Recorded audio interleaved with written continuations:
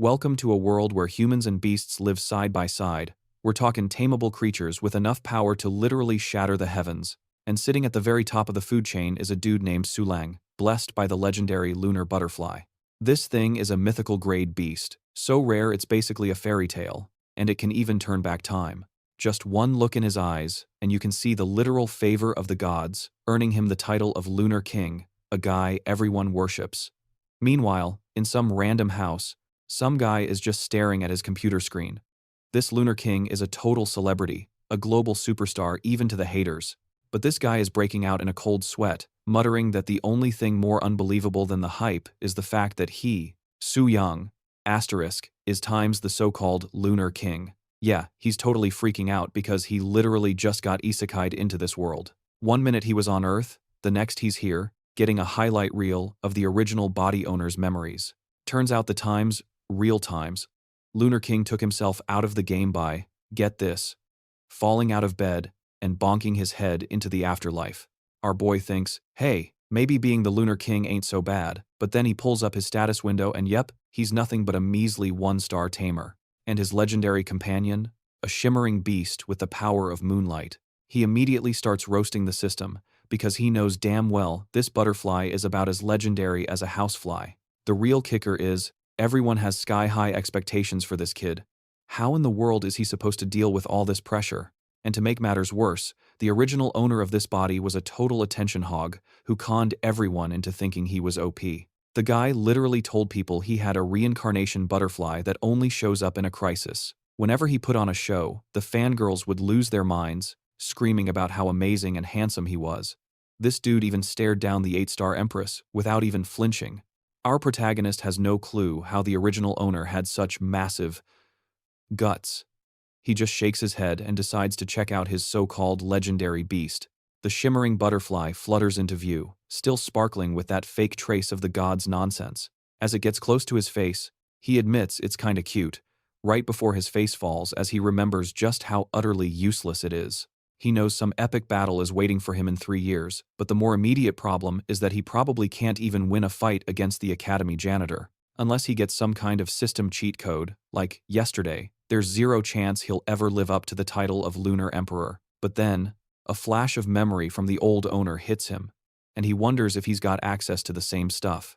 He whispers, Lunar Book, and poof, the item materializes in his hands. He's actually impressed, looking it over and wondering, are these trading card illustrations? The first page is filled with a bunch of low-ranking, moon-themed critters. And if he combines all the creatures on a single page, he can craft a brand new one, just like in a gacha game. Apparently, the original owner completely ignored this book because it called his precious Lunar Butterfly weak. Our guy can't help but think the original was a total moron. But now, he's suddenly pumped. He's heading to the Lunar Light Academy, which is basically a smorgasbord for finding these kinds of creatures. As he leaves his room, he makes a mental note, no picking fights. He has to lay low and grind for the next 3 years. Meanwhile, over at the advanced tamer dorms, a girl is feeding a little bunny, cooing that it's to help it grow up big and strong. Just then, a girl in red named Su Jing snaps at her. Stop wasting time on weak creatures that'll just get attached.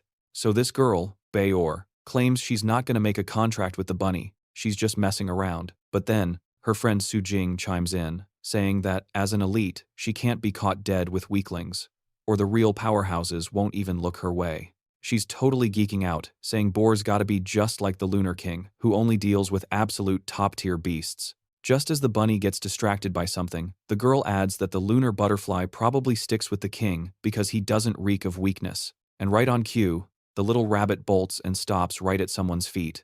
They look over and just about have a heart attack. It's the Lunar King, looking all cool and mysterious, and they start blushing. To them, his gaze is pure, unfiltered intimidation. The girls are convinced a single glance from him could make anyone bend the knee, but the reality is, he's just freaking out because he's staring at a girl with cat ears. It suddenly clicks for him why the real Lunar King avoided people. Shaking it off, he heads over to the moon pavilion. He looks up, recognizing it as a hotspot for low-level creatures. The plan is simple. Unlock a bunch of critters in his book to get new ones. Wandering around, he spots some glowing particles and gives one a poke. Boom. A notification pops up. New beasts and illustrations unlocked. From the moon element itself to a little juvenile fox, a shadow rat, and even a fish that looks like the moon. Su Leang is stoked to see he can view their battle info. Our boy is buzzing because he's basically got a cheat code. Suddenly, the little fox's ears perk up at something, and Su Leang freezes in place. He's standing before a massive door. A cold energy is radiating from it, and he notices all the other creatures are giving it a wide berth. He cautiously pushes the door open, and his eyes are immediately drawn to something in the center of the room. Perched on an altar is a stunning albino deer with a single purple horn. The creature moves with an ethereal grace as Su Leang gets closer. The system pings him with a warning. This is the white flower deer, the most beautiful of all mid-ranking creatures, and it's notoriously picky about its companions. Our boy just rolls his eyes, thinking the system is being a little extra with the description. Meanwhile, a couple of guys nearby are scoffing, saying it's absurd to waste so much money maintaining a mid-rank creature. They're going on about how they've never seen a beast get this kind of 5-star treatment. The brown-haired one snarks that it must be just for its looks, and right then, the deer slowly turns its head to look at them. The guy is mid-sentence, saying it's just rich people flexing, when a jet of water blasts him right in the face, leaving him totally bewildered. The deer gives them a death stare, and the two book it out of there. As they're scrambling away, one of them yells that mid-rank creatures are as smart as humans, so they'd better scram. Our protagonist watches this go down, thinking those idiots might have had a point, right up until his eyes meet the deer's. Something about his eyes seems to fascinate the creature. It steps off the altar and begins to circle him curiously. It leans in, getting incredibly close to his face, and just stares intently into his eyes. Then, all of a sudden, the lunar book materializes in his hand, flashing a message that a new beast has been unlocked, and his illustration count has gone up. But that's when something else catches Su Leang's eye. This was no mid-ranking creature. This was a supreme rank beast, the kind that could wipe an entire kingdom off the map. A monster with an intellect and consciousness far beyond any human. A being that held dominion over all other animals. He just realized this thing is basically a walking nuke, chilling in the middle of the academy. If this creature decides to have a bad day, this entire place is a total wreck. Then it hits him. If she's in here, the academy must know she's not going to go on a rampage. Besides, those other guys got expelled just for getting splashed, so she's obviously not trying to hurt anyone. But he still can't shake the feeling that she's hiding her true power level from everybody, which is the exact opposite of him, who everyone thinks is a big shot but is actually a complete nobody. He glances over at her, who's staring at the plaque that's straight up lying, calling her a mid-tier creature. Their eyes meet. He knows for a fact she knows that he knows she's bluffing, but then his heart nearly stops. She suddenly snaps into a combat stance, and his brain just screams that she thinks he's about to expose her. So he immediately starts shouting about how this mid-tier creature is so beautiful it's literally paralyzed him. He knows rule number 1 is to not make an enemy out of a walking apocalypse. He decides to just wander around, pretending to admire the other exhibits until the door closes. Then he makes a break for it and sprints out of there. All the while, the deer girl stands there, thinking about our boy's eyes and wondering who in the world he was to have a gaze like that. She gets to her bed and pulls out a phone with a deer girl wallpaper, then starts searching for a boy in the city with crescent moon eyes, and she's completely shocked by what she finds. Meanwhile, back in the tamer's dorm, our hero is totally drained, wondering why on earth the school thinks it's okay to keep a T-Rex in the middle of their zoo. Except, this is way worse, because that creature is 1,000,000 times more dangerous than some dinosaur. He was lucky he ran into her here, because if it was out in the wild, he'd need another supreme rank beast just to get away with his life. And the worst part is, his own creatures are the lowest of the low-tier trash. That's when it finally clicks. He can see the stats of any creature he touches. And of course, he has his little power trip moment, saying everything is in the palm of his hand. He decides to go back and confirm his new cheat skill on another beast. On the way though, he spots that rabbit again, and wonders if it's the same little fluffball from the morning. He thinks it's weird that the critter is so chill, since lunar monsters are usually way more hyper at night. The rabbit is just looking at him all cute and innocent, and our paranoid protagonist immediately wonders if this is another hidden boss in disguise. He calmly decides to reach out and touch it to scan its info. The moment his fingers brush its fur, absolutely nothing happens. He finds out it's not even a true lunar-type creature. This means it only gets a power-up on a full moon, and he realizes it's actually weaker than a common low-rank monster. He feels like a complete idiot for thinking he'd find 2 S-class monsters in one day. Right then, someone nearby drops their food, and a phone clatters to the ground.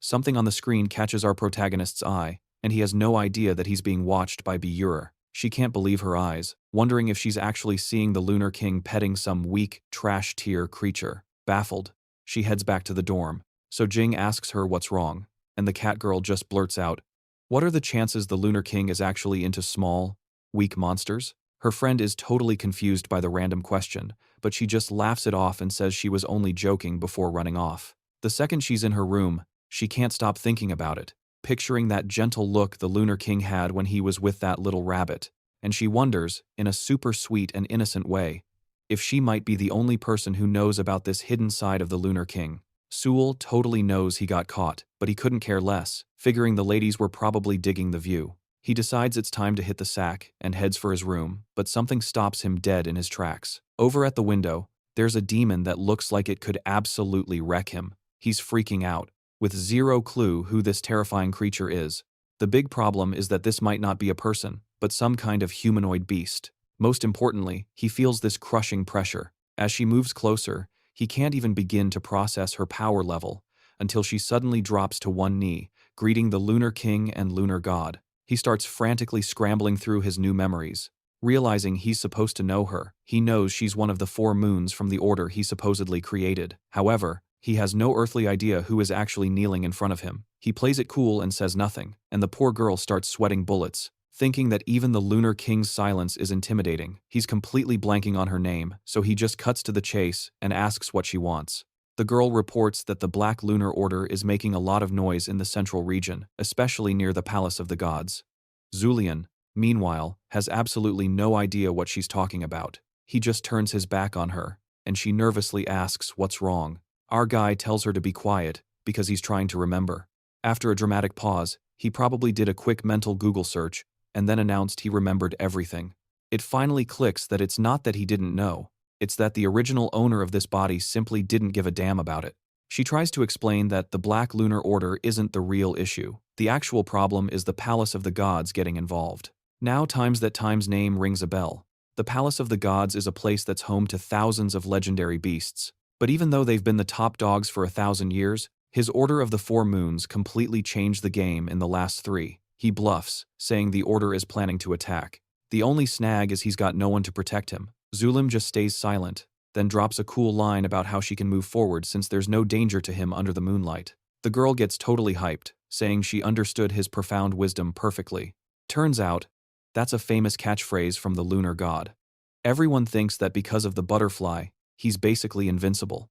With that, she vanishes, leaving our boy speechless. He cannot believe the original owner had the nerve to say such incredibly cringy things. The worst part is the guy would just wander around spouting random edgy nonsense.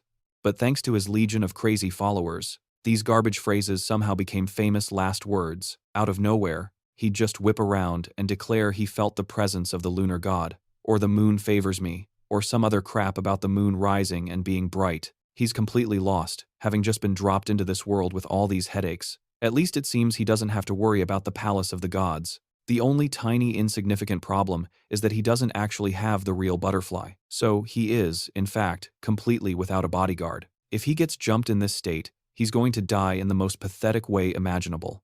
That's when he remembers something important. After unlocking all those creatures in the book, he can at least summon a new one. The system says he can initiate the first exchange, and he gets super excited. The system gives him a heads up that the creature he gets is totally up to chance. As soon as it materializes, he can either register it as his own creature or send it back to the system to get some attribute points instead. Our boy is getting hyped because this means he can finally beef himself up instead of just collecting pets. But hold on a sec. He's desperate to snag one of Lee's supreme rank beasts and finally be able to walk around without fear. So, naturally, he starts praying to every single deity in existence. Full of confidence, he declares he's going for the supreme beast and smashes the button. Energy blasts from the book, and a blinding light whites out his vision. The pages start flipping like a hurricane as the system announces a creature has been unlocked. He's on the edge of his seat until he gets a see-through moonlight thingy. Okay, so it's a high-rank creature, but it looks like it's stuck on support duty. He knows that for any other schmuck, this would be a jackpot.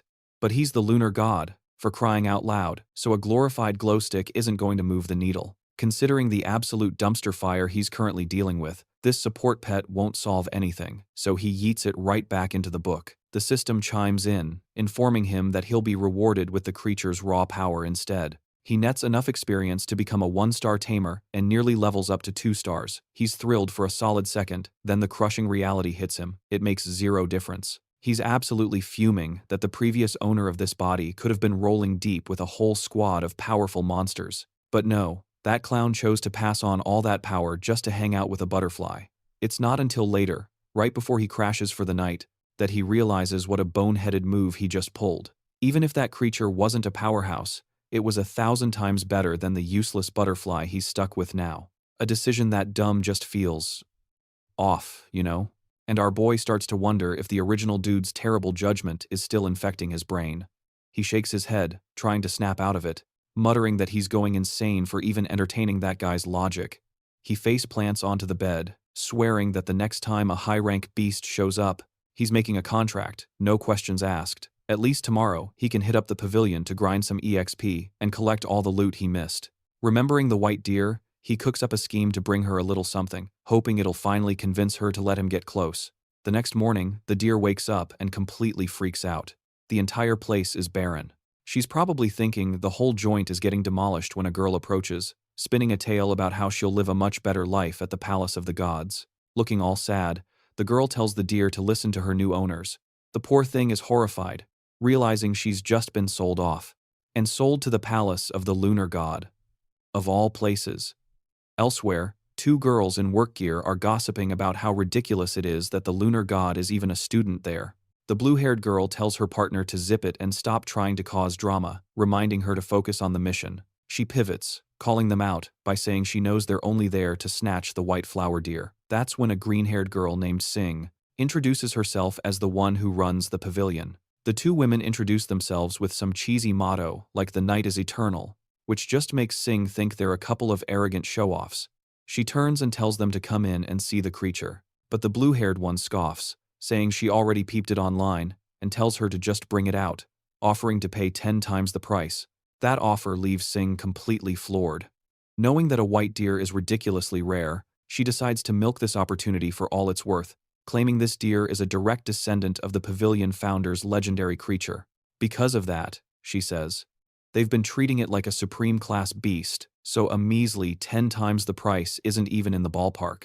The red-haired girl claps back, pointing out that having a fancy ancestor doesn't change the fact that it's still just a mid-rank creature. But her sister shuts her down, asking if 20 times the asking price would seal the deal. This stuns the other girl, and definitely gets the pavilion owner's attention. The red-haired girl scurries over to her sister, whispering that 20 times the price is way more cash than they're carrying.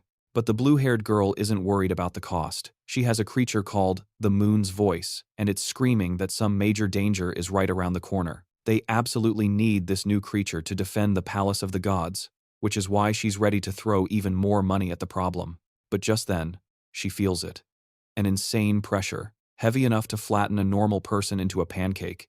She knows instantly, only one being packs that kind of punch, the Lunar King. And he's getting closer. She starts shaking, wondering what in the world he's doing here. Meanwhile, her red-haired sister is completely frozen, unable to even process what's happening. It's like her brain just short-circuited. She tries to warn her, hissing, "Don't you dare look him in the eyes." But of course, she turns, her eyes go wide, and she just drops. The blue-haired girl, however, stands her ground, cool as a cucumber, muttering that she's seen him up close before. That's when Su Leang strolls over and just gives them the stare. That one look is all it takes. They both immediately bow their heads as he looms over them. The poor girl feels like if she even tries to look up, she'll disintegrate. It feels like trying to stare down a literal god. An impossible, terrifying task. So, while these 2 are freaking out, convinced he's about to end them, our boy Swang is just standing there awkwardly, wondering why everyone's frozen, until King He comes rushing over, calling his name. She approaches, practically beaming, saying it's a massive honor to finally see his face in the flesh. Then she flashes a tattoo on her arm, proudly declaring she joined the Brotherhood of the Double Moon 3 months ago. With that intro, she explains these girls are just messengers from the palace of the Lunar God, here to purchase the deer. She then goes on about how she plans to sell it for an insane price, thanks to its pristine bloodline and stunning looks. It suddenly hits Swang. These people are clueless. They have zero idea how insanely powerful this creature really is. You can't put a price tag on something this rare. With that thought, he turns, and the sisters finally breathe a sigh of relief until he tells them to get lost, saying this place isn't for their kind. Then he drops the bomb. The moon is about to fall. King He glances up at the sky, totally confused. It's not even nighttime. There's no moon out. However, her mind immediately interprets it as a terrifying prophecy, not a literal statement. Basically, she thinks it's a premonition that some world-ending disaster is on its way. The blue-haired sister connects the dots, realizing he must know exactly what's going down at the Palace of the Gods. But that's when the redhead stupidly decides to argue. The moon isn't actually going to fall. Except, she can barely get the words out through her stuttering. The crowd immediately jumps on her, telling her to shut it and not to question the moon god's chosen one. And right on cue, she flinches when she sees our boy just staring her down with those eerie, moon-like eyes. She starts shaking like a leaf as he calmly turns and walks off. She collapses right into her sister's arms, who's now thinking that, if the moon god himself is involved, they're gonna have to kiss that creature goodbye. Meanwhile, as Suang strolls away, he's fully aware he just pulled that impending calamity line out of thin air. And as King He remembers the girls insisting their moon would never fall, she sees how humiliated they look and jumps in to back Suang up, declaring their moon times already times fell a long time ago. The only eternal moon is the one the Moon King sees. Our guy can finally relax. He can't believe everyone actually bought his act, but hey, this whole profit gig has its perks. He has no idea how long he can keep this charade up. But for now, the deer is safe.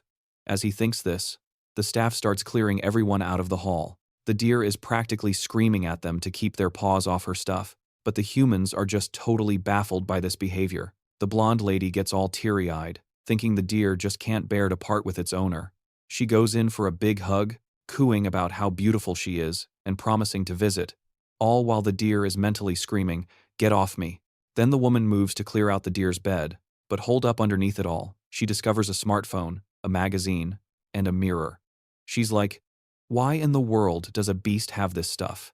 The deer is freaking out, thinking her secret life is about to be blown wide open. Turns out she's been doing some extensive research on the Moon King. Realizing this, she gets absolutely furious, vowing to protect her stash at all costs. She goes full demon mode and lunges at the woman, sending the phone flying right into some very convenient hands. When the woman turns, she freezes in terror. Standing in the doorway is our boy, the one and only Moon King, and everybody knows who he is. The deer is panicking now. He was the last person who could ever see that. The moment he glances at the screen, his own eyes go wide. The deer scrambles to hide as he sees she's been reading some spicy manhwa about beasts and humans. We're talking seriously forbidden romance territory here, but you know, those authors just can't be stopped. Su Leang tosses the phone aside, declares the sale is off, and tells everyone to scram. He then announces that, at sunset, the Double Moon clan is sending someone to buy the whole joint. Everyone is stunned that he's buying the entire property, but Su Leang? He's stoked. His original strategy was to just scoop up a bunch of low-rank creatures, but who would have guessed he'd stumble upon a chance to snag a supreme rank beast? Given the situation, the best move is a tactical retreat. The crowd is completely bewildered, muttering about how nobody expected the Moon King himself to call the whole thing off. Meanwhile, that Snoopy woman, on the other hand, is dying to know what was on that phone that got the king so worked up. But just then, the deer zips in, snatches it with her mouth, and bolts. She dashes past all the other beasts, thinking, that damn king. He saw everything, my whole identity, my search history. He's trying to make a clean getaway, but she's not about to let him leave this pavilion. And so, she orders him to halt, growling that she knows he saw everything. Hearing her voice, it clicks for him, it's a girl. And suddenly, her choice of reading material makes perfect sense. She threatens that if he breathes a word of her secret to anyone, she'll make him regret it. He pauses, and she wonders if her threat actually landed. But Su Leang just smirks and says she doesn't need to worry about her. Asterisk intimate times, secrets getting out.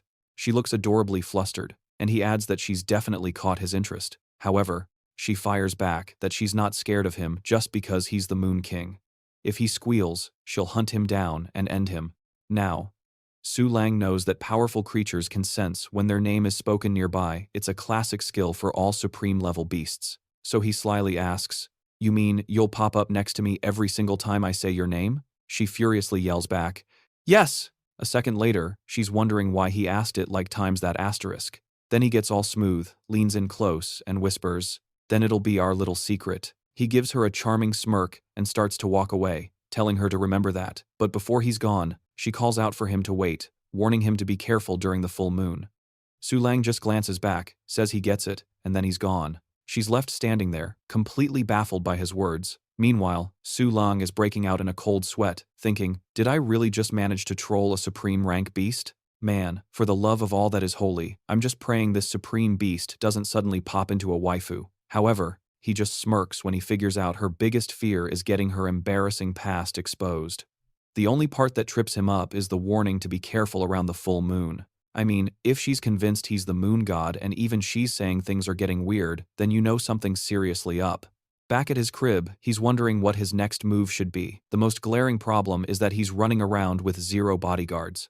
If that's the deal, then priority number 1 is to expand his crew. Meanwhile, over at the Lunar God's palace, a place supposedly run by the 10 princesses. Going by how these stories work, I'm just gonna assume they're all comically skinny and look like goblins.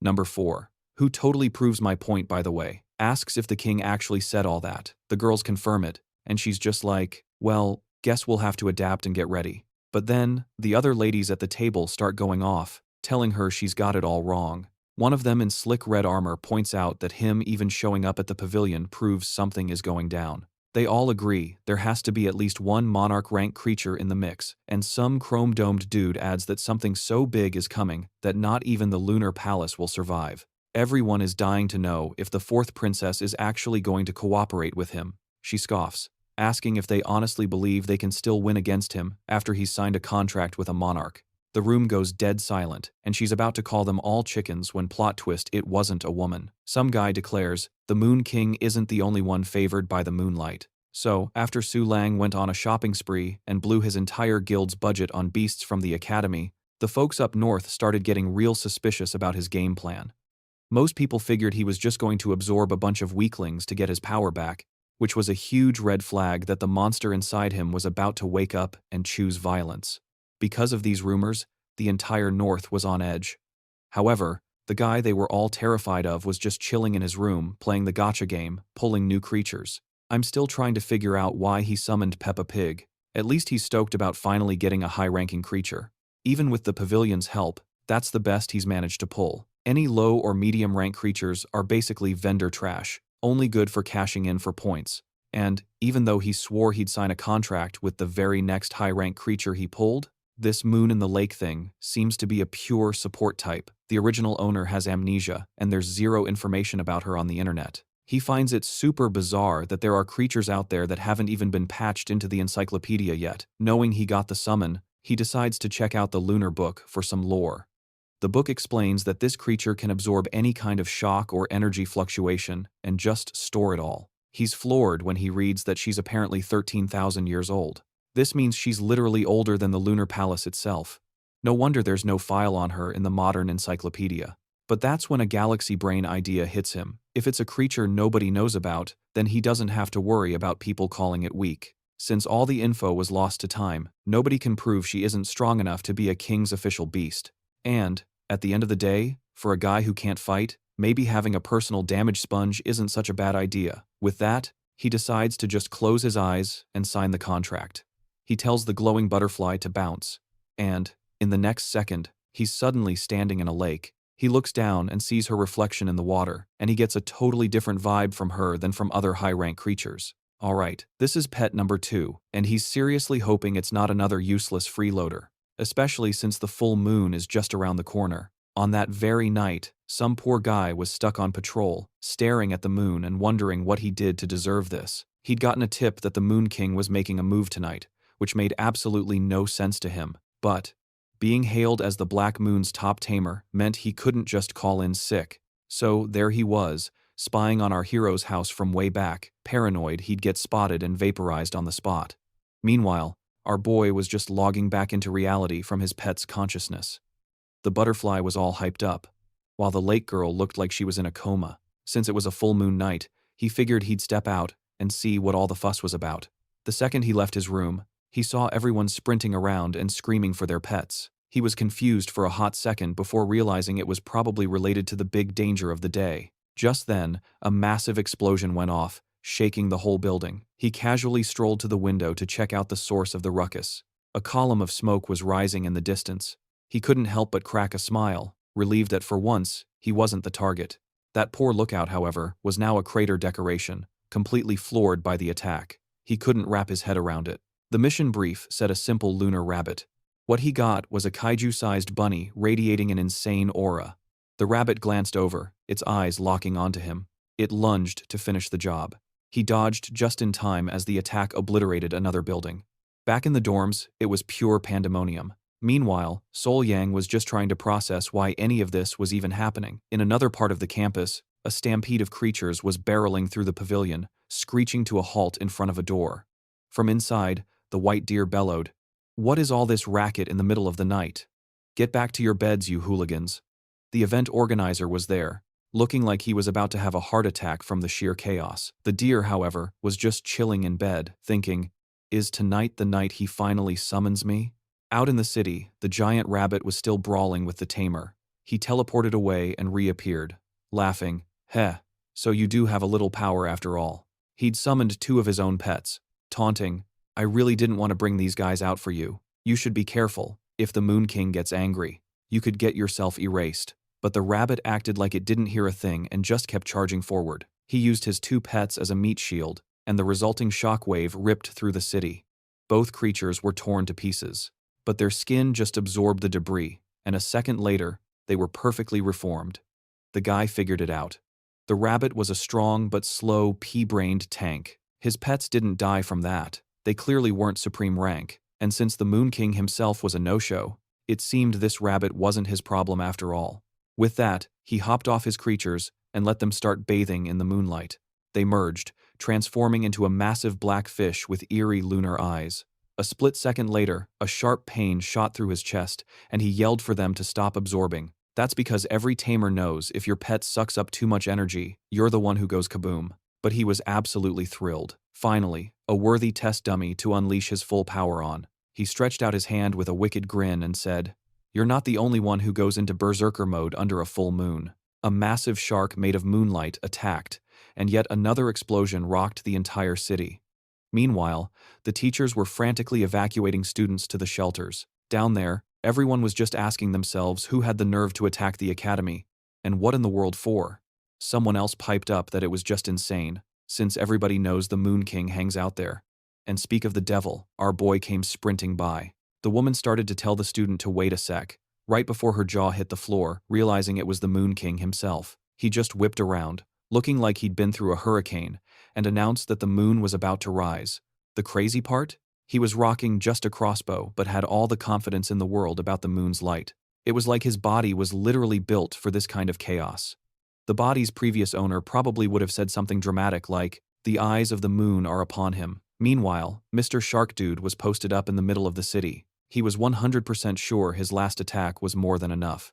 But then, his monster started screaming in agony, and the guy's brain just short-circuited. The rabbit was already back on its feet, and he couldn't process how it resisted. As the colossal bunny stared him down, the guy was visibly terrified. From the sidelines, someone commented on how scary it was. That was Bayur, who was dying to watch the show, while her friend insisted it was way too risky. But she shot back that seeing this exact kind of throwdown was why she joined the academy in the first place, right before getting a solid bonk on the head. Now, sporting a fresh bump on her head, she wondered why that creature looked so familiar. Su Jing guessed it was, at minimum, a mid-ranked rabbit monster. The only problem was, its absolutely gargantuan size. Both of them were completely stunned. The rabbit grabbed the shark monster by the ears and unceremoniously slammed its face into the pavement. The Black Moon guy knew his pet was about to lose and quickly authorized a technique called Moon Devour. His monster let out a massive roar, unleashing a wave of pressure that slammed into the rabbit, twisting it up like a balloon animal. The guy cracked a smile, thinking this was an unbeatable move. But plot twist, the rabbit just started absorbing all that energy like a protein shake. It finally dawned on the dude that if a creature that massive also had a secret technique, his chances of winning were exactly zero. Bayur looked totally impressed, while Su Jing was screaming at her to get out of there, and with that, she tackled her friend to the ground and summoned her fox to throw up a shield. The rabbit then let out a roar, creating an explosion that shook the entire city. "My man, That thing was atomic. When the smoke cleared, the little shark was completely disintegrated, and the entire area was a desolate crater.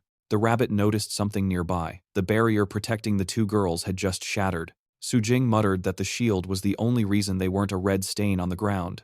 Bayur had also summoned her own creature, and seeing it staring, she ran to her tiger and told it to stand down. This, of course, drew the giant rabbit's full attention. However, the monster just stared at the three of them, unmoving. They were all pretty sure their lives were over. Strangely, it just stood perfectly still. Su Jing was trying to figure out why the creature wasn't attacking. She then noticed it seemed to be looking directly at Bayur. A moment later, the monster stomped over to the rubble and yanked the shark guy out of the wreckage. The guy was fuming, yelling if that was a high-rank creature and telling it to let him go because the Moon King was on his way. The rabbit responded by slamming him back into the dirt and preparing to crush him. Bayur, bless her heart, wanted to intervene. But Su Jing immediately shut that down, saying they shouldn't get involved. The girl argued back that it was just plain wrong to let the guy die like that. Su Jing warned her to at least be a little careful. Just as Bayur was mustering up the courage to step forward, a voice told her to stay put. At that moment, he called upon the name of the Moon God, and our boy appeared, looking cool as hell. He said that this was not a fight for her and strolled forward, announcing that the moonlight would now converge. A whole bunch of magic circles flared to life around him, and they all wondered if he was even human. Suddenly, he was standing right underneath the giant rabbit. Right off the bat, he could tell this thing's build didn't scream supreme creature. That left only one logical conclusion. 10 minutes ago, as chaos erupted, he was just kicking back and watching the show. He was pretty darn sure nobody stood a chance against that beast. I mean, even a 4-star monster got wiped out in a blink. The original game plan was to just tag it to check its stats, but that was looking like a suicide mission.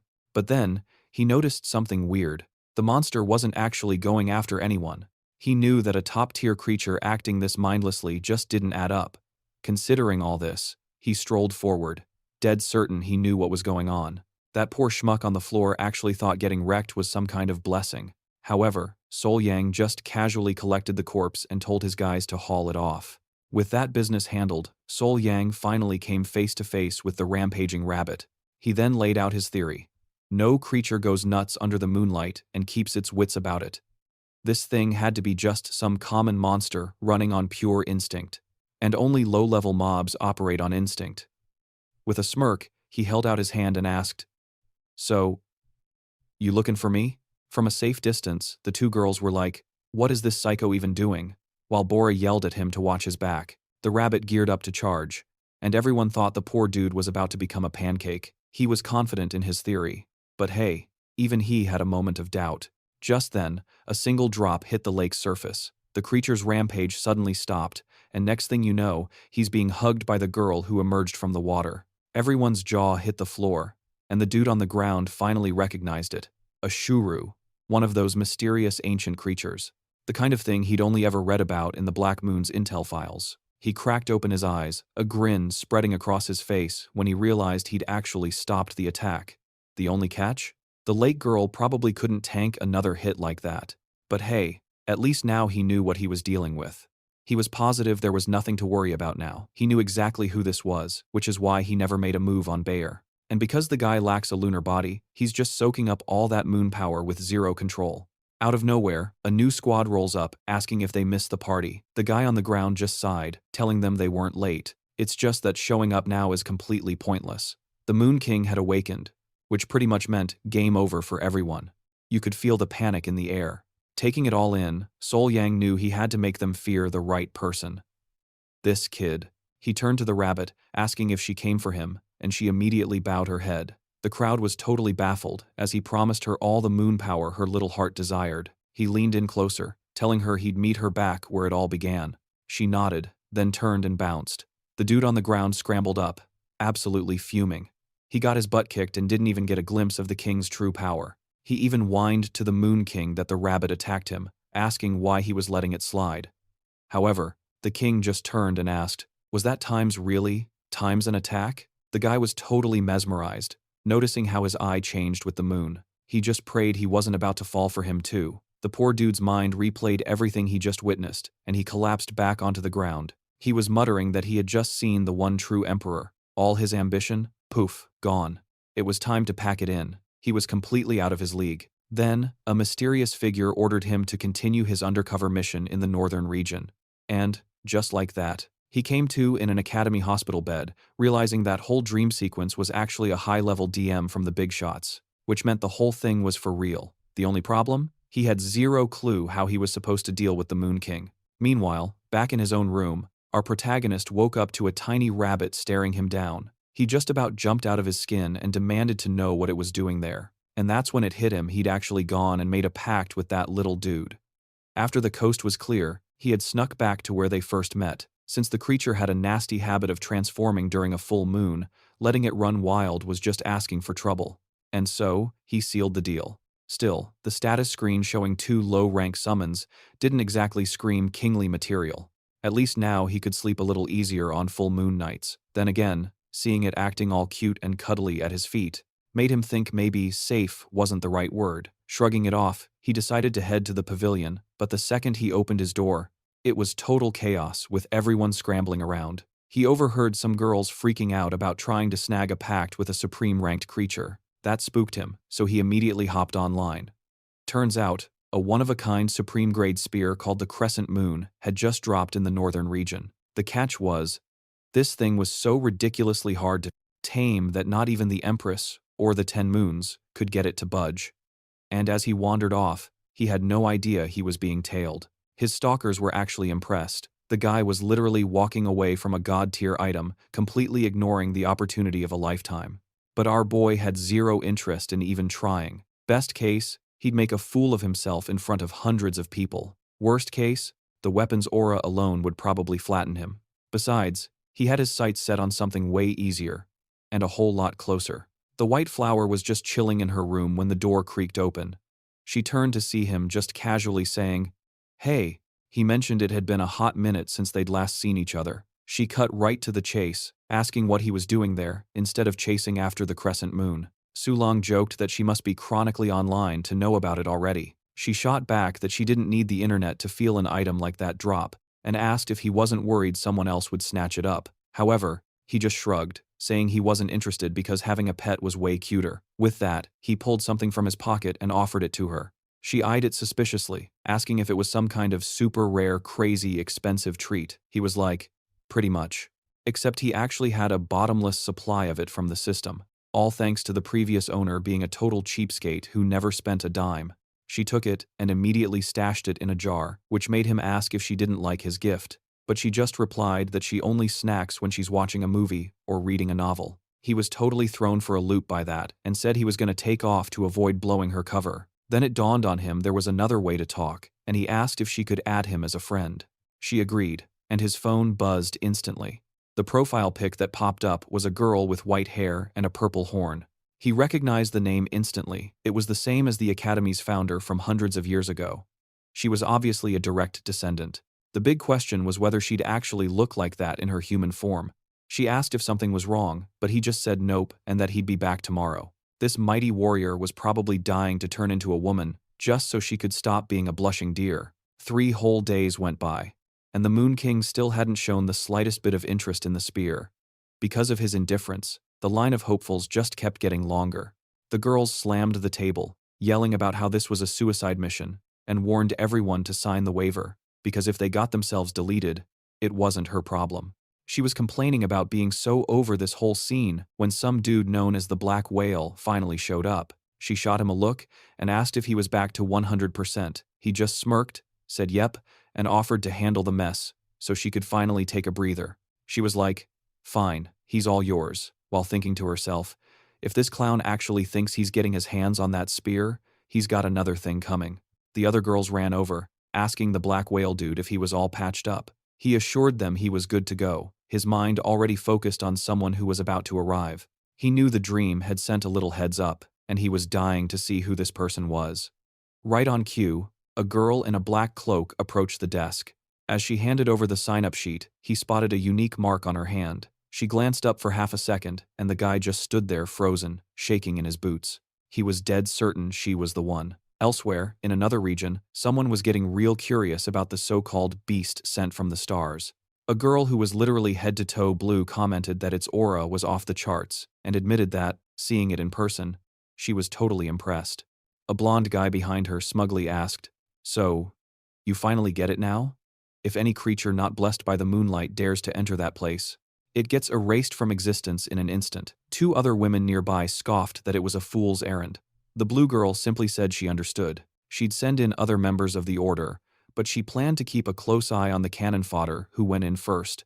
The moment she left, the other women started complaining about how much she creeped them out. The blonde guy stepped in, telling them to knock it off because they still needed to pick who was going in. He laid it out for them. Trying to enter with a supreme rank creature would just make the spear's defense system go berserk. That means only beasts below supreme rank and a few chosen ones even stand a chance. A redhead wondered if that was the real reason the Lunar King hadn't shown up. Just then, a voice from behind them announced, "They're here." They all whipped around, a look of serious concern on every face. All the challengers were itching for a shot, fully aware of how insanely dangerous it was. The cloaked girl then locked eyes with the blue girl, who stared right back without flinching. She then announced to the whole crowd that they were about to enter the crescent moon's domain. First things first, the item's consciousness is pretty much invincible. Second, if it wakes up and gets angry, basically everything and everyone gets turned into cosmic dust. The end. Our boy was there in the crowd, taking in all this delightful news. "So, it's alive, but you can't even have a chat with it? Perfect." The white flower sent him a private message, explaining that all these people would be better off just giving up. Our boy thought it was hilarious that a sleeping artifact could wipe out anyone who got close. He shot back a question. "So it never wakes up on its own?" The white flower confirmed, "Correct, but it can be woken up." She then asked if he wasn't going to try his luck, and the poor guy was thinking, "Why on earth would I do something so monumentally stupid? If anything went wrong, my whole reputation would go up in smoke." And just like that, an idea sparked in his head, and he stood up. Meanwhile, among the group of challengers, the girl in disguise was scanning the area, noticing the Lunar King was a no-show. Touching the mountain, she thought, "If this is what I think it is, then I've actually got a chance to win." And the very instant she secured the crescent moon, she would permanently silence every single tamer there so the secret wouldn't get out. Suddenly, her communicator buzzed with a new message. The Lunar King was on his way. She was completely thrown, wondering why in the world this was happening right now of all times. The instructor barked at her. "What are you doing on that thing? Get distracted in here, and you'll end up as a new feature of the landscape before you even know what hit you." The cloaked girl just gave a blank stare, then quickly bowed her head in apology. The instructor walked away, muttering that she should just quit now and go home. But of course, the other girl is just daydreaming about all the ways she's going to make her suffer the second she gets her hands on the crescent moon. The instructor starts laying down the rules, explaining that everyone gets a get-out-of-jail-free teleportation stone.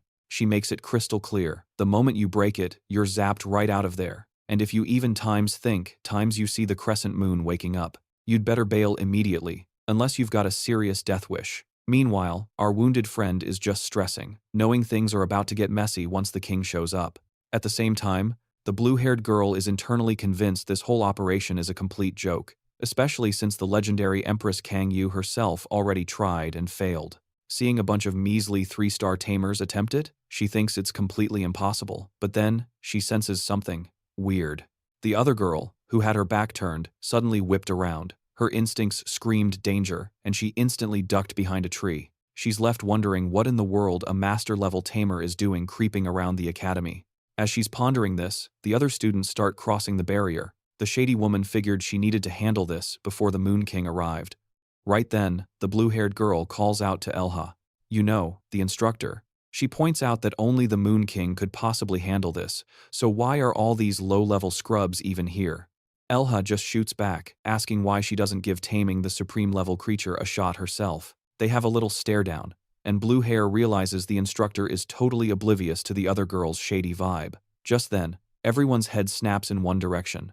The Moon King himself was arriving, and everyone was dying to know what his deal was.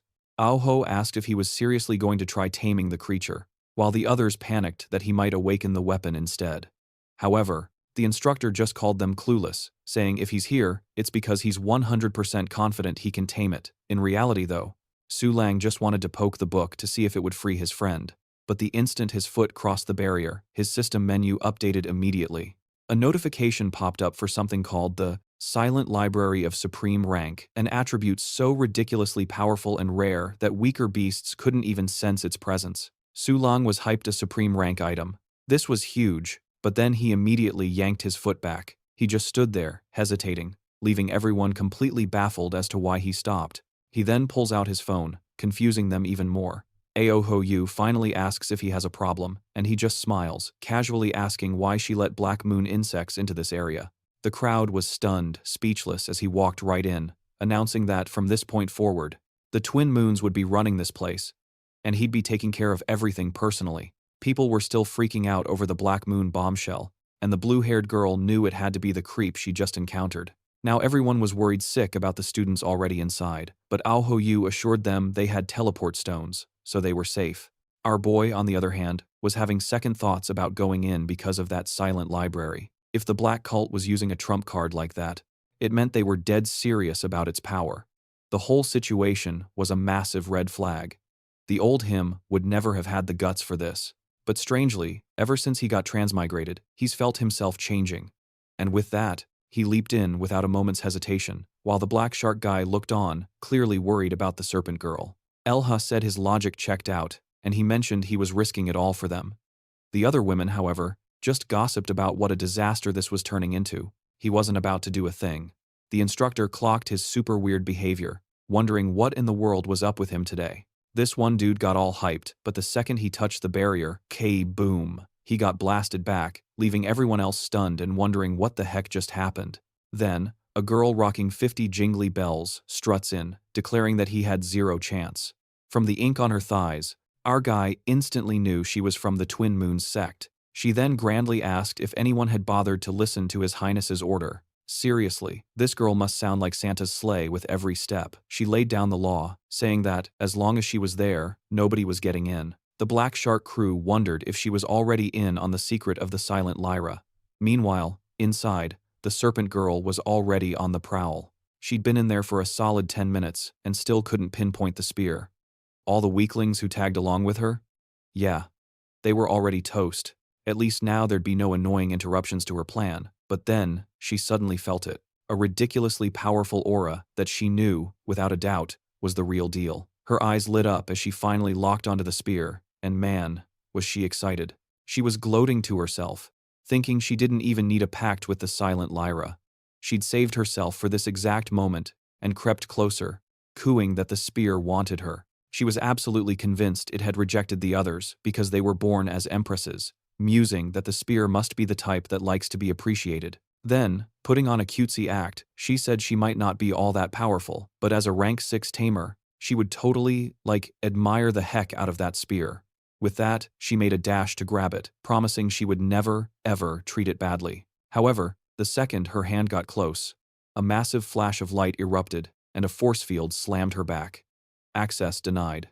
She was completely baffled, wondering how it was even possible that she got rejected. She was so sure she was the perfect person for it. So, what went wrong? Just then, the other chumps in the room started to recognize her, and one guy shouted that she was the one who wiped out 20 people from his sect. He even remembered she'd taken out one of his own brothers. And with that accusation hanging in the air, the whole crowd decided they were going to end her and claim the crescent moon spear. But instead of being scared, she just started laughing like a complete maniac, leaving everyone totally confused. She cackled that she was already in a foul mood from being rejected, and now this bunch of trash wanted to get themselves deleted. And just like that, she unleashed her pets. A terrifying monster made of moonlit mist and some wild creature riding a freaking flying whale. Everyone immediately realized they were all high-rank beasts. She sneered at them to stop gawking and summon their own pets, or things were about to get ugly, then ordered her monster to attack. After her beasts completely steamrolled everyone else's, she turned back to the crescent moon and smugly asked if it saw that. The power she wielded was far greater than it could ever imagine. However, the spear gave her the silent treatment. She started getting royally ticked off, right, until a voice called out, "You're just a piece of trash from the Black Moon. And who is it?" "It's our boy," laughing his head off at her little tantrum. She whips around, recognizing him as the Lunar King, and scoffs, asking why a measly 1 star is there all alone. She taunted him, saying that even with an emperor-ranked creature, he himself was still pathetically weak. Su Leang just keeps on laughing. He knows exactly what she's thinking, that he's powerless to summon his creature because of the silent lyra. So he plays along, agreeing that the serpent's seat is correct. A simple emperor can't possibly handle everything alone. However, he tells her the outcome here would be exactly the same, with or without the lyra. He then gives her a friendly warning that before the twin moons arrive, she should probably smash that stone and run for her life. The serpent girl is completely floored, realizing he knew about the lyra the whole time and walked in anyway. She's completely stumped, not knowing whether to run for her life or try to fight him. Su Leang, on the other hand, just strolls forward casually. All he has to do is get one touch on that spear, the very same weapon that once sliced a star in half. But right as he's about to make contact, someone screams at him not to even think about it. It's Snake Girl, launching an all-out attack. Her entire monster squad barrages our boy. However, a ridiculously simple wall just materializes and blocks every single hit, leaving her totally dumbfounded. She has zero clue how he did that without summoning a single beast. Meanwhile, our protagonist nearly had a full-blown heart attack. Turns out the lake girl has no offensive power, but her defense is an absolute fortress. The serpent lady starts to completely lose her cool, declaring that she's had enough. She taunts him, saying that without an emperor-ranked creature, he's absolutely nothing. Abyss starts bleeding as a pentagram glows at her feet, and she commands the devouring demon king to rise. Ominous dark clouds instantly swarm the sky, and everyone starts trembling with fear. Even our protagonist is spooked by that energy, and he knows the crescent spear can't even detect the monster's existence because of the lyra. A gigantic snake erupts from the ground, and she cackles that he's about to be dinner. Yet, our boy just stands there with a blank expression, and she can't figure out why he looks so bored. Why in the world does he seem so unbothered in front of a supreme rank creature? Well, here's the thing. He's only doing this because he read on the internet that when you encounter a big animal, you're supposed to stare it right in the eyes to scare it off. The girl screams that she's done playing games. If he won't summon, he'll just die, and she orders her creature to attack. The monster smashes into the ground and then lunges straight at him. He just stands there stoically, not moving a single muscle. Since the lake girl hasn't used up all her power yet, he decides to just outsource this job to her. The whole area explodes, and when the smoke finally clears, he's standing there completely unharmed. He might look confident, but on the inside, he's thanking every deity in existence for still being alive. Considering the sheer power of that attack, she would need way more juice to even scratch his barrier. She collapses to the ground, completely spent, wondering if this is some legendary blessing from the Lunar God. Our boy starts to walk away, telling her there's no need to rush. Once he grabs the crescent lance, he'll come back to deal with her. She comes to the conclusion that he wasn't fighting seriously because he was more focused on the item. As she's wondering if his shield could even block a hit from the lance, she stupidly deactivates the Silent Lyra ability. Instantly, the lance senses the snake girl's presence and awakens with a vengeance. A figure grabs the lance and rips it out of the ground. Apparently, it has a humanoid form too. If the deer was already pure chaos, now the story's adding romance with a legendary weapon. Seeing this dangerous and powerful spirit appear, everyone else starts running for their lives. Feeling that overwhelming energy, Su Leang desperately hopes the lake girl can withstand it.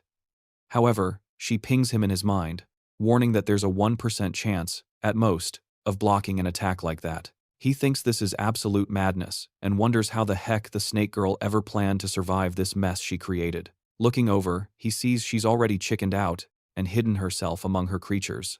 The crescent moon spirit then leaps directly towards him. He just stands there, knowing there's absolutely no escape this time. As he turns to say something, we flash back to a few minutes ago. Kat is reported to be under attack by the woman inside, raising questions about how the academy let someone so dangerous slip through the cracks. The blonde girl finds it strange that the woman outside seems so incredibly calm. Why isn't she even a little bit concerned for the Lunar King's safety? Then suddenly, she feels it too. She lets out a sigh, realizing that the crescent moon has apparently been awakened. The crowd is freaking out as she screams for everyone to bail, warning them that sticking around is a one-way ticket to the afterlife. She also picks up on another crazy energy signature, wondering if the Emperor's finally making a move. Right in the thick of it all, our boy is totally clueless. In just 3 seconds, that attack is gonna land, and he'll be absolutely toast. But then, a flash of modern-day genius hits him, and in a single second, he whips out his phone, fires off a panic text to White Flower, basically screaming for a rescue. That crescent blade is just inches away, and in the final, nail-biting moment, he just reaches out his hand. I was expecting some kind of epic power-up, but what actually happened was, the entire area just erupts in a massive explosion. Everyone gets blasted back, wondering if the Emperor himself just dropped the hammer. They had no clue if the Lunar King was even still in one piece. And once the smoke started to settle, there was nothing but dust. A bit later, the snake lady crawls out from her giant serpent, completely dazed and trying to figure out what just went down. She sees the crescent moon has powered down and demands to know where the Lunar King vanished to. Wondering if her trump card actually managed to wipe him out, she starts getting all hyped up, convincing herself that she's the one who took down the legendary Lunar King. She starts gloating about how the idiot was just staring at his phone in his final moments, then screams to the sky that she's the hero who owned the great king. Totally high on her own victory, she turns to the crescent moon and claims it as her prize. But then, things get real weird. The weapon starts flaring up with power again. She knows her beat-up snake has nothing left in the tank to fight back. And out of the smoke, our boy just casually strolls out. She can't believe it. Not only did he survive, but the dude doesn't even have a scratch on him. That's when she spots a colossal paw looming behind him and is like, "What in the world is that?" The thing is so massive it's practically scraping the clouds. It's way too huge to be a supreme rank, but if it was an emperor-class beast, everyone on the continent would have known about it. She's shaking, clutching a crystal, but decides it's not the right time to use it. Even if this is the end for her, she has to know what kind of beast the Lunar King is hiding. I mean, that's the billion-dollar question everyone's been wanting an answer to. And slowly, but surely, it reveals its full form. A supreme rank creature called the Cloud Walker, a follower of the moon, said to be a literal reincarnation of an ancient goddess. The snake girl just collapses, her mind blown. How is this even possible? This monster is at least 4 or 5 times bigger than her own creature. And that's a big deal, because when it comes to sheer size, her pet snake is supposed to be the heavyweight champion of the black cult. But the craziest part? A measly 1-star tamer is somehow channeling all of that creature's immense power. Meanwhile, our boy is just standing there, thrilled he's not a pancake. He seriously had no idea his summon would get that big. And get this, he has zero clue how it teleported in to save his butt at the last second. On top of all that, he's pretty sure the girl riding on its back is the ancient ancestor herself. White Flower then yells at him to hurry up and tame the crescent moon before she gets turned into confetti. Our boy's just like, "Huh? I thought you were OP?" But she snaps back that he must have had some kind of master plan to send her in. That's when it clicks for him. Getting hit directly totally counts as physical contact, which means he can finally check out its stats in the Lunar Book. He immediately commands the system to open the book. And hey, remember how the last chapter cliffhanger was Su Leang grabbing that very book? Because he made contact with the spear, he knew its information would pop up in his legendary catalog. The entry says it's a legendary spear that's been dormant for ages because it's missing its sheath, and because of that, this thing basically hibernates for years at a time and ghosts every living creature. But our boy, being the genius he is, quickly clocked that this wasn't just any old relic, it was a supreme lunar-ranked artifact. Armed with some juicy intel on the Crescent Star Spear, he figured chatting it up wouldn't be too much of a hassle. The only tiny little problem, not even this all-knowing encyclopedia of a book could get a single word out of it, which could only mean one thing. This spear is an ancient relic, older than the moon goddess palace itself. But hey, silver lining, that means this info is super exclusive. Just then, the spear's eyes snapped open, and you can bet that clueless snake girl just about jumped out of her skin. She immediately tried to bail, screaming for her devourer to be her bodyguard. But then, something weird started happening to the snake. Meanwhile, the spear is giving the White Flower the ultimate death stare, who's just like, you got a problem with me? And with that, the two of them were ready to throw down. As this celestial catfight was brewing, our man Su Leang casually strolled onto the scene. The snake girl was baffled, thinking, what is this Lunar King even trying to pull? One stray blast from that supreme aura would turn him into dust. However, he just looked the Crescent Star Spirit dead in the eye and told it to submit to him. It totally ignored him, busy with its aura brawl, until Su Leang just casually held out his hand and flexed some unknown power. Unsurprisingly, the spear was not a fan of that move. Then he dropped a name. Frost Flower, the name of the spear's long-lost sheath, and in that instant, it froze, completely bewildered, and stared right at him. Su Leang seized the moment, swearing in the name of the lunar goddess that within 3 years, he would reunite it with its sheath. The catch? The spear would owe him one major favor. The spear went quiet for a beat, then started to dissolve, reverting to its original form. Just like that, the welcome mat was rolled out, and he could finally enter its territory. The snake girl's jaw hit the floor, wondering how that was even possible, while Su Leang just strolled forward like he owned the place. The spear whipped up a massive whirlpool of water that surged towards him, and instead of a clash, their powers began to fuse together. It hit the girl like a ton of bricks. The crescent star spear had actually accepted the Lunar King. Even the snooty white flower was shook. She knew this was world-shaking news. Everyone was about to lose their minds. Meanwhile, our boy was radiating pure, unadulterated confidence. While that idiot was still processing the impossible, she was recalling the literally tens of thousands of chumps who had tried and failed to tame this spear. See, the spear doesn't just shack up with anyone. Accepting a contract is a huge risk, since the only way out is when its master kicks the bucket. That's why this picky weapon only partners with people it deems practically invincible. And apparently, the Lunar King made the cut. The snake girl suddenly realized her entire reason for being here just went up in smoke. So, in that case, she decided if she was going down, she'd at least be a martyr for the Black Moon cult. Once again, she sicked the Devourer King on Su Leang. He just sighed, muttering that the woman had seen way too much. He really wasn't a fan of tying up loose ends. But it was time for her to check out. Man, the energy blast was insane. The poor snake girl was literally vaporized, and our boy carved a new crater in the mountain for good measure.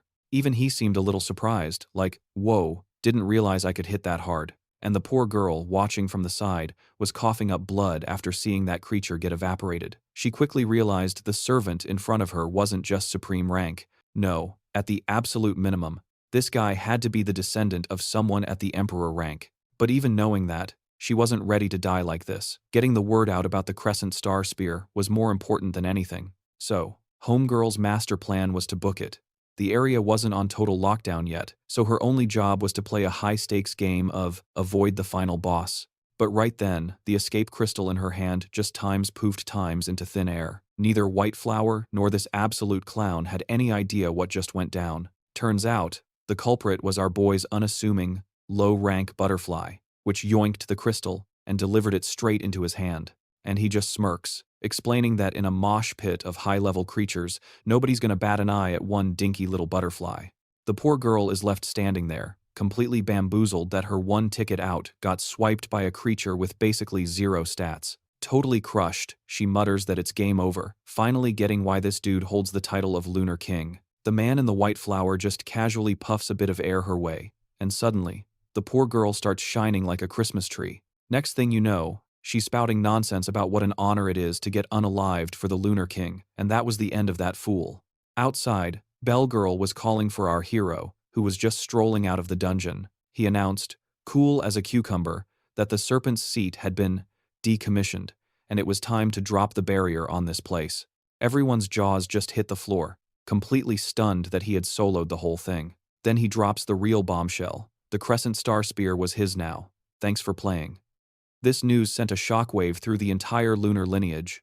The scene then zips over to the southern part of the Azure Moon sect. Some dude comes rushing in, screaming for Empress Kang Yu that something absolutely terrible has happened. The Lunar King had tamed the crescent star spear. Kang Yu just tells them to chill out, as she's already heard the news. She explains the Lunar King is the moon's chosen one, and that spear has a thing for chosen ones. Her buddy argues back, saying the spear should belong to her, since she was born the master of 4 stars and even rocks an emperor rank beast.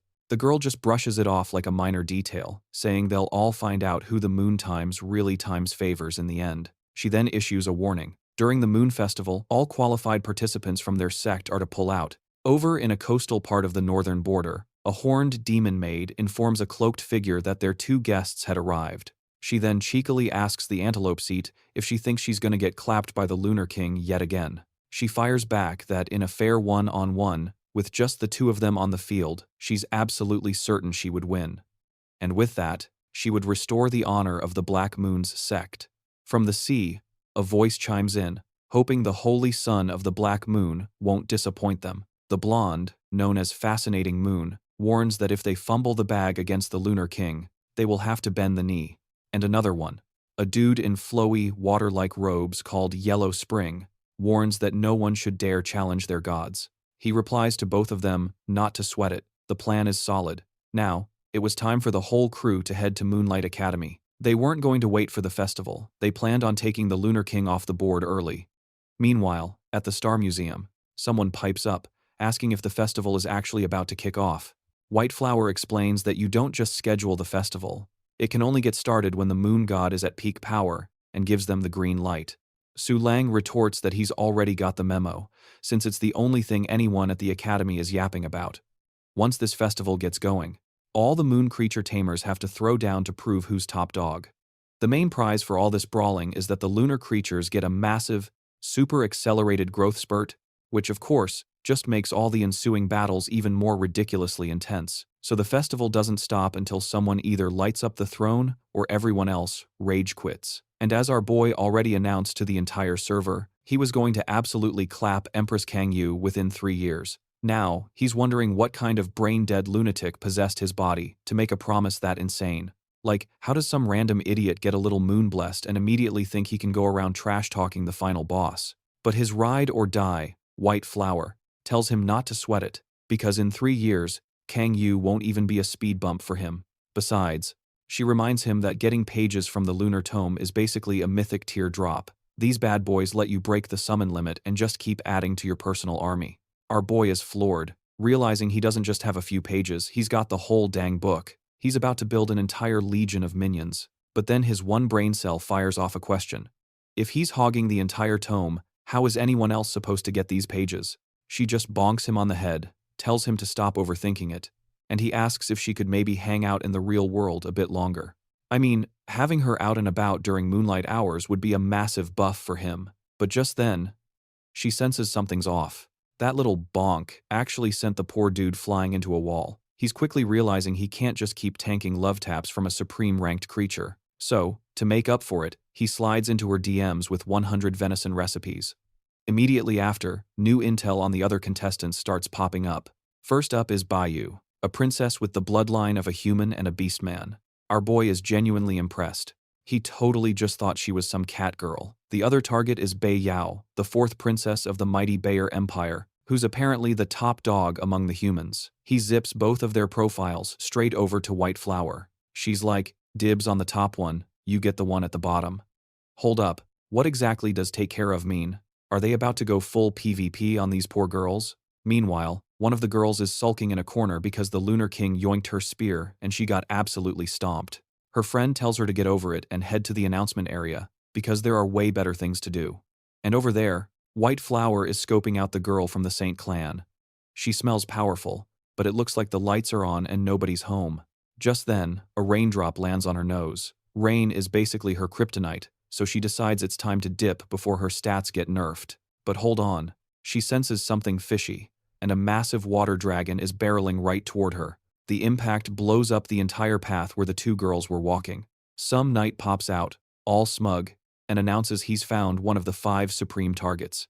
Then he gives the kid a whole 5 seconds to summon her beasts. What a gentleman. He claims he doesn't like ganking summoners with a surprise attack. The real issue, though, is the thing on his shoulder, which is clearly the pet of a 7-star tamer. And yeah, that pet happens to be an emperor-level monster, which just made this whole situation dangerously spicy. Elsewhere, another girl steps outside, sees the weather, and starts complaining. It's Bayor, whining about having to go to a training area in the rain. That's when she spots a cute little butterfly fluttering in front of her, which then lands right on her finger. She gets all flustered and starry-eyed. Her servant, however, tells her to stop messing around with such low-level mobs.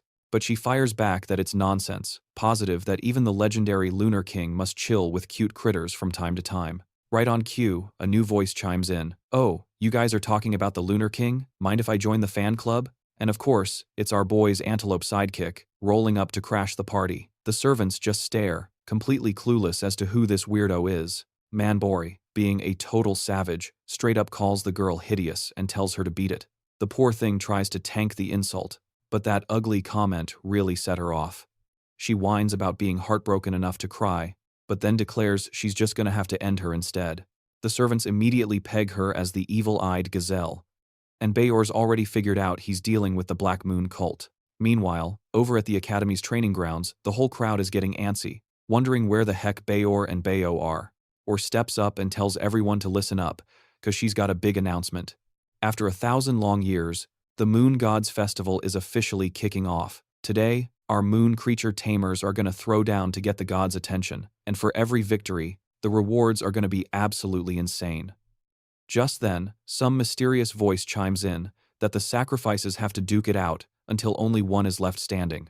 And boom, that last survivor gets crowned the one true lunar god of our time. Right on cue, Elru screams for everyone to get the heck out of there. But a split second later, a massive explosion rocks the entire place. She instantly recognizes it as a 7-star battle technique. Crap. She only managed to save her own skin and is panicking about what happened to the students. But when she scans the area, it looks like everyone's totally fine. The blonde is just standing there, completely baffled, trying to process what just went down. Meanwhile, the moon creature grumbles that it looks like its attack got straight up absorbed. It figures that the only one capable of a stunt like that is the Lunar King. Turns out, he wasn't just sitting on the sidelines. He was lurking in the shadows. Because they're on the moon battlefield, the lake shield was way more effective. But even so, blocking that blast drained a solid 40% of the shield's juice just to save these randoms. Still, he's taken aback. It's been a hot minute since he's felt this level of ticked off. All of a sudden, a bolt of lightning cracks the sky, and another moon creature teleports in. And yup, it's another supreme rank, 7-star powerhouse. This basically confirms the enemy has an emperor-level boss calling the shots. However, the blonde chews out her buddy, asking if that crazy move was really necessary since he put everyone on the line. The little yellow dude just scoffs that he's gonna be king, and kings don't sweat the small stuff, like the lives of a few ants. But the girl claps back that this is Twin Moon's turf, and their only mission was to keep the vice presidents busy, not blow the place up. Of course, O overheard that little exchange and calls her out, asking if the blonde isn't the summoner from Fascinating Moon. She remembers visiting their sect 5 years ago and seeing her throw down. So, what's with the surprise attack all of a sudden? The yellow creature pipes up saying, "Welp, looks like she's one of them," and now he's wondering what the game plan is. The blonde then announces that, out of the kindness of her heart, she'll give them 1 minute to get all the innocent students out of the blast zone. Anyone left after that timer hits 0 is fair game. Just then, the Lunar King strolls up, phone in hand, and casually asks if they're with the Fascinating Moon sect. He mentions it was pretty gutsy of them to just roll up and start blasting the place without so much as a heads up, and then asks what on earth made the two of them think they were walking out of here in one piece. And in that same breath, he summons the Crescent Star Spear. Naturally, everyone's jaws hit the floor. That weapon is a legendary, supreme rank artifact, and he just gives it a sideways glance, yanks the spear back, and lunges forward. But Oru realizes the spear is going haywire, and can't tell the difference between allies and enemies. At this rate, that thing is going to wipe out every single person here. Man, the entire sky lit up in an instant. The blast tore through the area, and when the smoke finally cleared, Ulru was already kissing the pavement, totally gassed. She was probably just as shocked as we are that she was still breathing, though. In the end, it seems the Lunar King decided she wasn't on the chopping block today. But those two poor saps in the middle? Yeah, they had 0 chance. You love to see it. Moon claps back, saying that even with that overpowered weapon, this whole mess was just the tutorial level. And for his grand finale, he drops a little warning. He better watch his back, 'cause the Emperor himself is coming to collect. With that mic drop, the yellow blob starts glowing, and Homegirl summons a whole solar system. And just like that, the Crescent Star's eyes snap open again. Oh yeah, Swang is officially in deep, deep trouble now. He's already tanked 2 massive hits, and now his lake shield is running on fumes with only 4% defense left. He knows this next hit ain't just gonna scratch the paint, it's gonna wipe everything off the map. And the cherry on top of this disaster sundae, he's about to lose control of that crazy spear, which means it might just go on a slice and dice everyone's spree. Problem is, what else is he gonna do? So, the Crescent Spear unleashes a storm of slashes. Those two who were bracing for impact? They know they're totally screwed. The blonde is certain there's no way to block an attack that just leveled an entire city. Way off in the distance, the fallout is even raining down on the students. Then, out of nowhere, one of them looks up and is like, what the heck is that? It looked like there were 2 moons in the sky. Right then, someone starts screaming, yelling about what kind of idiot uses a create a full moon for 5 minutes skill. And get this, it's another blonde, this one with legs like a cartoon character, who just screams, "We are so boned now." The first blonde is all apologies, saying it was just a reflex to save her own skin. But her buddy fires back. Yeah, well now we have to fight the Lunar King under a full moon. And just as that sinks in, both of them jump out of their skin. A freaking giant bunny just popped into existence. The girl's instincts are screaming that it's a supreme rank summon, but something feels off. And her friend adds, "Yo, look, the crescent spear just got a visual update too. How are they supposed to fight both of those monsters at once?" The crescent spear winds up and just smacks the bunny so hard it rips in two. Dude! The other two are just standing there, completely baffled, wondering why the psycho spear just took out its own teammate. But before they can process it, it's already swiveling its attention right onto them. Meanwhile, outside the academy, a whole squad of servants is getting clapped, and they don't know what to do. And the antelope-looking lady says she can't hold out for another minute, so she calls in her ace, the Evil Eye Gazelle, which proceeds to unleash a freaking laser light show. All the summoned fodder was completely useless, getting blasted to bits before they could even do anything. Totally annihilated. That's when Bei Yao pulls out her big gun, summoning an eagle dragon that materializes, absolutely massive, right in front of her. The antelope lady just scoffs, saying it took way too long to summon one supreme rank creature. "Cute," she says, as it gets immediately stomped into the ground. Her servant then summons a tiger, telling her to book it to the perimeter where she might get rescued. But the antelope lady looks like she's about to fall asleep from boredom. She yawns, asking if that's really all they've got, and once again, the gazelle powers up another attack. And dude, this time it was lights out for the servants as she let it rip. Even the poor girl trying to escape gets slammed and flattened. She struggles back to her feet, totally hopeless, knowing this is the end of the line. But, hold on. Turns out she was stepping on our boy's little butterfly, which just flutters up and stares her down. And for some bizarre reason, the evil gazelle actually starts backing off. Even the antelope lady's legs start to tremble. She has absolutely no clue where this sparkly little butterfly came from. Baya is just as confused about why this villain is suddenly terrified of a butterfly, but hey, it looks like it just saved her life. She doesn't get it, but she'll take it. This was her golden opportunity to bail. And with that, the envelope hits the deck, pretty much saying that, whoops, she couldn't quite finish her part of the job. Meanwhile, our boys Bore and Su Jing are basically tasting the dirt. The water creature starts its final countdown, and White Flower is just hoping the water monarch isn't around, because if she popped up and that other guy got involved, things would get really messy. The villain then says they've had more than enough time, and it's a real pity they're about to check out like this. A vortex of doom starts swirling in his hand, and in a flash, the two of them are taking an involuntary swimming lesson. Suddenly, some clouds appear, and the duo starts to float. The knight knows he's never seen powers like that, meaning there's a wild card in play. They both turn around, and the villain demands to know who she is. Obviously, it's White Flower, arriving in absolute style on her personal little cloud. So, Jing asks why a supreme-level being is even helping them, but she groans that she's only saving them because she promised the Lunar King she'd give him a hand. The knight then puffs out his chest, introducing himself as a supreme-ranked entity called the Emperor of Autumn. White Flower just casually glances over and asks if that little dude named Duangantu is planning on joining the fun.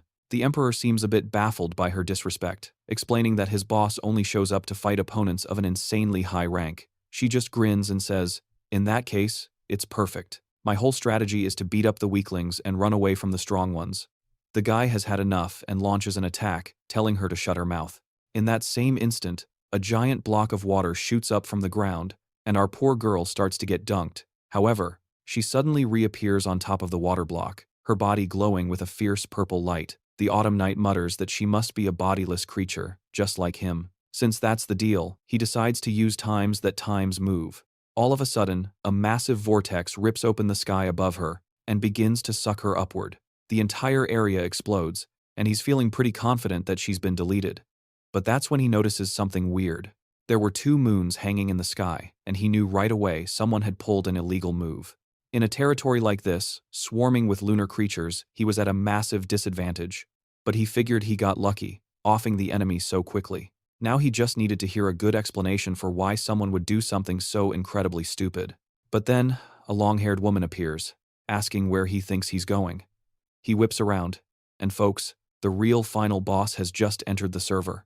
White Flower casually mentions she didn't even need a full moon to completely steamroll him. Man, the knight totally panics and screams, "What did you just say?" But in the next second, he feels something is terribly wrong.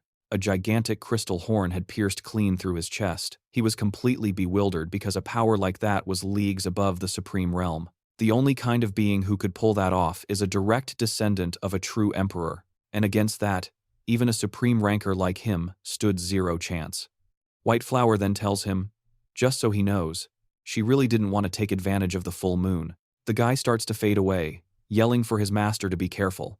And just like that, the creature vanishes into thin air, and White Flower wonders aloud if she might have drawn a bit too much attention. Yeah, maybe just a little, considering the apocalyptic level destruction all around her. She knows that guy's boss has to be nearby. The only problem is, she has absolutely no idea what to do now.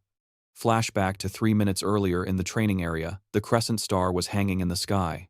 And just like that, everyone was already down for the count. Clearly, this girl wasn't pulling any punches, until suddenly, she felt a familiar twitch. That little bunny she'd sliced up was piecing itself back together. As long as the lunar moon was shining, its healing factor was cranked up to ludicrous speed. But the falling star wasn't having it and charged in again. Only this time, the little rabbit actually managed to block the attack. Man, these guys really love their world-shaking explosions that just wipe the entire area clean. Meanwhile, the Black Moon crew is trying to stay off the Twin Moon group's radar. The girl starts doubting him, but he just tells her to quit looking down on him. He swore he had intel on an agent in a super secure spot, right before a massive explosion went off next door. Turns out, the brawl between those two powerhouses had just crash-landed right on their doorstep. They immediately started freaking out, wondering how the Lunar King found them. He tried to calm them down, saying, "Hey, maybe it's not him." And then, the bunny casually strolls up, opens its mouth-ear thingy, and the king himself pops out.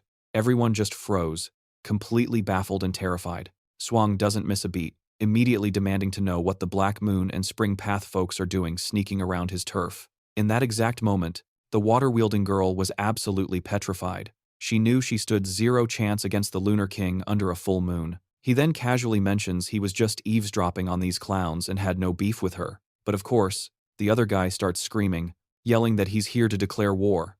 Swang just gives him a deadpan stare and goes, "Declare war? What's this nonsense you're spouting?" The dude threatens that the second the festival kicks off, he's going to obliterate every legacy Swang has. Apparently, this all goes back 3 years, when the Black Moon's notorious stronghold was utterly annihilated, and the one responsible was none other than the Lunar King, who gave them the exact same look back then, as if he was a god staring down at a bunch of insignificant ants. "This," he declared, "is the true face of the Lunar King." Swang, however, just looks confused. He has absolutely no memory of this rando, or doing anything of the sort. Besides, he's got this whole crescent star situation to handle, so he'll let this slide. He then adds that while watching an ant struggle is kind of pathetic, he's feeling generous enough to give them a chance. But they'll have to pay a little price for daring to provoke him. He's gonna sick the crescent star on them for a little hunting game. If they actually manage to survive, he'll grant them one wish. He then snaps his fingers, and the star instantly rockets toward them. And once again, a cataclysmic explosion vaporizes the entire area. Fast forward about 10 minutes, and you find them all sprawled out on the ground, muttering about how ridiculously overpowered that thing was. The water girl is convinced they need to start ghosting the Twin Moon's order, especially since, after seeing the kind of power Swang's packing, she knows they wouldn't last a second. For now, their best bet is to go hunt some new beasts and see if they can dig up anything else useful. Swang then looks around and realizes this little scuffle has completely wrecked the academy. What's really bugging him, though, is how the falling star just casually mopped the floor with so many supreme rank 7-star creatures. That thing was so absurdly strong it was winning against them without even breaking a sweat. All of a sudden, he hears someone sobbing as they run towards him before they dramatically throw themselves at him. It's White Moon, whining about how she had to go up against a 7-star master. She's crying about how she almost got her butt kicked and how it was super duper scary. She claims that if it wasn't for her, the whole entire academy would have been turned into a giant swimming pool. And then it hits her she forgot to change back from her deer form. But our boy just gives her a reassuring pat on the head and tells her it's all good. So, she's his +1 for this little trip to the Twin Moon Order to handle some business. And her mind immediately jumps to wondering if she's about to meet the parents. This, of course, sends her into a mini freakout, thinking they're moving at warp speed, and even though she's blushing like crazy, she can't help but feel totally giddy about the whole thing. The scene then zips over to the epic floating island of the Twin Moon Order. Down below, Kang Yu's crew is just staring in awe, muttering about how insane it looks. But Choi, ever the killjoy, reminds them to focus on the mission. The legendary treasure of the eastern region's great emperor is supposedly stashed here in the Twin Moon sect, and no matter what goes down today, they plan on looting the whole place blind. But the second they arrive, their brains short-circuit. This isn't a sect, it's a freaking metropolis. She immediately starts calculating how much insane cash these people must be pulling in daily. Meanwhile, some guy is just chilling over there, munching on a skewer. It's none other than Su Leang, who's wondering what in the world a southern tamer is doing all the way up here. White Flower instantly recognizes her, warning him that the girl's name is Xiaoju and that he better watch out because she's a massive fangirl of his rival, Kang Yu. Apparently, she also loves to trash-talk him online. White Flower then gets a wicked idea, thinking this is the perfect chance to ambush her and force an apology. Our boy just deadpans, wondering if she's seriously about to throw down over some internet comments. He tells her to let it go and asks if there's anything else she'd like to do. She glances around for a hot second before her eyes lock onto a massive sign for an eating competition. Her face lights up, and she declares she's entering. Our boy feels a wave of second-hand embarrassment, but seeing as she's been a huge help, it looks like he can't really say no. Just then, the announcer screams that sign-ups are about to close. At that exact moment, Shoju saunters up and puts her name on the list. She'd heard there were some epic prizes and wasn't about to miss out. Hearing that, our boy's ears perk up. The first place prize is a vial of essence fluid, and the second place prize is a box of face masks. Our boy is floored by the ridiculous gap between the first and second prizes. He knows that essence is basically priceless. Still, he's scratching his head, wondering why they'd give away something so valuable in a glorified eating contest. She explains that, from what she's heard, the whole event was organized as a petty act of revenge against another organization they had beef with in the past. The feud started because they got into a butterfly collecting war, which spiraled into a massive competition between the two sects. As usual, our hero is completely in the dark about this drama, mostly because the original owner's memories are a jumbled mess. However, that prize has him seriously interested, especially since it means other beasts will be around, and with them, he could unlock more pages from his book.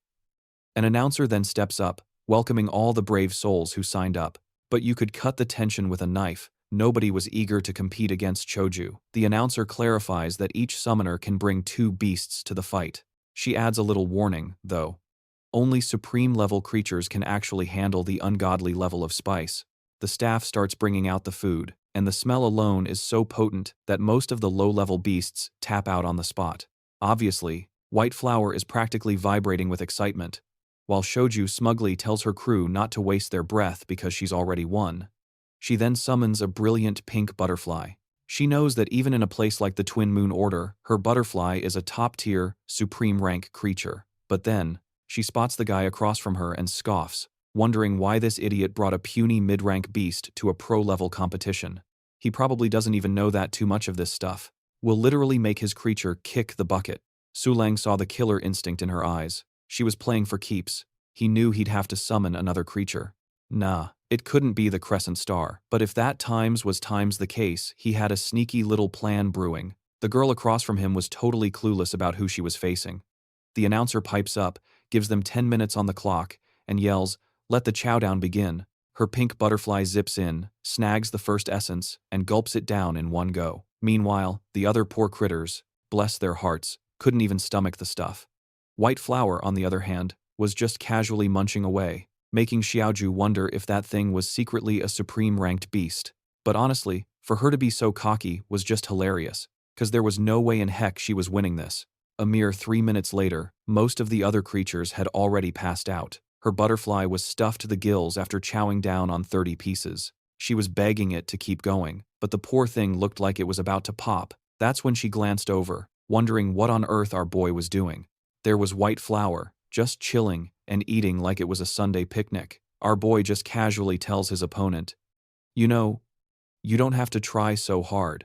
Sho was completely baffled. Like, how was that creature showing zero signs of being full?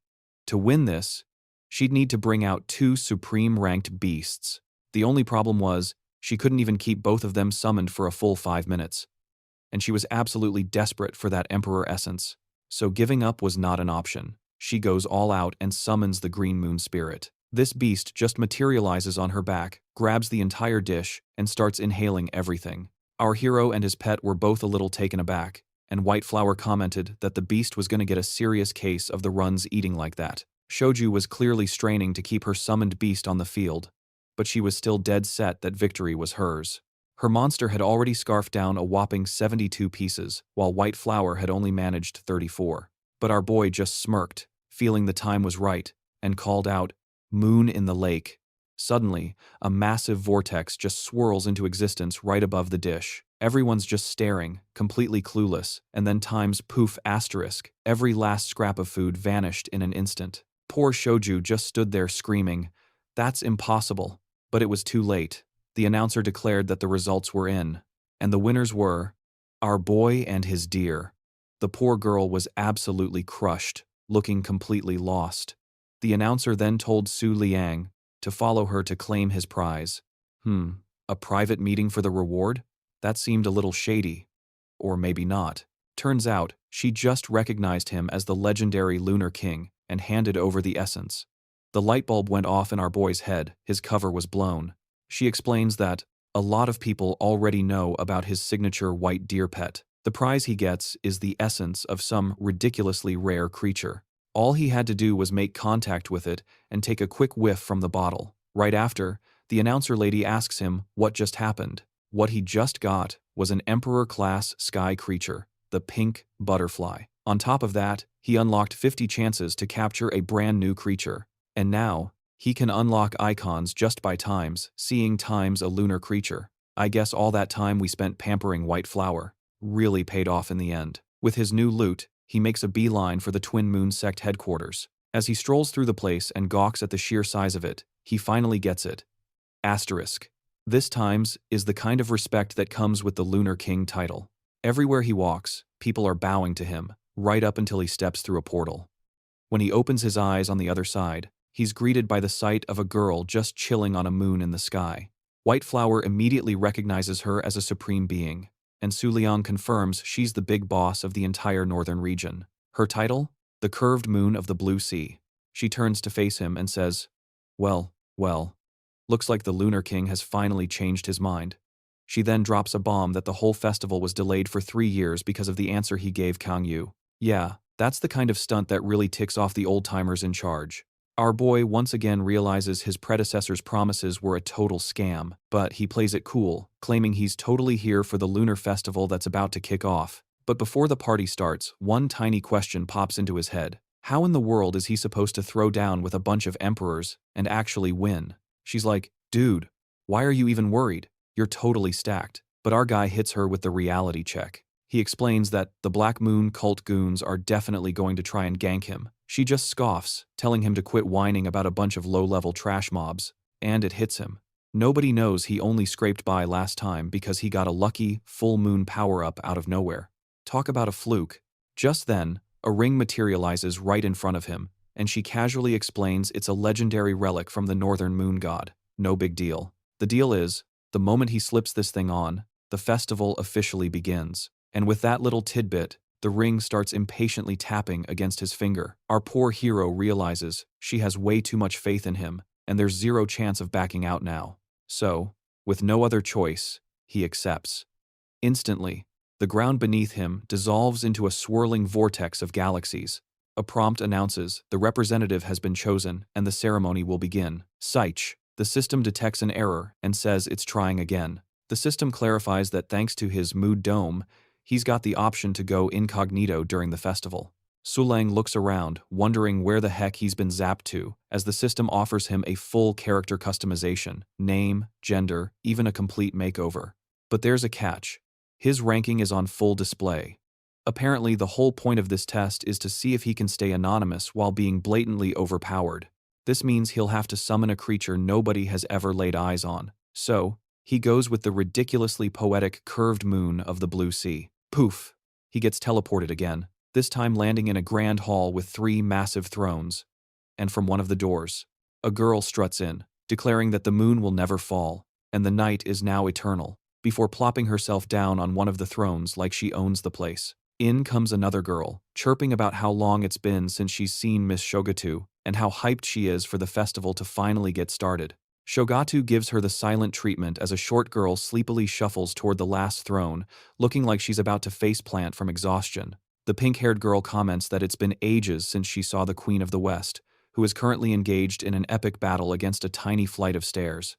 The second she finally conquers the throne, she's out like a light. But just as she dozes off, another girl walks in. Hold up, weren't there only 3 thrones? Where's this chick supposed to sit? She scans the room, sees only women, and immediately gets ticked off, clearly expecting a dude. Shogatu immediately calls her out, demanding to know why some ice type is crashing the moon festival. She claims the Ice Queen is going to ruin the whole vibe, but the new girl claps back that she's got a moon god relic, which is basically her VIP pass. That just leaves one empty spot, and the ice girl starts complaining, wondering what's taking the last guy so long.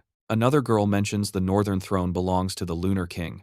The sleepy queen pipes up that this year's king is some kid who caused a huge scene 4 years ago, right before a weird, clog-like thing materializes. All the ladies jump out of their skins, and of course, it's our boy making a grand, ridiculous entrance. Naturally, they're all completely baffled, since they know what the Lunar King is supposed to look like, and then, out of the blue, Su Leang has transformed into an absolute bombshell of a woman. Wait, that can't be him, right? Please tell me that's not him. Anyway, she gracefully takes a seat, leaving the other women totally confused about where the real Lunar King is. Shogatu figures if this is what happened, then the relic must have picked someone else entirely. But since this newcomer has no known connection to the northern seat, she's completely stumped. Man, I can't tell if that's really him in there, or if the curved moon of the blue sea is just puppeteering his body. Either way, he's figuring out that this tone thing is way more powerful than the relic, because it's messing with everything in this joint. Then they're all like, "Welp, after 10,000 years, it's festival time again." Voy chimes in, saying that before the big showdown, the moon gods are bored and want a little show. Everyone's got to pick a champion they trust, and until all the champions are, taken out, they're not allowed to throw hands with each other. And get this, the kings will get straight up deleted if they try to jump into the champions' brawl.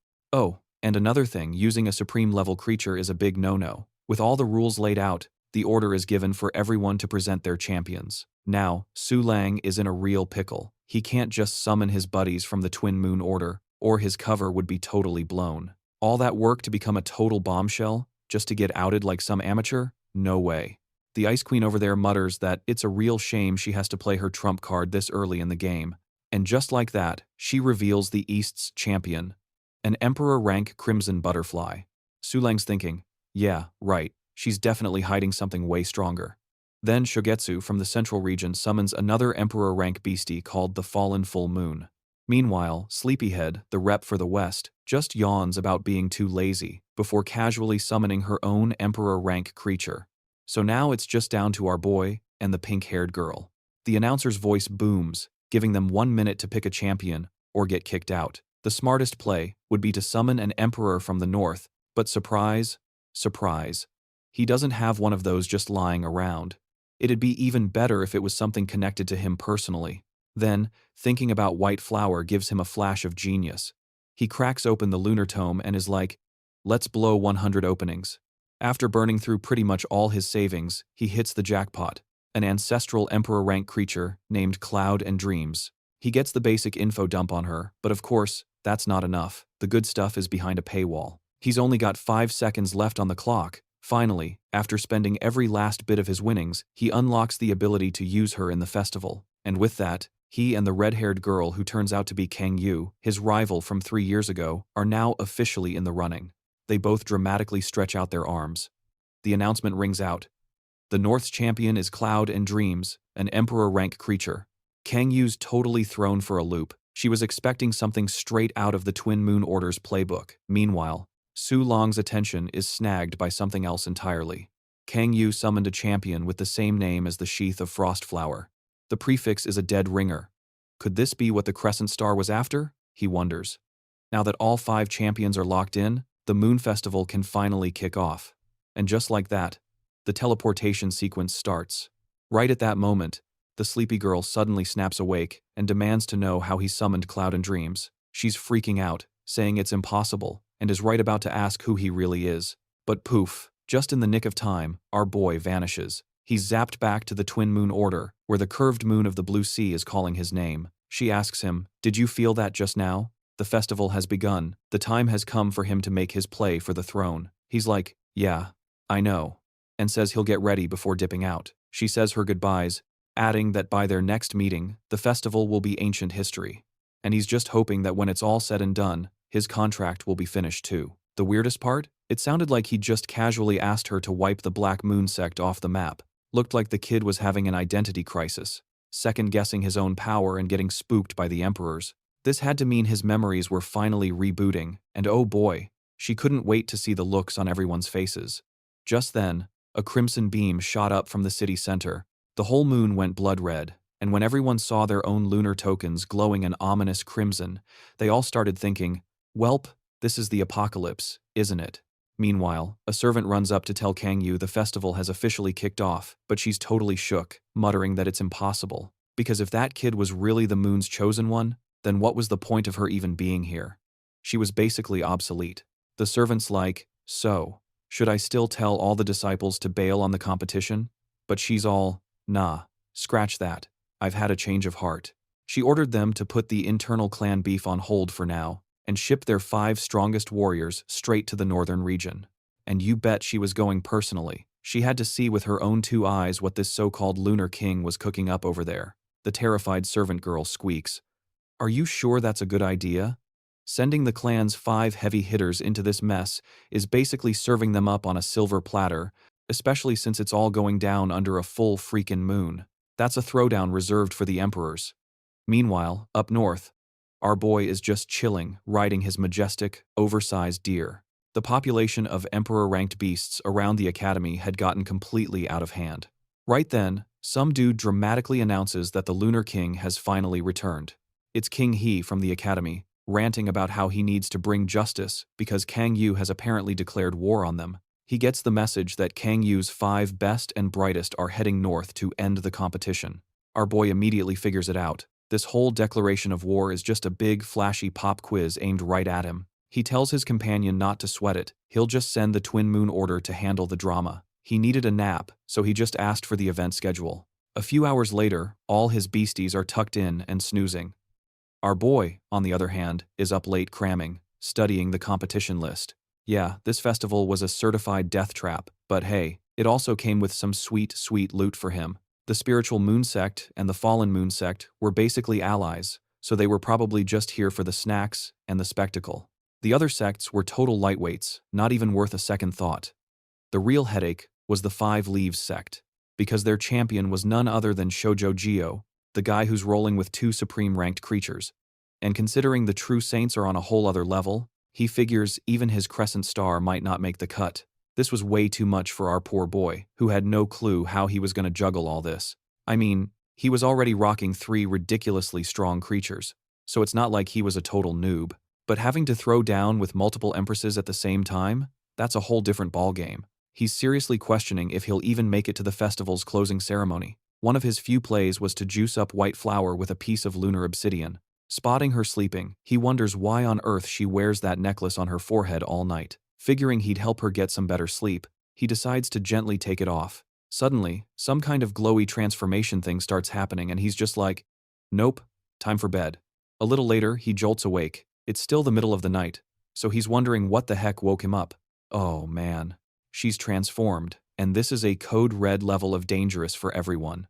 For him, for me, for the YouTube algorithm. Somebody send help. My dude was under some serious pressure, looking like he was about to short circuit. He's wondering if yanking that necklace is what triggered her glow up. He's thinking, if she wakes up right now, I'm a dead man. But even with that brilliant thought, his feet are still moving him closer like an absolute fool. The mad lad keeps creeping forward, completely oblivious to the danger zone, right up until her eyelids start to flutter open. She blinks awake, totally baffled by the scene, and Sula just freezes with a deer in the headlights expression, completely at a loss for words. He starts sputtering, trying to string a sentence together, but the poor girl is just looking at him with a giant question mark over her head, not getting any of it. Then she hits him with the big question, "Where's my necklace?" And just like that, he realizes the jig is up. He is so busted. He squeaks out that it's on the table, and while she's clearly not thrilled, her reaction is surprisingly chill. In fact, she doesn't seem bothered at all.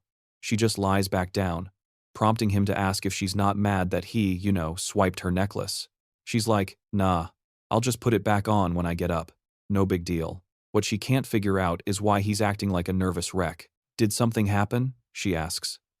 He manages to stammer out that he's just a little flustered by the current arrangement. She's still not getting it, asking why he'd be embarrassed. That's when it dawns on our boy. She's spent 99% of her life as an animal. The concept of clothes is probably totally foreign to her. Then she tells him to hurry up and explain, because his awkwardness is making her super embarrassed. He finally blurts out that she was always beautiful, but seeing her in human form, well, it's so stunning that his body is having a hard time keeping its cool. And light bulb moment. The realization hits her like a ton of bricks, and her face instantly goes 50 shades of red. She's a completely flustered mess. Anyway, fast forward to the next morning. The sun's up, she's waking up, and our boy is telling her it's time to rise and shine. Looks like she's already getting the hang of this, but she's still a little puzzled. She mentions that he always seemed incredibly tense. All nervous and jumpy whenever he saw her. But this morning, he's all chill and happy, and our boy admits she's spot on. He explains that up until now, he's been faking it as the Lunar King, absolutely terrified of getting found out. But last night, he had a major breakthrough, so he thanks her, telling her she's the one who helped him finally calm down. The poor girl is still rocking that adorably clueless expression, but he just announces it's time to prep for the Moon God Festival. Looks like he's finally figured out a strategy to take on the Emperor. She, on the other hand, is just stoked they're going out, and that's good enough for her. He does have one small request though. Maybe put on some clothes first. Later, on top of a mountain, he tells her he has a question. He brings up the necklace she's wearing, asking if that's the thing that triggers her transformation. After all, when he took it off, she got super intense about finding it. But she explains it's just a keepsake from her mother. That's the only reason she guards it so fiercely. The whole transformation thing? That was because of the upcoming full moon and had absolutely nothing to do with the necklace. Well, now the poor guy is all kinds of confused. She changes the subject, asking why he brought her up here and what his master plan against the Emperor is. He explains they're at the very top of the event's highest tower, which has a perfect vantage point of the elimination area. That's the battleground where he's going to throw down with the Emperor. She nods, saying she gets it, but points out one tiny problem. There's no Emperor in sight, so how exactly is he supposed to practice? He replies that he's going to kick off a trial, since being the Lunar God means he's got a direct line to the big guys upstairs. And with that, he summons a Shimmering Butterfly, which zips off towards the arena without a moment's hesitation. She's like, "Are you kidding me? This is the test? You just summoned one dinky little creature." But he just smirks and tells her to take a closer look. Suddenly, a whole cloud of butterflies swarms in. Turns out, the Shimmering Butterfly's main gig is being a total magnet for other butterflies. This means he can whip up a blizzard of them, and nobody will have a clue which one is the original. White Flower leans in, trying to get a better view. Then, bam! A flash of light, and every single one of them vanishes. She whips around, demanding to know what Su Leang just pulled. He plays it cool, saying it's a little secret for now, but on the night of the full moon, she'll get her answer. This just ticks her off. She can't believe this Dan Ali guy is holding out on her and says, if that's how he wants to play it, he's not sleeping anywhere near her until he spills the beans. But right then, a system notification pops up, announcing he just sealed a contract with a ton of creatures. Apparently, my man just signed contracts with somewhere between 1 and 1007 shimmering butterflies. He knows this is the most busted, game-breaking part of having access to the Lunar Tome, and, thinking about it, he realizes he hasn't even scratched the surface of his potential power. And hey, if the gods are watching, maybe pulling off a miracle will get them to show up in person. Meanwhile, White Flower is just fuming on the sidelines until she overhears someone complaining about what a stinky, run-down dump this place is. The new girl looks around in disgust, saying it's straight up embarrassing they can't even find a single 3-star tamer here. Yep, these are the lovely ladies Kang Yu sent to clean house and wipe everyone off the map. The one in the red hood snaps back, telling her not to question the Empress's orders. She must have her reasons for sending them to such a backwater town. The blonde sighs. Yeah, I know, but complains about what a drag it is, right before she feels a pair of eyes on her. The poor girl instantly starts shaking in her boots. She just realized a creature with a way higher level than her was staring her down. And while she was totally freaking out, The other redhead pipes up, saying she's got a bad feeling too, and whatever it is, it's way out of their league. It was probably the top dog of this whole area, so their best bet was to just steer clear. Meanwhile, White Flower was just chilling at the top of the tower, bored out of her mind. Our boy, on the other hand, was pretty impressed. Kang Yu sent a whole squad with supreme-level creatures. White Flower scoffs, explaining that he has no clue how rare an event like this is, which is why the Empress is going all in. He can tell she's still salty, so he asks if she's still mad. She just turns her head away, and he suggests they call a truce. But my man is getting the cold shoulder, so he decides it's time for a little prank. If she's gonna act all high and mighty, then he's got no choice but to unleash his ultimate move. He starts pretending to shout out to some imaginary people. He's all like, "Hey, did you guys know there's a certain deer around here who's into some asterisk very time-specific types of stories?" She completely loses it and tells him to shut his mouth. He trolls her, asking what's so bad about her reading material that it has to be a state secret. She just yells at him to shut up and says if anyone else finds out, she'll literally just log off from life. He tells her to chill out and says she should come closer so he can hear all the juicy details. He doubles down. "Stop asking questions and get over here, or I'm telling everyone." And that's when the poor girl realizes she's totally cornered. She's blushing like crazy, trying to stall, but she slowly starts to shuffle over. Our boy's like, "Ha ha, I was just kidding," but it's way too late for that. She lunges at him with a killer move. Miraculously, he dodges, and she stumbles to the side. Or maybe not completely times to the side. Actually, you know what? The direction doesn't really matter, 'cause it looks like she still managed to sort things out anyway. She gets all up in his personal space, whispers some sweet nothings we're not privy to, and when she pulls back, our boy's practically vibrating. Then she lays into him, telling him to knock it off with the creepy opportunist act, calling it absolutely pathetic. She declares she's had enough of his nonsense and is bouncing back to the moon pavilion, warning him not to even dream of darkening her doorstep again. And just like that, she vanishes into thin air. Our dude is left feeling totally bummed because she just unloaded on him, stormed off, and then did a magic disappearing act. He's standing there thinking her whole threat was kinda lame, completely oblivious to someone sneaking up on him. He's still trying to figure out the bizarre logic behind her shyness, when a voice from behind pipes up, asking if she's interrupting a moment. Turns out, it's the number 2 big shot from the Twin Moon Order, the one they call White Rabbit. Su Leang tells her to get on with it, while mentally high-fiving himself that White Flower pieced out at the perfect moment. White Rabbit reports that they put a serious hurting on the Black Moon sect, but the slippery devils managed to escape. He gives her a nod and says, "When the full moon hits, it's all going to be over." I mean, he already knew taking down an ancient organization like that wasn't going to be a walk in the park. So, he summons the moon in the lake, the water starts to glow, and rising from its depths is none other than the crescent star herself. He looks the crescent star dead in the, well, wherever her eyes are, and proposes a little business arrangement: lend him her power during the full moon. The price? He'll cough up the location of her long-lost sheath. Just then, it's like a switch flips, and she seems to sense something. Her eyes slowly crack open, and the second she's fully awake, a massive beam of light shoots out from the top of the tower. All the grunts from Kang's sect are down below, totally panicking and wondering what kind of god-tier being is throwing a party up there. The crescent star snatches her lance, and her transformation sequence is finally complete. Seeing as how he hasn't been instantly vaporized, our boy takes that as a solid yes. He immediately dumps 30 points from his magic book to get the 411 on the creature acting as her sheath, the one Kang's crew has. The trusty tome starts its search, but then hits him with a classic system message. Warning: insufficient authority. Turns out, some of the juicy details are going to be redacted. He's not getting the full scoop on this creature named Frostflower. All the system is willing to tell him is that this thing times the sheath for the crescent star. You know, just one of the 7 sacred weapons of legend. These 7 bad boys were the pinnacle of ancient craftsmanship and were all beast-type armaments.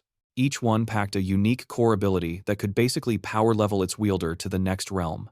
Ages ago, the crescent star got split up from its other half, Frostflower, during some epic throwdown out in the east. But, of course, the system just has to drop a warning on him. It says he's going to need to lock in a true contract with an Emperor-ranked creature just to have enough juice to not get flattened in this Eastern region showdown. He immediately puts 2 and 2 together. For a requirement that's steep, the creature holding the sheath must be at least Supreme Lord ranked. The real problem is how to get it from them. So he tells her, Frost Flower is in the eastern region, but the crescent star gives him absolutely zero reaction, stone cold. He tries again, warning her that to get it back, they'll have to go toe-to-toe with the Queen of Feathers from the frozen forest. That still doesn't seem to get a rise out of her. Then, all of a sudden, she spins around, clenches her fists, and our hero is just left there watching the show. Because right now, there is absolutely zero chance the Twin Moon Order could even scratch the Celestial Queen. She was on a whole other level, a target that made Kang Yu look like a warm-up act, and he was already a 3-year-long headache. But he could tell the Crescent Star was desperate, so he scraped together what little guts he had and said he'd only need 3 years. Give him that much time, and he swore he'd personally deliver an eviction notice to the Queen of the Frozen Forest. The Crescent Star just turns, giving him the ultimate bruh look, and our boy immediately starts sweating, wondering why his mouth just wrote a check his body couldn't cash. He's totally panicking that she won't buy his act, and true to form, this lady just stares, giving him absolute radio silence until she finally speaks. She says that for literally hundreds of years, the Seven Weapons crew has been locked in an epic beef with the butterfly moon goddess. She'd been throwing shade and holding a grudge this whole time, but something about this idiot's sincerity got through, and for a moment, she was actually happy he let her dream a little. At that exact moment, our boy's brain just blue-screened with pure, unadulterated rage. This woman was faking it. She was pretending to be on mute the entire time. She could talk all along. All that interpretive dance and silent treatment? Yeah, that was just her being a world-class troll. But hey, what's done is done. He decides to just swallow his pride and says he'll do whatever it takes to keep this dream from crashing and burning. But first, he needs to know if she's finally gonna, cooperate. She explains their beef is ancient history, and if he really wants to conquer the sheath, a true union isn't totally off the table. However, if he was thinking about making some little mini-mez, that specific activity was a no-go without the sheath. Hold up, what? Our boy is just as lost as the rest of us right now. Meanwhile, back in the Academy's welcome hall, some blonde is absolutely losing her mind, screaming that she has no idea what some kid was talking about. The other girl tells her to listen up. She'll only say this once. Get lost. Kang Yu had already dropped a declaration of war on their whole crew, so baggage like her needed to bounce. Her buddy pops up out of nowhere and basically tells her to shut her trap. Apparently, that girl is the direct heir of the curved moon of the Blue Sea, and not even a top-tier player like Kang Yu can just mess with her. The redhead steps up and is like, wait a minute, you're Princess Bayou, right? She then calls her out, knowing all about Bayou's so-called sacred body. She's basically calling her a baby who's a solid 10 years too green to be throwing down with the big dogs here. This sacred body is a cheat code that lets any lunar beast go full Super Saiyan under her command. The princess just smirks, saying if she's really gonna lose, they'll just have to see it to believe it. But then she drops the bomb. Her empire literally paid for this whole building. And as the princess, she's officially uninviting all of them, so it's time to pack it up. The redhead is about to pop a blood vessel, yelling at her not to test her. But the princess just gives a smug grin and flexes her aura all over them. Just then, who should appear but the silver bunny from our boys' squad, telling them to stand down because it's a direct order from the Lunar King himself. The redhead's eyes go wide, recognizing the girl is from the Twin Moon Order, but Silver Bunny doesn't even flinch, just repeating her demand for the princess to let them pass. The princess just flashes a smile and tells Sister Bunny it's all good. And just like that, Kang Yu's crew finally gets past the velvet rope. The princess then asks Silver Bunny what her rank is in the Twin Moon Order. She calmly replies that she's the second seat, and asks, what's it to her? The princess just says that in that case, the 12th seat must be just a little bit stronger than her, but she guarantees that in 3 years' time, she'll be powerful enough to take a shot at the number 1 spot. Silver Bunny just gives a polite, I look forward to fighting alongside you, while thinking to herself, wow, this chick's ego is off the charts. Still, once the trials kick off, everyone's gonna get a front row seat to this sacred body power show. The night before the full moon. So get this. Some ninja in training is hiding behind a tree as a squad strolls by, feeling all smug, because the guards are total low levels who can't sense her. She telepathically asks her crew, so, everyone having a good time? And a magical dewdrop on a leaf chirps back, totally. But, it adds, we gotta be slick. We're in the northern region, remember? Another voice chimes in, dude, we're just here to get the tea on what went down with the Black Moon sect. They're not just nosy about who's gonna win the big showdown, they're also dying to know which beasts get the moon god's blessing. I mean, let's be real. Right now, our boy looks like a measly one-star tamer. How in the world is he supposed to throw down with an emperor? The first girl then asks why the dude up high is being so quiet. He finally speaks, saying, "The fact that the Lunar King is a one-star tamer is the single most terrifying part of this whole situation." Meanwhile, our hero is still chilling on top of that tower. "Bro, please log back in, the event is starting." All of a sudden, he spots a flash in the distance and realizes something's coming his way. And kaboom! There goes his tower. Down below, it's that crazy antelope lady, cackling that she finally managed to unalive that cursed guy. She gives a shout out to Black Whale for basically being her GPS and pinpointing our hero's location. The dude's just like, "Great, so what's our exit strategy?" She brushes him off, saying it's no big deal since she just took down the Lunar King. She's convinced the gods are about to slide into her DMs with blessings. However, that's when she gets a sudden case of the heebie-jeebies. High above, our boy congratulates the moon in the lake and immediately summons the crescent star. And what do you know? The crescent star has a major crush on him now and appears in a flash. He tells her to open her eyes, and the second she does, it's go time. Antelope realizes she's royally screwed, slams her hand on the ground, and rips open a teleportation circle.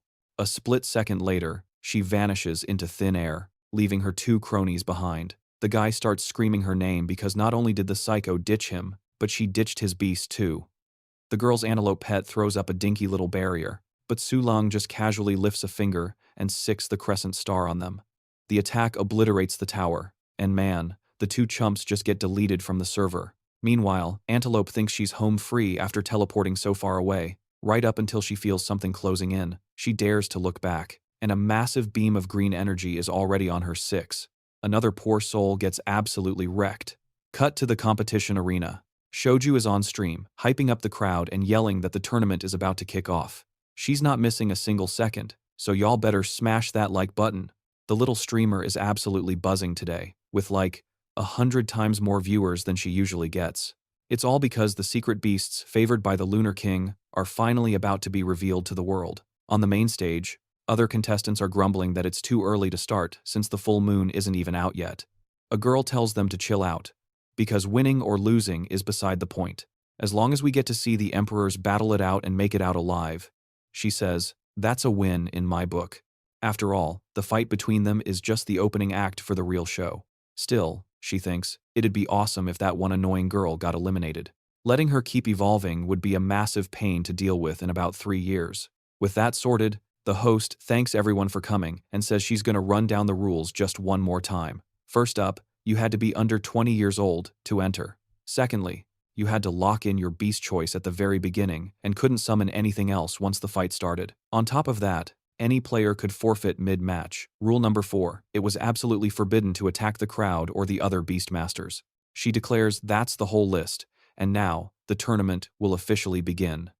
And right at that moment, the princess practically begs her aunt to let her go first, but the aunt shuts it down with a "not yet," pointing out the sky was missing its full moon. Besides, she was a key player meant to back up the Lunar King when he finally throws down with Kang Yu in 3 years. Meanwhile, our boy is just chilling, watching the whole circus from a distance. The opening acts were on, but the headliners hadn't shown up yet. He could feel it. A few Emperor-ranked heavy hitters were on their way. Now Times was the real party crasher. They were probably just grabbing some popcorn to watch him duke it out with the Black Moon sect. The Crescent Star pipes up, asking if he can feel that. He's like, "You mean the Emperors?" She scoffs, saying it's way bigger than that. The actual moon gods had their eyes on him, and speaking of drama, K-boom. Something just went off in the arena. A giant alligator lets out a final roar as it gets wrecked. Its owner looks absolutely crushed, mourning the loss of his favorite pet. The blonde girl is literally about to nod off, complaining that these so-called fights are a total snooze fest. She yawns, asking how many of these pathetic matches they've sat through and if it's time for a real player to step up. Her friend just deadpans. This was the 5th one. With a dramatic stretch, she declares they're just wasting daylight.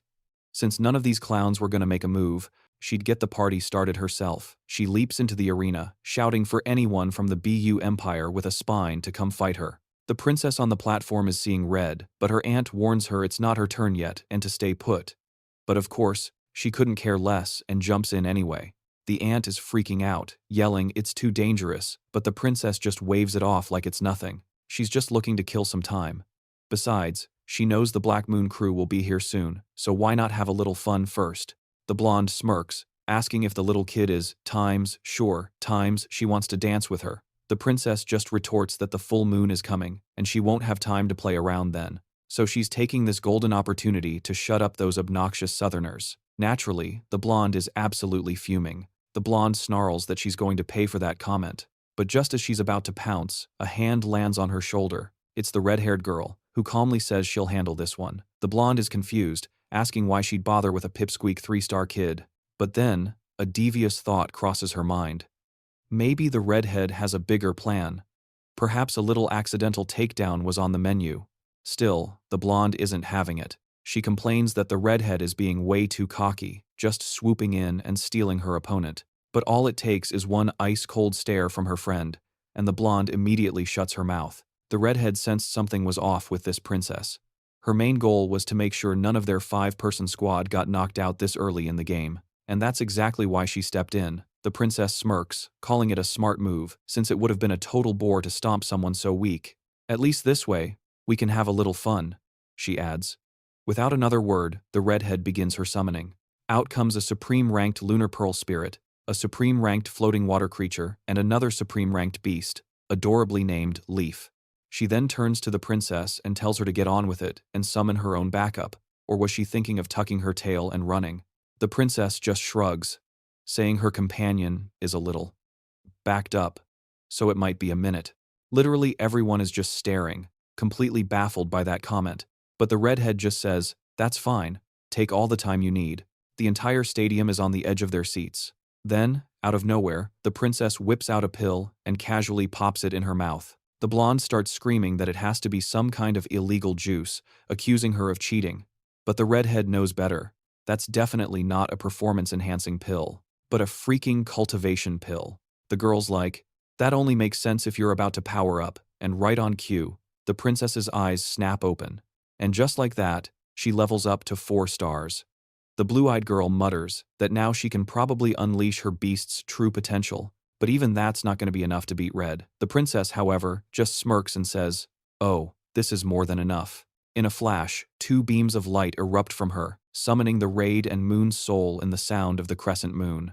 The redhead scoffs, asking if she seriously thinks she can win with those times things, and warns that no one from the Empire is going to jump in to save her. The princess pauses for a second, and then just bursts out laughing, telling the redhead she's a riot. "Seems you Southerners are completely clueless about the sacred body, huh? Well, class is in session, and you're about to get schooled." In that very instant, her creature vanishes, and in the blink of an eye, it's right in the redhead's face, and oh boy, it's about to deliver a knuckle sandwich right to her dome. A shockwave rocks the whole arena as the blonde spectator gawks, not even seeing it move. Her friend just tells her to chill out. The fight's just getting started, after all. It was never going to be that simple. The redhead casually blocked the whole thing with her plant creature like it was nothing. The princess's summons looked pretty ticked off and unleashed a whole barrage of attacks. The racket was so insane people had to cover their ears. But her opponent just yawned and asked if that was all she's got. Then, out of nowhere, the giant pearl materialized right in front of her. It fired off a direct shot, and yikes, it slammed right into the poor princess's gut, sending her flying across the arena. She crashed into the ground, shattering it to pieces. Before she could even get up, she got blasted again while her other creature was diving in from above. But the redhead's creature was ready for it, holding out a weird orb that suddenly reflected an image of the princess's own summon. And then, bam! The orb exploded right from its fingertip, landing a devastating blow smack dab in the creature's stomach. With that one hit, the poor thing collapsed to the ground, totally defeated. The crowd went wild, calling it a brutal takedown. The blonde spectator just sighs. That's the power of the Peach Moon Saint for you. It looked like the princess never even had a shot. But just then, a bubble envelops the princess. The Peach Girl declares the fight over, but wait, the damage she just dealt boomerangs right back at her. A blast sends her staggering backward, completely baffled as to how the heck that brat managed to reflect the kill shot she was about to land. Worst of all, her own creature couldn't even block the reflected damage. The poor girl starts to panic, totally flustered. Not knowing what else to do, she rushes over and casts a healing spell, slowly patching her summon up. And just like that, it's back to full health. Her friends let out a sigh of relief. Well, now she knows that Bubble Trap is a no-go.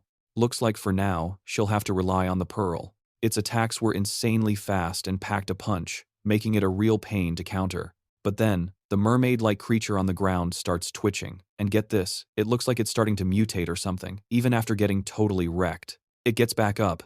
Peach is just staring, wondering how that's even possible, as the revived creature launches an attack straight for the pearl. The pearl, caught off guard, ends up getting partially shattered. Peach had never seen a favored beast bounce back that fast in her life. Could the sacred moon body really be this broken? She thinks. The princess just grins and says, "All right, playtime's over.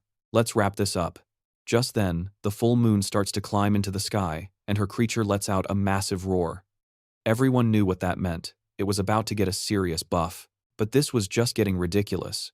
Peach's brain was short-circuiting, trying to figure out how a sacred body could ignore a 3-rank power gap. From a safe distance, our boy was just kicking back, taking in the whole spectacle. He had to admit, activating that sacred moon body was seriously slick. Her creature ballooned to a colossal size and pounced at Peach, winding up a massive tail swipe. It slammed into the arena floor, and the poor girl flinched. But, surprise, the real targets were her summoned creatures. Then, out of nowhere, the princess's monster just yeets itself into the air and basically starts flying.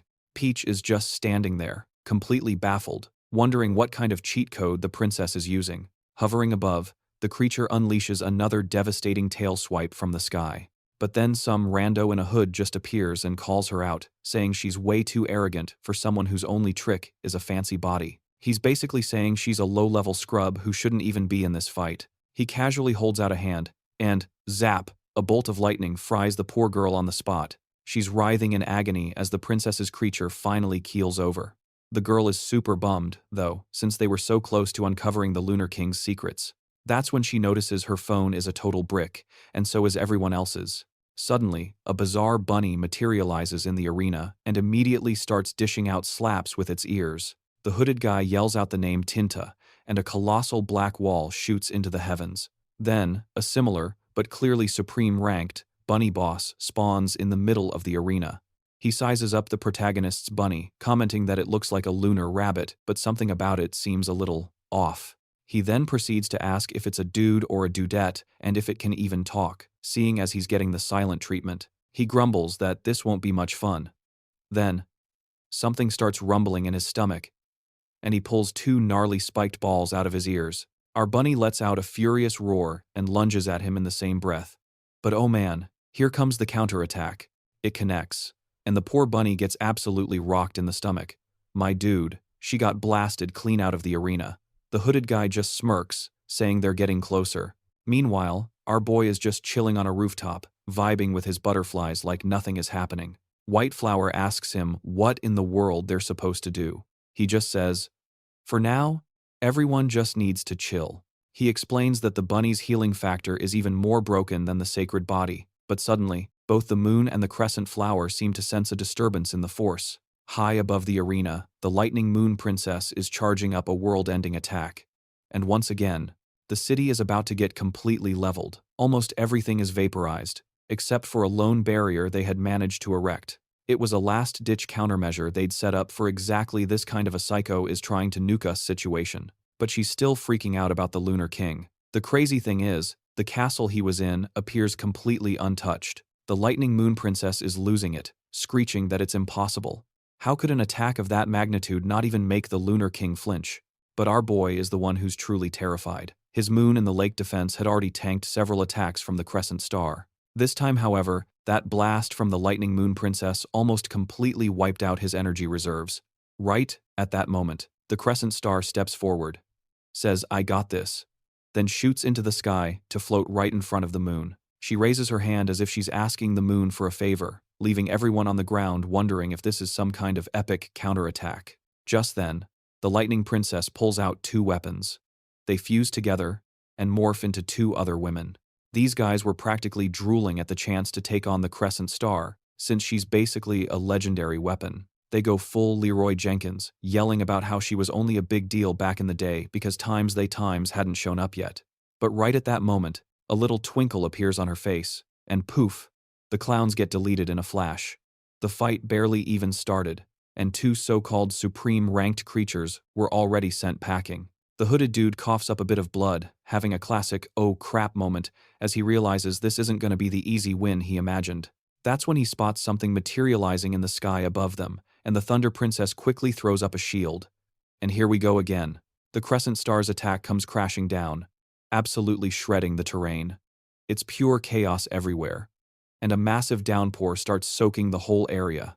Meanwhile, the folks on the stage are surprisingly chill about the whole thing. I mean, half the arena just got vaporized. Then, all of a sudden, the assault just stops, and the massive blade in the sky pivots towards the crescent moon. Su Leang is completely blown away, especially since he hasn't even seen her true power when combined with the sheath. Peach puts two and two together and realizes that if she can dumpster 3 members of the Black Moon Association this easily, then things probably aren't going to be a walk in the park for Kang Yu either. At the same time, the princess is getting escorted off the stage. She's just gushing about how the Lunar King is on a whole other level of awesome. However, the Crescent Star snaps swung out of it, warning him not to get distracted because even that nuke of an attack can only be fired off one more time under this full moon. He just gets hyped, saying that getting to use it even one more time is already overkill. He then points at White Flower and tells her it's her turn to get in there and stall for as long as possible. And, as usual, she's not exactly jumping for joy at being told what to do, but our boy just tells her to stick to the plan. They're just setting the stage for the Times Real Times Emperors to show up. And that's when something catches his eye. He was curious to see what she'd look like under a full moon. So, who exactly is on their way? And just how dangerous are they gonna be? Meanwhile, the mages are patting themselves on the back, thinking a 3-on-1 beatdown should be more than enough. Then, behind the Black Rabbit, something starts to emerge from the ground. He whips around to see what the heck is going on. And it's our boy's little bunny, back on her feet and fully healed. The guy realizes she's got some insane regeneration and just grins. Now this is gonna be fun. She lunges right at him, but he just scoffs that she's still too clumsy. With that, he starts spinning his ears like helicopter blades. Man, this girl does not hesitate to throw down. But wait, there's something else dropping in from above. He manages to slice her ear, but it just grows back in the blink of an eye. He's starting to get seriously confused, wondering what kind of beast can just regrow entire body parts like it's nothing. So, he kicks it into high gear and dices her up 3 more times. But a second later, she's perfectly fine again. The poor dude is giving it his all, but it's just not working. And now he's getting gassed out, realizing he can't actually finish her off. He starts thinking that maybe the best play is to just trap her and bounce. With that, he flings his ears into the air and declares he's ending this right now. He then unleashes a massive, full-power attack right on top of her. And once again, a huge explosion erupts, obliterating everything in sight. Peach is just staring, amazed that the entire ground has been ripped to shreds. Or more accurately, he just dug a massive crater. The enemy gloats that now that she's buried a kilometer underground, there's no way she's coming back. Meanwhile, our boy is seriously impressed with his bunny's toughness. But now that she's been buried alive, he figures he's unfortunately gonna have to call in the Crescent Star for a rescue. But just then, he notices something weird. The ground in front of our fluffy black rabbit starts to shake. And would you look at that, crawling back out of the crater like a B-list horror movie villain. Man, she's looking a bit grape-flavored. Well, would you look at that? The enemy finally clocks that she's leveled up to a mid-tier bunny. He's totally baffled, having never seen a creature just spontaneously switch species.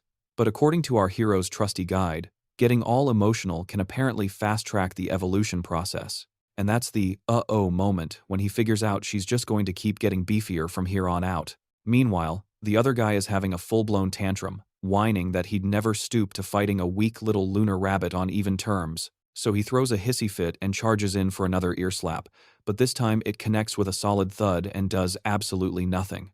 Well now, it finally sinks in that she's had a serious glow-up. He decides to go all in and try to end this little spat, once and for all. But whoa, something just diced the dude. Turns out, she unleashed a mini nuke with her ear that just erased the whole scene.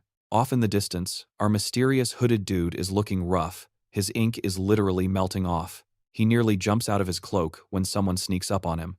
Even I'm getting the heebie-jeebies. Just look at this menace approaching. Under the full moon, White Flower makes her grand entrance. And thank goodness, she's keeping things advertiser-friendly. The dude is absolutely floored to see she's a humanoid beast. The light bulb finally goes off, and he realizes who clapped that water emperor.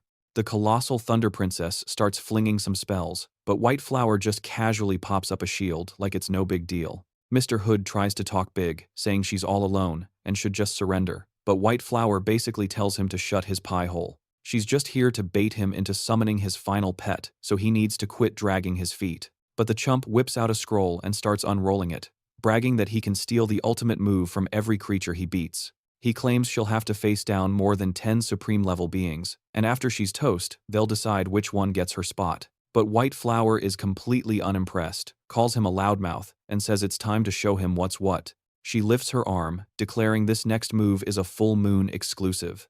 Get ready for another blinding flash of light. Or maybe not. She morphs into the Princess of the Clouds and whips out 2 katanas. The other lady instantly recognizes them as top-tier Imperial gear. White Flower gives her a death glare for like 1 second. And in the blink of an eye, she's already behind her. Dude, that hit had to be a critical one. The poor woman got turned into confetti, and poor Peach couldn't even track the movement. For real, the Cloud Empress's power level was way more terrifying than she ever could have guessed. Turns out, it was just the shield of that annoying, unkillable mage that got shattered. She figures from the way it poofed that it must be some kind of damage-nullifying creature. The scroll zips back to him and basically tells her not to get cocky. So, then, he summons a shiny winged butterfly, which actually seems to get White Flower's attention. And just like that, a barrage of light beams comes flying right at her. She dodges the first blast like it's nothing, but it bounces off a wall and zaps her from behind, and with that, her outfit gets a little ventilated. Luckily, we're keeping it PG here, but then the whole sky just erupts into a massive explosion. She teleports behind the scroll and taunts him, asking if he's done playing with those second-rate techniques. The poor schmuck is just trying to figure out what just happened. But White Flower just schools him, telling him to stop leaning on minions weaker than himself. And then, she slices that scroll to ribbons for good. For sure, it's definitely down for the count this time. Once again, the hooded man has to eat his defeat. White Flower points out that if he'd just listened to her in the first place, he wouldn't be in this much of a mess. He finally gets it through his thick skull that he was a fool for thinking he could ever take on the Lunar King. So this dude tells the Lunar Palace they better sign the transfer contract, while the Fox Girl and her little water buddy are just watching the whole show go down. The droplet is all like, she's destined to be the next Snow Queen. The Fox, on the other hand, says there's no way in heck someone like her could become an Ice Queen. Then suddenly, this insane aura erupts. Bro, the entire city is getting wrecked. Our boy is just casually getting a lift from some butterflies while White Flower gets sent flying. He asks if she's up against an emperor, and she's not even sure. But one thing is crystal clear. This person is already halfway to that god tier level. And then, out of nowhere, a giant green orb materializes in front of her. A single foot pokes out from inside, and this super lazy-looking girl just strolls on out. Both Peach and the Fox Girl seem to recognize her as a heavy hitter from the Supreme Palace. They're all wondering why the Black Moon would summon a boss-level character like that. The system pings with an alert. The moon of the palace has a super high concentration of Emperor's blood and is the absolute strongest in the supreme rank. The princess calls the woman shameless, saying it would take the entire Twin Moon Order working together just to take her down. She seems completely bored out of her mind until her eyes suddenly lock onto something. The Thunder Girl asks what's up, and she points out that the moonlight here feels totally unnatural. Also, there were a ton of glowing butterflies, which made zero sense since they were in the northern region. The guy asks what she's even talking about. She just shrugs it off, saying it doesn't matter. Half the butterflies are here, but it's not going to make a lick of difference. The only thing that matters is the opponent standing before her, who she recognizes as White Flower. She starts charging up power in each hand, and suddenly, her hands morph into vicious claws. White Flower just gets into a stance, no words needed. Then, she vanishes in an instant. The two of them collide high above the arena. They're zipping back and forth so fast that no one can even see what's happening. People are losing their minds that White Flower is actually going toe-to-toe with her, and Su Leang had no idea she was packing this kind of power. This was a supreme-level battle on a scale he had never witnessed before. Mortals like him couldn't even dream of intervening in a fight like this. The moment White Flower hits the ground, the woman preps an explosion and fires off a massive barrage of green light. The poor girl looks completely clueless, like she has no idea what to do. and man, she gets absolutely swept away. What is this? My friend? She literally sliced a mountain in half. It looks like White Flower switched to her spiritual form to barely dodge, but that was way too close. Our boy nearly got vaporized without even realizing it. Once again, his trusty bunny saved his hide, or he would have taken that blast right to the face. And the bunny just reforms itself as Su Leang realizes. The more emotions it absorbs and the longer it's under the full moon, the stronger it's going to get. This means it's nowhere near its limit, and once again, it throws itself right back into the fight. Meanwhile, poor White Flower is getting completely thrashed. The green girl is the moon of the treasure palace, but I'm just going to call her Treasure to keep it simple. At that exact moment, Treasure snags the bunny out of midair. She sneers, asking how they have the nerve to pull such a sneaky attack, and man, she slams it into the ground. White Flower slowly moves in. She readies her two blades, looks down, and unleashes a massive explosion right at her opponent. The hooded guy yells for the Thunder Girl to help. She raises her hands to the sky, trying to gather all her power, but strangely, the clouds just seem to vanish. She's completely baffled, having no clue what's going on, and right beside her, a greenish figure is just staring. She's like, when the heck did that crescent-shaped punk show up? But immediately tries to power up again. She's all fired up, thinking she has to be the hero and save the girl. And yet, in a world-class troll move, the crescent moon just gives her the cold shoulder and strolls off. Boom, another explosion for the highlight reel. The bunny and White Flower nope out of there, while Treasure starts monologuing, asking how two worthless peons even had the nerve to try something. She starts cooking up a little doom sphere in her hand, dropping the classic villain line. Now, you will know true fear. A whole barrage of sickly green moons gets spammed out. For the second time, White Flower gets shredded, but it's no biggie, she just phases through it all in her ghost form. The poor bunny, on the other hand, is catching all the heat. So naturally, White Flower uses the giant fluff ball as a living shield. Classy.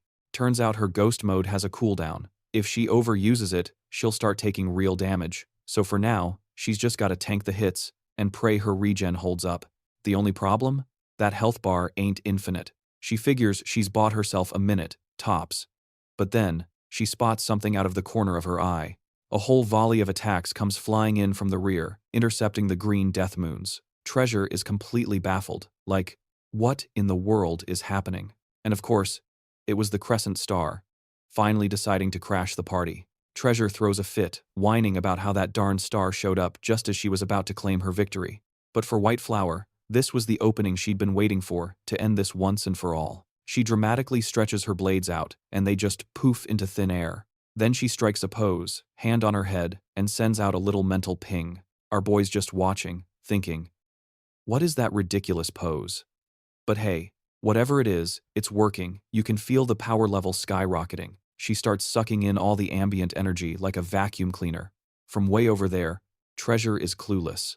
A freaking tornado starts swirling up behind the rabbit, and Treasure is finally thinking, okay, who the heck is this girl? That's when White Flower drops the bomb. She's the one, the true moon chaser. She adds, and hey, if you manage to live through this, I might consider taking you on as my student. Treasure just busts out laughing. She's like, honey, I'm old enough to be your mom. Meanwhile, a nasty green and black portal opens in the sky, and Treasure gloats that everything's about to be vaporized. But White Flower isn't impressed. She just sticks out her arm and summons a giant, glowing deer to charge right at it. Yes, a deer. This spectral Bambi fully materializes and just headbutts the doom portal. Kaboom! Another mini explosion, and the whole battlefield is covered in smoke. The audience is completely blind, no clue what's happening. Then you've got this hooded goon laughing his head off, saying, it's hilarious. The Lunar King stood no chance against him. No idea what that clown is rambling about, especially since our main character is just standing there, chilling, looking completely unfazed. He glances up at the sky, as if asking the gods if they enjoyed the show. But then he declares that the appetizer is over, and now it's time for the main course. The whole crowd starts freaking out, because the sky has suddenly gone pitch black. The moon itself starts to get eclipsed. Su Leang reflects that his heart's been pounding like crazy lately. But right here, right now, on the verge of fighting the Emperor, he feels a bizarre sense of total calm. White Flower has to ask, are you really that confident? And he just replies, I literally can't imagine a scenario where I lose. White Flower is stunned, like, for real? He's just like, yep, He admits it sounds arrogant, just like the old Lunar King used to be. Apparently, these Black Moon folks have stirred up some old memories, though they feel more like trippy hallucinations than actual memories. He's seeing flashes of his childhood, growing up with the girls from the Northern Palace. He remembers how they always took such good care of him. He thinks back to when he was just a kid. So, to prove his memories were real, he literally wrote a book in English. But then, poof, some mysterious entity just wiped it all clean. Turns out, there was no old version of him. He's always been this guy, just born into this world with a full set of memories from his past life back on Earth. But at some point, his brain got a hard reset until about 2 months ago when he bonked his head and everything came flooding back. Still, that little incident proved one thing. There are some seriously dangerous beings lurking around. And just like the Black Moon folks yapped about 3 years ago, he had a super important pet.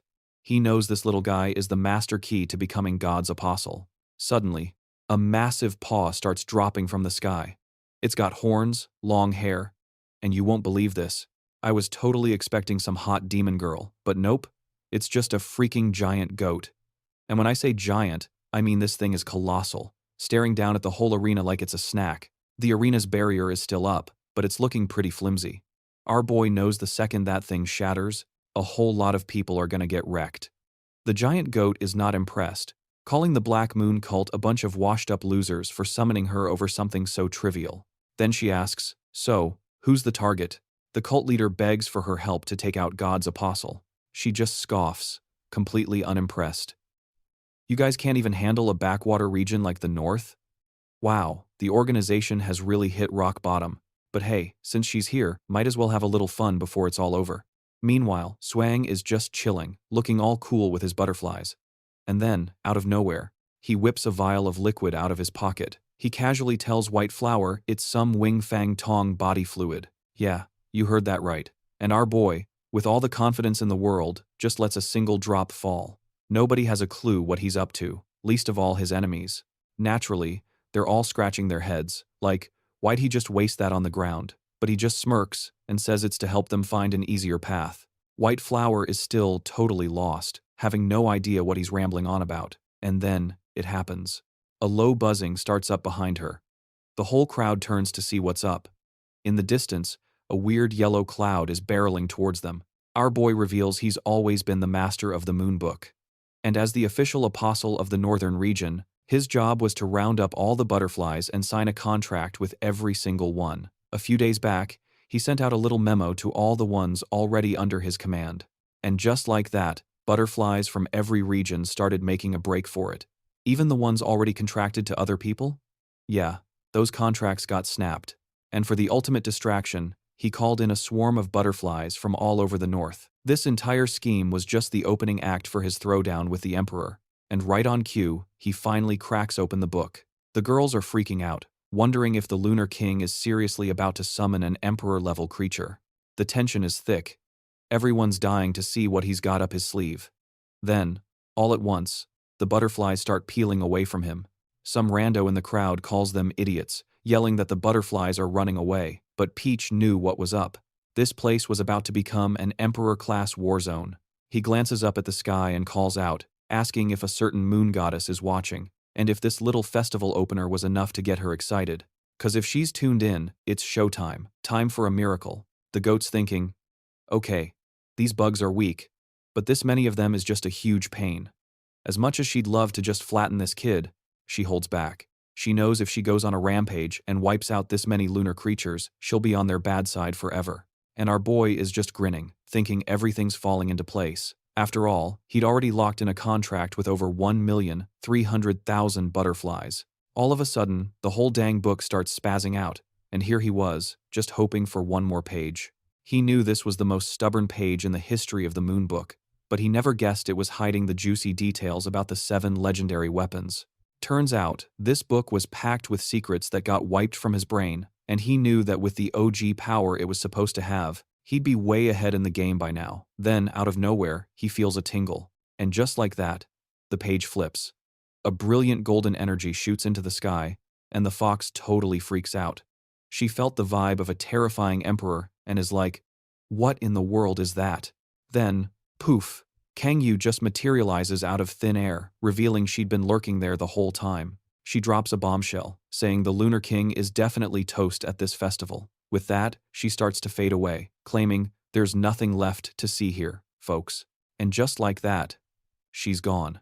The fox is just baffled, wondering how long that sneaky girl was literally breathing down their necks. Just as Su Leang's butterflies start swarming together, a colossal wing materializes in the sky, and the crowd in the arena just hits the deck. Bun is straight up bawling, blubbering about how she never thought she'd see a miracle like this in her lifetime. The hooded dude asks the goat lady if she's got any chance against that times thing. She just lets out a weird giggle before whipping around, tears streaming down her face, wailing, "There's absolutely zero chance of beating that monster. We had a good run, but the Black Moon cult is officially done for. There's no win condition for us anymore, so it's time for everyone to pack it in. We've got to close the curtains on this show because we're relics of the past." The guy is totally lost, not getting why she's so terrified. And the goat explains she's been around the block, but she's never even heard a whisper about a true times apostle of the gods. However, it looks like there's one standing right in front of her. What's now dominating the field is the legendary butterfly that guards the palace.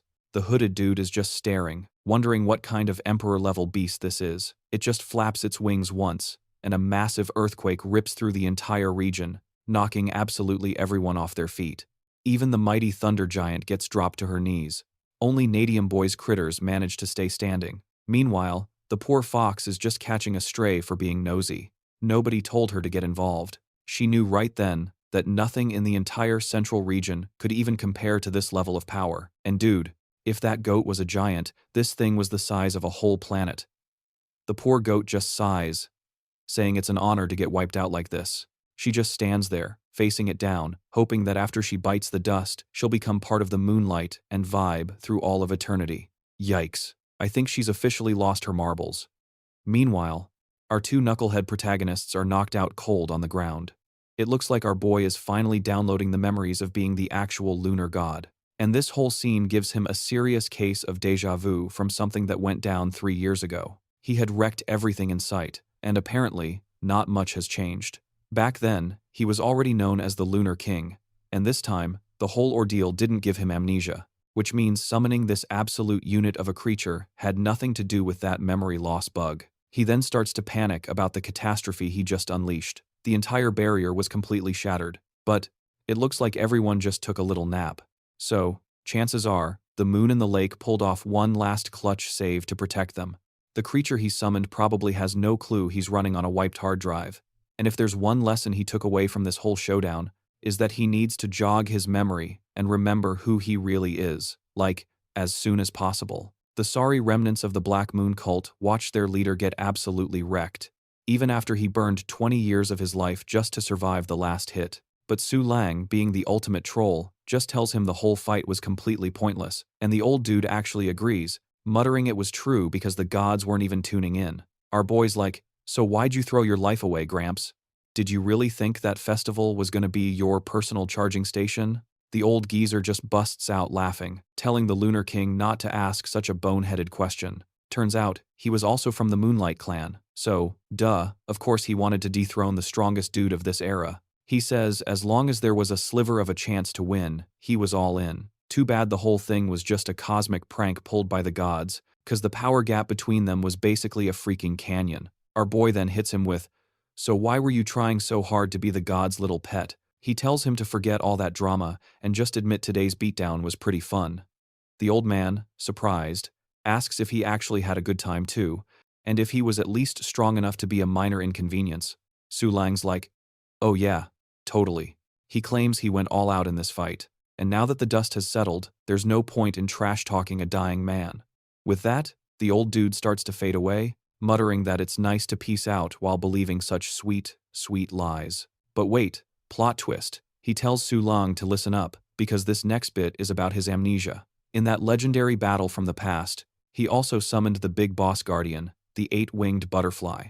The resulting brawl literally wiped 1/3 of the entire northern continent off the map. But here's the freaky part, nobody even questioned what happened. It's like the whole world got hit with a forget-me stick. He laments that whatever went down back then was definitely not a simple scuffle, and warns Su Leang to watch his back.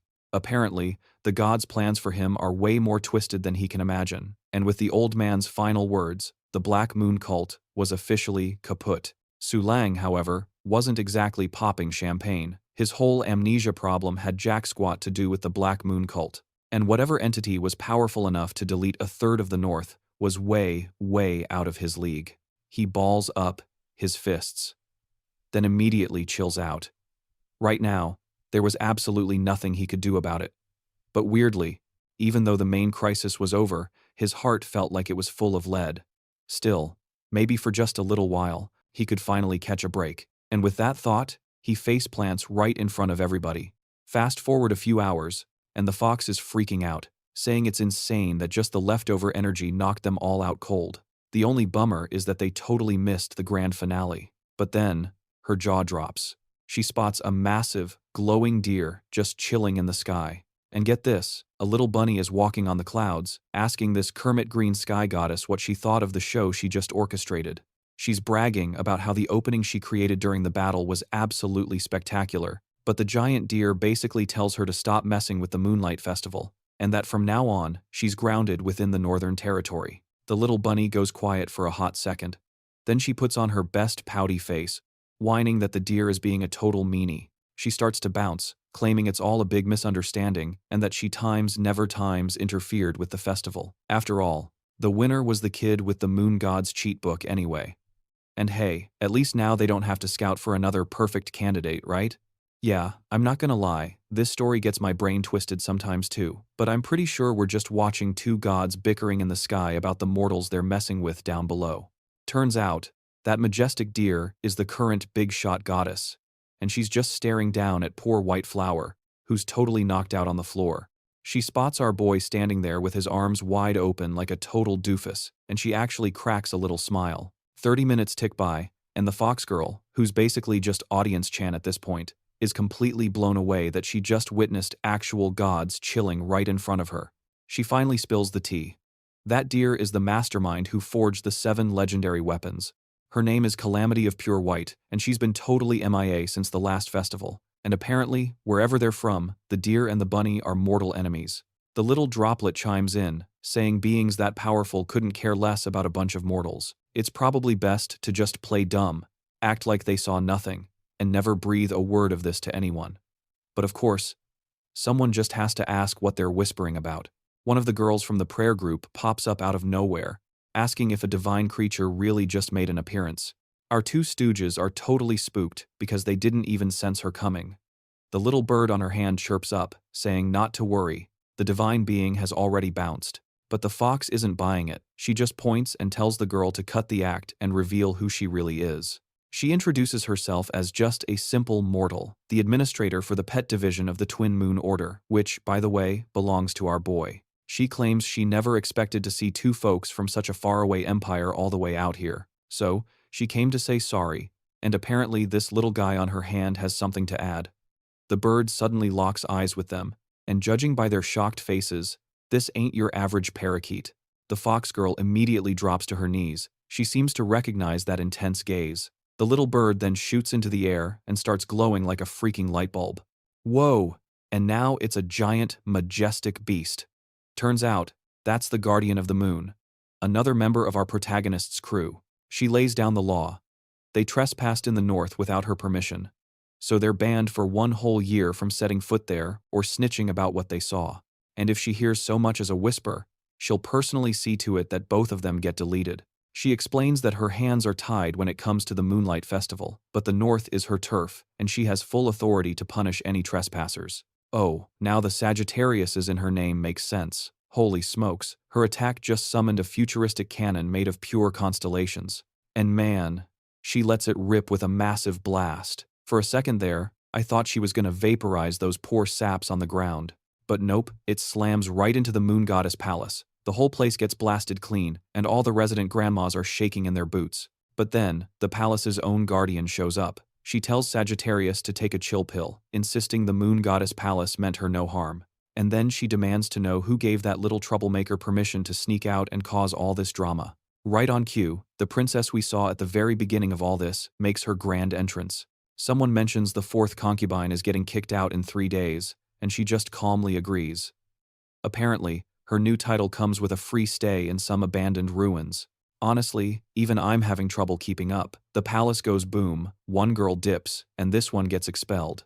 What is even happening? Who even knows at this point? Staring at a picture of that girl, she wonders why everyone keeps insisting the northern region doesn't even exist. She's desperate to know what really went down 3 years ago, and if he, the legendary moon god, Su Leang, finally has an answer for her, and for her nephew. Meanwhile, back in the arena, our girl is finally starting to come to after being knocked out cold. He cracks open his eyes and finds himself in some bizarre sky where his loot is supposed to be. But when he glances to the side, he spots something seriously weird. Big thanks to whoever liked this video, you're the real MVP. So, our boy snaps awake, and he's just floating in some trippy cosmic cloud zone. He's looking around, all dazed and confused, like he just woke up from the weirdest fever dream ever. Then, a shadow emerges from the mist, and it's a freaking moon rabbit. He's probably thinking, what in the world is a lunar bunny doing out here? And then, like a genius, he reaches out to pet her. That was, without a doubt, the wrong move. She instantly karate chops his hand away and calls him a total creep. Su Leang has seen some wild things by now, but apparently, a trash-talking rabbit still throws him for a loop. This rabbit, who we learn is named Tien, then launches into a whole lecture about how high-level beasts can talk, but the low-level scrubs can't. Su Leang isn't buying a single word of it though. He points right at her and says, "Cut the act. What are you really?" And that's when Tien drops the bombshell. She's not just any moon rabbit. She's the current moon god, the floating moon princess Tien, and the reigning champ of the last moon god festival. And plot twist, she's been the director behind all those cryptic dreams he's been having this whole time. Tien then makes him a business offer. Join her Golden Butterfly Palace crew. She's basically in full recruitment mode, like, hey kid, you want to take down the Lord of the Cold Moon? I can make that happen. Then she morphs into her human form to sweeten the deal. She gets all up in his personal space, putting a hand on his face while dissing his current beasts, calling them budget bin knockoffs. The bunny he has? She calls it a defective model, with a bloodline so watered down it's barely there. She's offering him the works, insane power and perfect babies with gorgeous, top-tier beasts, the whole premium package. But our boy Su Leang, and I gotta give him major props here, actually grows a spine for once. He shoves her away and shuts the offer down cold. This is the same guy who usually bumbles his way through everything. But when it comes to his friends, he puts his foot down. Tien just scoffs, saying some other idiot from the Imperial Rabbit Palace acted just like him before eventually caving and joining her. She's pretty much saying, they all come crawling to me eventually, in the most menacing way possible. That's when Su Leang really pops off. He grabs her hand and calls her out on her nonsense, asking if she's really this all-powerful moon god who can orchestrate dreams. So, why can't she just rig the festival to win? Why is she trying so hard to recruit him unless she's actually scared he might beat her? He tells her she has no right to judge his comrades and declares that one day he's going to crush all her little minions and take the throne himself. Tien, as you'd expect, does not take rejection well. She just bursts out laughing like a complete maniac. She transforms back into her rabbit form and pretty much declares all-out war. She says the Imperial Rabbit Palace is about to awaken and will send 10 invincible lunar eclipses to come after his soul. Then the dream world starts to crumble. She gets in one last zinger about how they're now mortal enemies, and just like that, Su Leang gets yeeted back to reality. We cut to 10 days after the Emperor battle, and the city is still feeling the aftershocks of that insane fight. We spot a couple of mysterious scouts checking out the damage, a girl and a guy in white cloaks doing some serious reconnaissance. The girl is literally shaking from the leftover energy in the air, saying that even after 10 days, the aura left by those beasts was still nightmare fuel. Apparently, these two are from some shady organization that's calculating everyone's odds of winning the festival. They've got a whole probability spreadsheet going. And Su Leang is currently sitting at a whopping 0%, an 8% chance, which sounds pretty pathetic until you realize everyone else is failing even harder. The girl from the western region is rocking a 0.018%. The Cold Moon Lord from the south gets 0.03%. And our dear friend the Cloud Princess?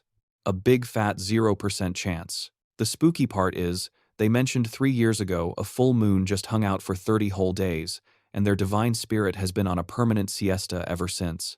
It turns out, one of these so-called apostles is apparently the one who put the god to sleep, and these percentages are basically the betting odds on them finishing the job. Meanwhile, our boy Su Leang is finally dragging himself out of his 10-day coma nap. He wakes up with his head in the moondeer's lap, staring at a 5-star view, which is awesome until she starts screaming at him to get his lazy butt up. The guy just wants to hit snooze, but his system pops up with the bad news. All his shiny new abilities are locked because his body is too wimpy to handle them. Apparently, he needs to hit the 7th rank or summon a casual 100 billion butterflies at once to use his emperor-level creature again. Talk about a serious grind. The moondeer smacks him upside the head for ignoring her, leaving him with a nice little souvenir bump. But this absolute menace just rolls over, buries his face right back in her lap, and starts nuzzling her. Assets. Su Leang then asks how long he was out. Crescent Moon chimes in, telling him it's been 10 days, which makes him totally freak out because he completely forgot she was even there. Crescent Moon gives him the full scoop on what's been going down. The academy is getting rebuilt, and the northern region is all quiet on the western front, but the central region is getting absolutely demolished. The 7 stars are wailing on something called the 10 pillars, and the Moon God Palace has maybe 2 weeks left. Tops. If those pillars fall, the legendary guardian of the Imperial Rabbit Palace will be rebooted. This guardian turns out to be none other than Fu, the Jade Chancellor, who was the champion of the previous Moon God Festival. She was originally on Team Moonshine, but she backstabbed them to become Princess Tyne's #1 heavy hitter. Su Leang's brain is short-circuiting trying to process this. If she won the last festival, then why the heck does she need a do-over? What got her benched in the first place? When he asks about it, Crescent Moon gets all flustered and refuses to spill the beans, clearly hiding some juicy gossip. This, of course, makes Moondeer super jealous, because now she's convinced Su Leang and Crescent Moon are sharing secrets.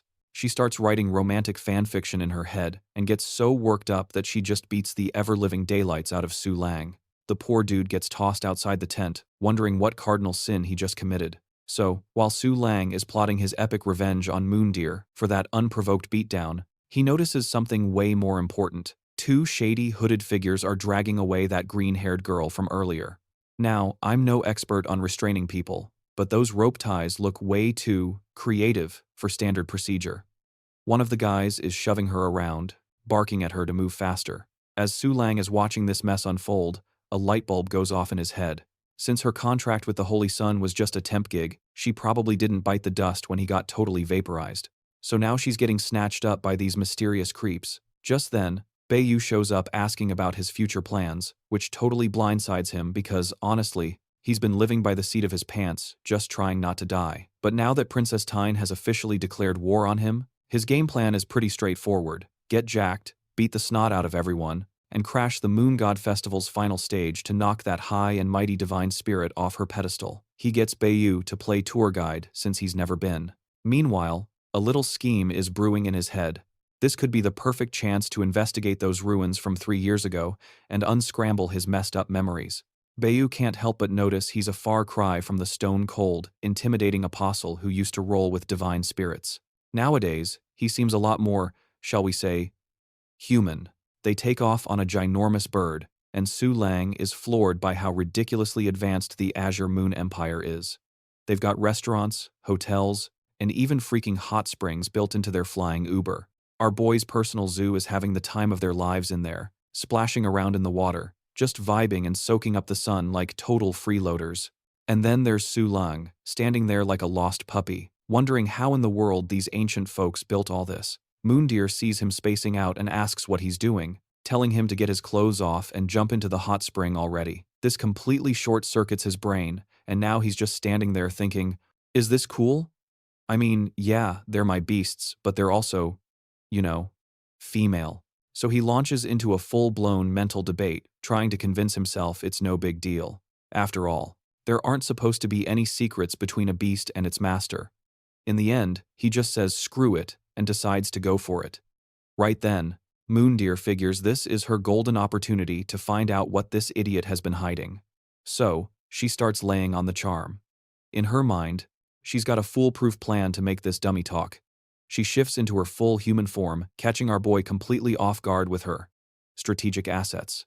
A moment later, she feels something times, and asks our boy if he'd care to explain himself.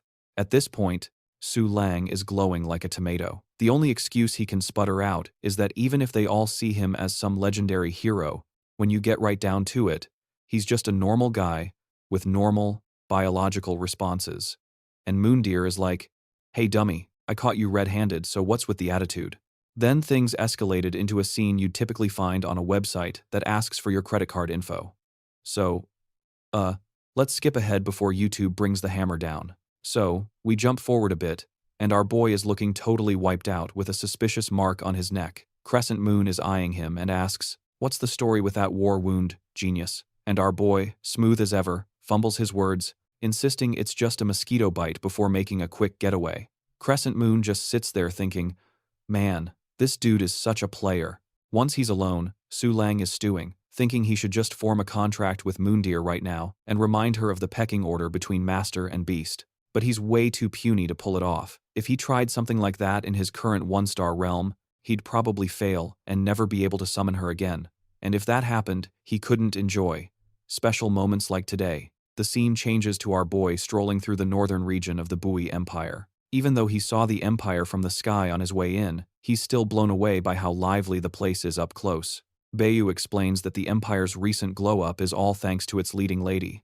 Apparently, 10,000 years back, tech was basically sci-fi level. But then two absolute units had a legendary throwdown that zapped every single electronic gizmo on the planet. And just like that, civilization got yeeted back tens of thousands of years, with hundreds of millions of people getting wiped off the map. Naturally, those two power-tripping tyrants got a slap on the wrist for it, but the world was already a dumpster fire. Su Leang is absolutely gobsmacked that one little spat could cause a global apocalypse. Meanwhile, on another channel, Crescent Moon is internally roasting him, thinking, this clueless moron doesn't even know about these legendary troublemakers, yet he swears he can get my scabbard back? She's also sweating bullets because the Ice Queen only showed up to this party because she epically failed to wreck the Imperial Rabbit Palace last time, and you better believe she's been nursing that grudge for a solid tens of thousands of years. Anyway, after they touch down, Su Leang tells his posse to go chill while he takes Moondeer on a scenic little date. His crew is just standing there, completely baffled, remembering the absolutely terrifying Lunar King from back in the day. And now this dude wants to go frolic in the flowers with his pet? They're all whispering, "Dude, what happened to that whole I'm a terrifying god vibe he had going on?" So, Su Leang strolls over to a spot called the Heavenly Abyss and has a major aha moment about why they call it the Twin Moon. Turns out, there are literally two freaking moons mirrored in this gigantic canyon. He then tells his entourage to park it and make sure nobody tails him. But, of course, some shady-looking spies are already camping out and watching their every move. These mystery lurkers are trying to crunch the numbers on why the Lunar King would suddenly pop back into the old Moon God Palace's turf. Time to whip out the old thread-o-meter again. Apparently, the Cloud Princess was holding the #1 spot on their most likely to wreck our day list. But now their spidey senses are tingling with a divine spirit aura that makes her look like a fluffy kitten. One scout volunteers as tribute to go check it out while the other hangs back. The plan is, if scout #1 gets totally smoked, they're to crank Su Leang's danger level up to 100% and basically send a spam email to every dream realm in the north to come gank him. So, Su Leang and Moondeer are taking a little stroll deeper into this so-called heavenly abyss, and even though the sun's out, the whole place has this super creepy, you're about to die vibe. Moondeer is like, are we lost? But he's all, nah, we're good. He's just getting some seriously bad juju from the area, which, makes sense, since this was the Moon God Palace's old stomping grounds and now it's a ghost town. He figures if any real shenanigans were to pop off here, the Azure Sickle would totally sniff it out, seeing as they're practically neighbors with the Azure Moon Empire. But the place is deader than a doornail right now, so he's thinking, maybe if he retraces his old steps, he might just find a breadcrumb trail leading back to his missing memories. Meanwhile, Mr. White and Red Cloak over there decides it's showtime. He does a dramatic finger snap and summons this giant black goop ball in the sky that starts raining down nasty-looking sludge right on top of them. Su Leang's playing detective, scanning the area, and realizes there are 0 footprints. Gotta hand it to the Twin Moon folks. They're good at keeping their lawn pristine. Then he just freezes mid-step, causing poor Moondeer to bonk her snoot right into the back of his head. He's just staring, completely dumbfounded, Because sitting right there is his old diary. His brain is just buffering, trying to figure out how in the world it ended up here. He's guessing he probably kept it for safekeeping, then rage quit, and ditched it here after his amnesia made his own handwriting look like alien scribbles. He makes a mad dash for the diary, but a brand new challenger, the Lady of Autumn Calamity, literally pops out of thin air and yoinks it first. She's casually flipping through the pages like she's browsing a magazine, calling it some kind of divine spirit's instruction manual, and complaining about how none of it makes sense. Su Leang and Moondeer are both on high alert, trying to get a read on this mysterious gatecrasher. Su Leang's danger dar is going haywire, but he can't scan her power level, so Moondeer and Crescent Moon just say, "Screw it," and go on the offensive. But let's be real, that attack was about as threatening as a wet noodle, and the lady just gives them the ultimate "I'm not impressed" face. Our mystery lady helpfully points out that they're brawling in broad daylight, which is basically the ultimate debuff for moon-type tamers. She's all like, "I have no beef with you," end quote, yet, and tries to dip with his diary. But Moondeer is having absolutely none of that. He tells her, "Fine, get lost, but a dude's gotta keep his diary." That's when it clicks for Su Leang. His lunar grimoire isn't pinging, meaning this chick is probably some OP emperor-level boss. Translation: she ain't a moon type. So, how in the world did she sneak past the Azure Sickle's high-tech security system? And there goes the peaceful exit strategy. The lady decides she'd rather just root around in Su Leang's brain and starts firing off some gnarly black thorns from her fingertips. Moondeer, the ultimate ride or die, throws up a protective shield for our boy. But those thorns shred through it like paper and slam right into her. Su Leang is forced to whip out his legendary Crescent Moon sword just to parry the attack. He's sitting there thinking, "Thank goodness for this sword's invincibility plot armor, or I'd be a human pincushion right now." Meanwhile, poor Moondeer is down for the count. And it's dawning on him that this is the brutal reality check you get when moon types try to throw hands with an Emperor-class baddie during their off hours. The lady basically tells him to just give up, cause moon types only get their miracle working powers during a full moon, and right now, he's just a dude with a glowy sword. Then, just to absolutely demolish our boy's hopes, she reveals that the Sagittarius Palace can't detect a thing because some divine spirit gave her a cosmic do not disturb sign. Apparently, they could be having a full-blown rave on sacred ground, and nobody would even notice. Su Leang is using his big sword as a crutch, looking like he just went 10 rounds with a meat grinder. But even on the ropes, he's got the audacity to trash-talk her literary taste, telling her his diary is just cringe-worthy teenage angst, and she'll get brain rot trying to treat it like a holy text. She's just clutching the diary, sporting a super creepy grin, and muttering about how once she's done a deep dive into his memories, none of this will matter. And that's when the gears start turning in her head.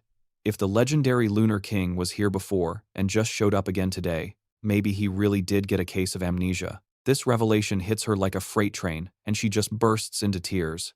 She starts grilling him. "Was it you? Did you see times that thing, times with your own eyes, and only lose times sometimes of your memories?" Yeah, she's going full-on drama queen.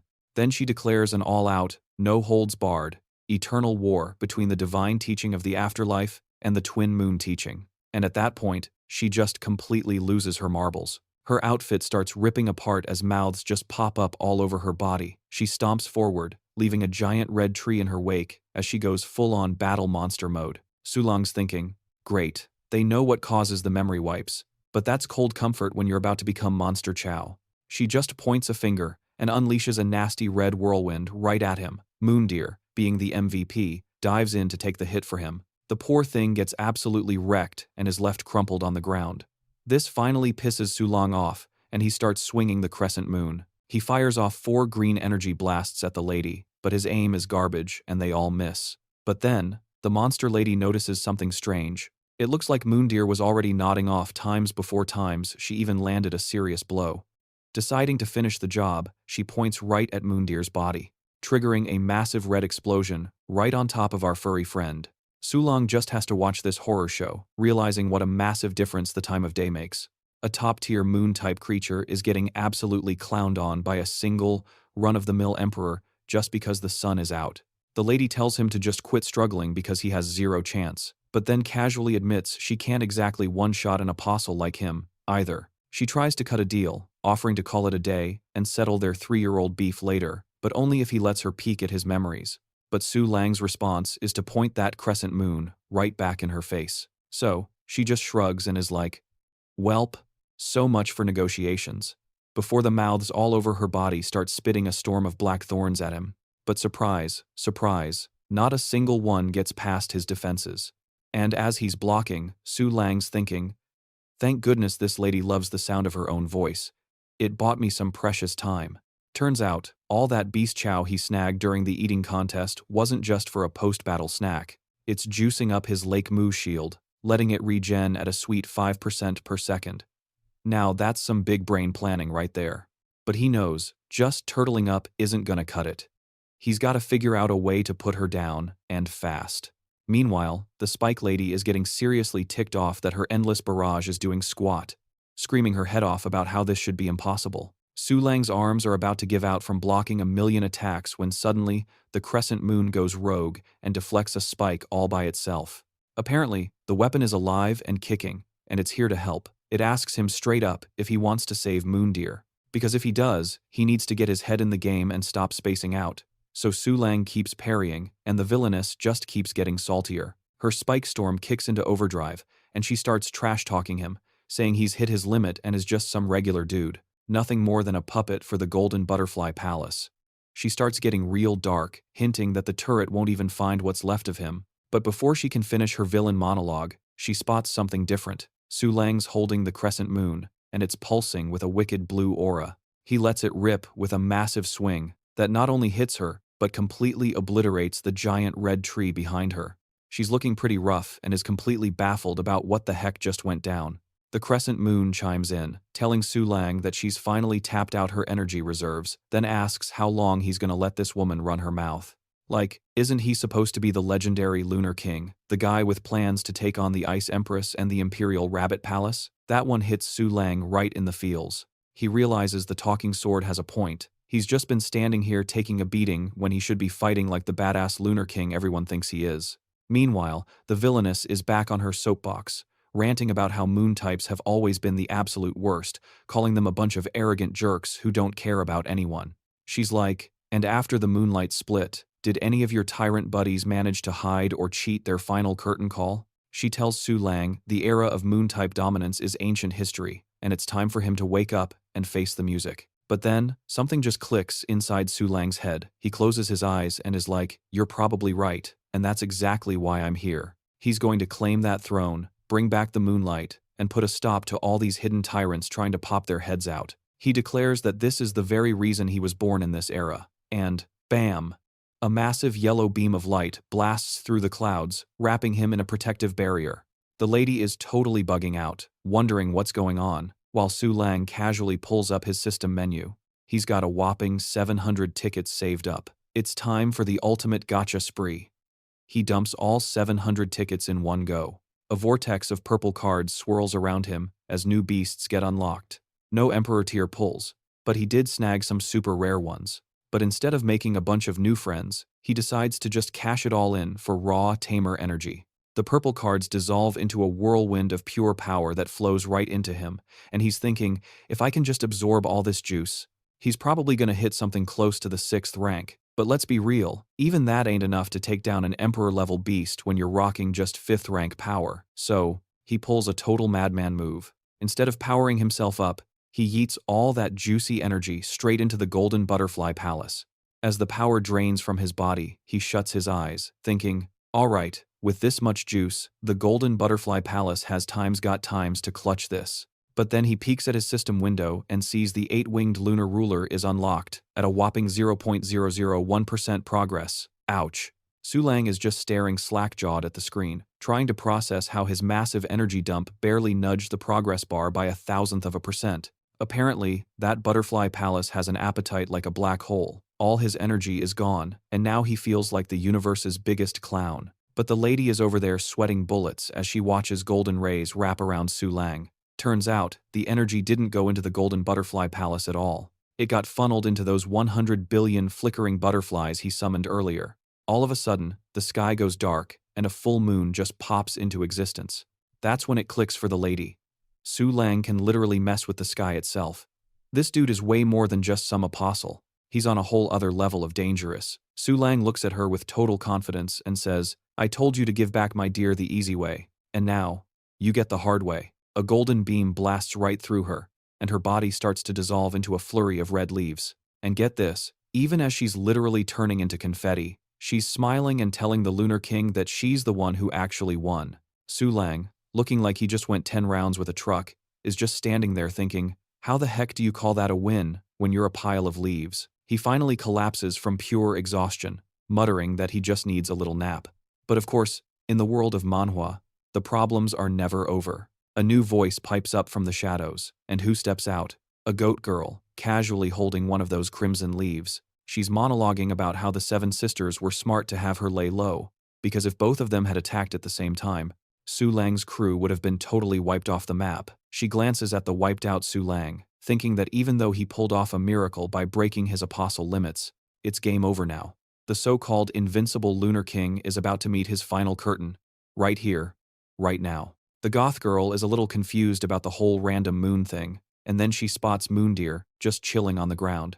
Moondeer wakes up with a yawn, asking if she slept all the way till night.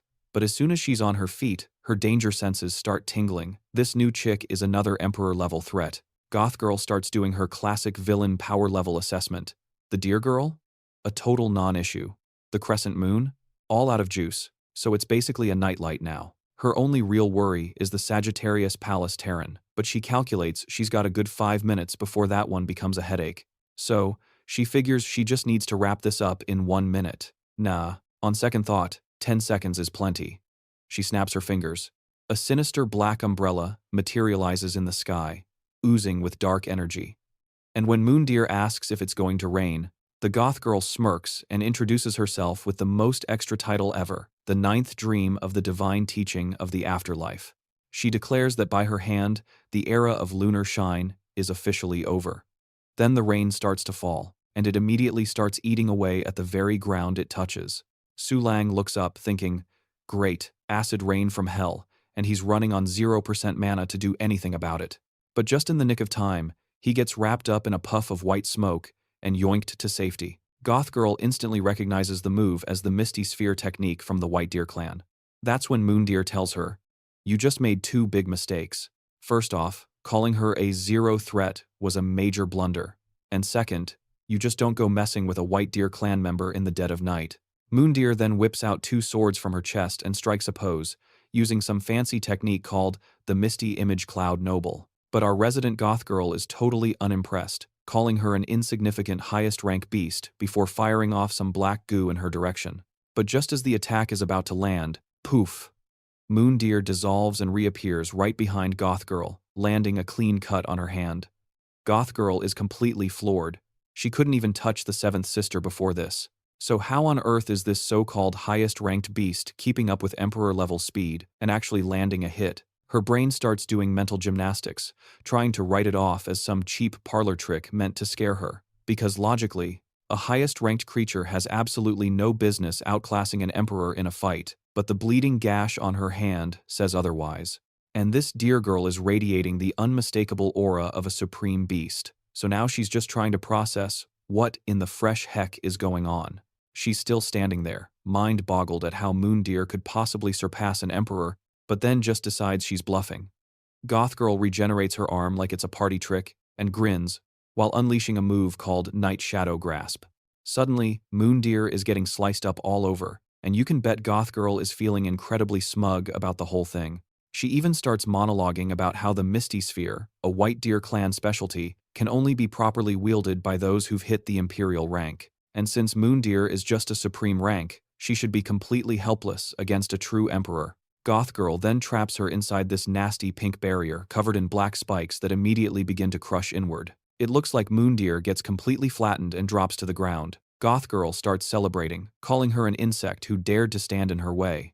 She's soaking in the victory until she remembers she just beat a supreme ranked beast, which means there are exactly 0 bragging rights to be had. But then an incredibly intense aura washes over her. She whips around to look for Su Leang, assuming the foggy sphere is toast. Except it's Moondeer's voice, calm and collected, announcing that the 10 seconds are up. She failed to keep her word, and she's getting a little tired of all this drama. Then the real show begins. She starts to glow, her antlers sprout, and her hair begins growing at a ridiculous rate.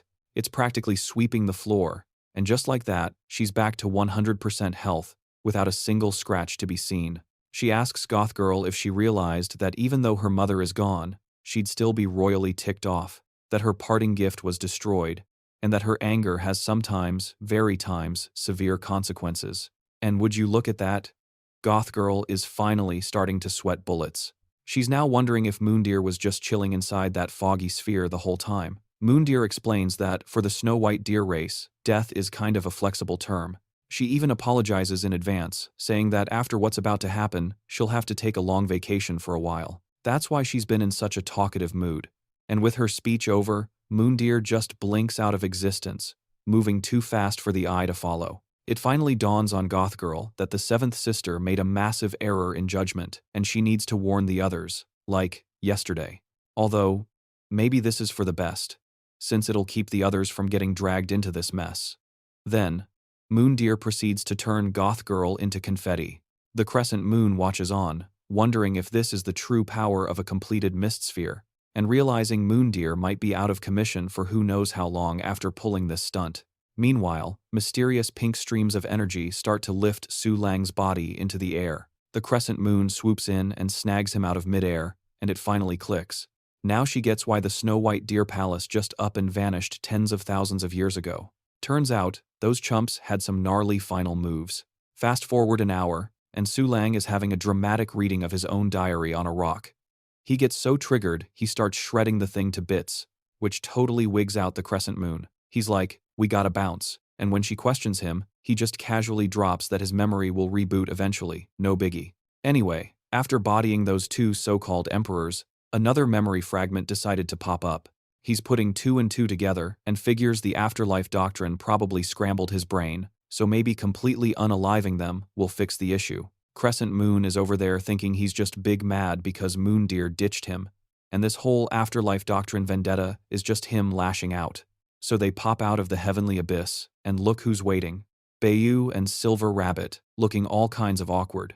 Su Leang immediately trolls Bayu, asking if she survived the last Moon God festival by just playing intergalactic dodgeball, and boy does she start sweating bullets. He just turns his back on her and drops a casual, "I don't know what you're scheming, but let's try not to end each other next time, K?" Silver Rabbit and the masked girl are just standing there, completely baffled, as Su Leang strolls off, lost in thought about how Moon's face-off changed the Azure Sickle. That dude definitely saw Goth Girl pop in, but decided to just sit back and watch the show instead of helping.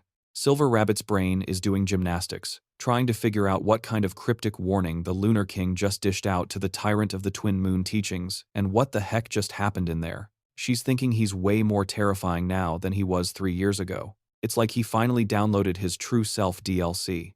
As Su Leang wanders off, his brain is busy unpacking some recovered memory files. Turns out, this world ain't just the 5 boring old regions. Nope, there are also these super-secret sacred lands. And here's the kicker. These sacred spots are supposedly bigger than the entire freaking planet. Which, makes absolutely zero physical sense.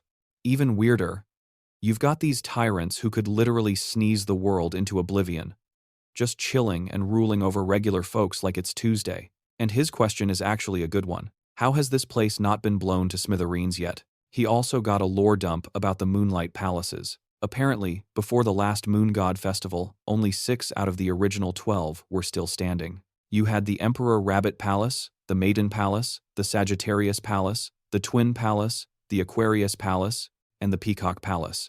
But then the Emperor Rabbit Palace went full-on traitor, wrecked one of the 7 wonders, which was the Aquarius Palace, and then just bailed.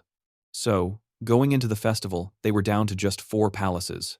Now, there are whispers that the Golden Butterfly Palace is about to make a comeback. Meanwhile, over at some foggy lake on the northern border, Mir is literally walking on clouds towards a misty orb with some funky blue stairs. 3 girls are waiting for her. Cloud Maiden, Luna of Sorrow, and the Cloud Princess, who are all calling her Great Aunt. The Cloud Princess immediately jumps in, asking if Moondeer has unlocked her blood memories yet. She's all hyped up, saying they want to crash the Moon God Festival, repping the Snow White Deer clan, and absolutely demolish all the owners of the 7 strings. She starts rattling off their hit list: the Cold Moon Lord, the Western Region's Double Gift, and the Lunar King, acting like they can just roll over them thanks to Moondeer's OP bloodline. but Moondeer just shuts her down with a get lost. The Cloud Princess is like, whoa, did something happen out there to make you so salty? Then she gets all smug, saying there's no rush since they'll have plenty of time to become besties later. She then introduces herself as Tamer, the half-blood Cloud Princess who's just a stone's throw away from 9 stars. And back at the Moon God Palace, we find out this place has been run by drop-dead gorgeous women for thousands of years, with a juicy rumor that any baby boys are immediately shipped off to the southern and western departments. And even though the Imperial Rabbit Palace totally crushed it at the last festival to win the throne, the Holy Maiden wasn't having any of it. She and 10 princesses ganged up on them, stuffing all their power into 10 shady-looking shadow pillars. And today, the 6th one is starting to crack. It's shaking like a leaf, spewing bright yellow light and lightning everywhere. Then one massive bolt zaps a chain, and ping, it snaps in two. Out pops one of the 7 Emperor-ranked moon stars, a slick-looking moon dragon, who immediately starts roasting all the tamers around him. He's calling them a bunch of insects who'd get flattened by a gentle breeze, let alone a real punch. This dragon is just so let down by how wimpy the Heavenly Maiden's descendants have become. Some blue-haired tamer nervously mentions the 6th princess is on her way. But a girl named Zhao speaks up, asking if they should really just let this slide, because if these shadow pillars keep breaking, all 10 of the Imperial Rabbit Palace's lunar eclipses will be running wild. The Moonlight Dragon just yawns and says not to sweat it.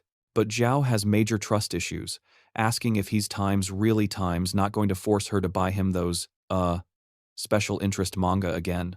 You know, like that time when she was 6? Or make her visit the bathhouse daily so he could get his fill of eye candy. The dragon swears he's a changed man.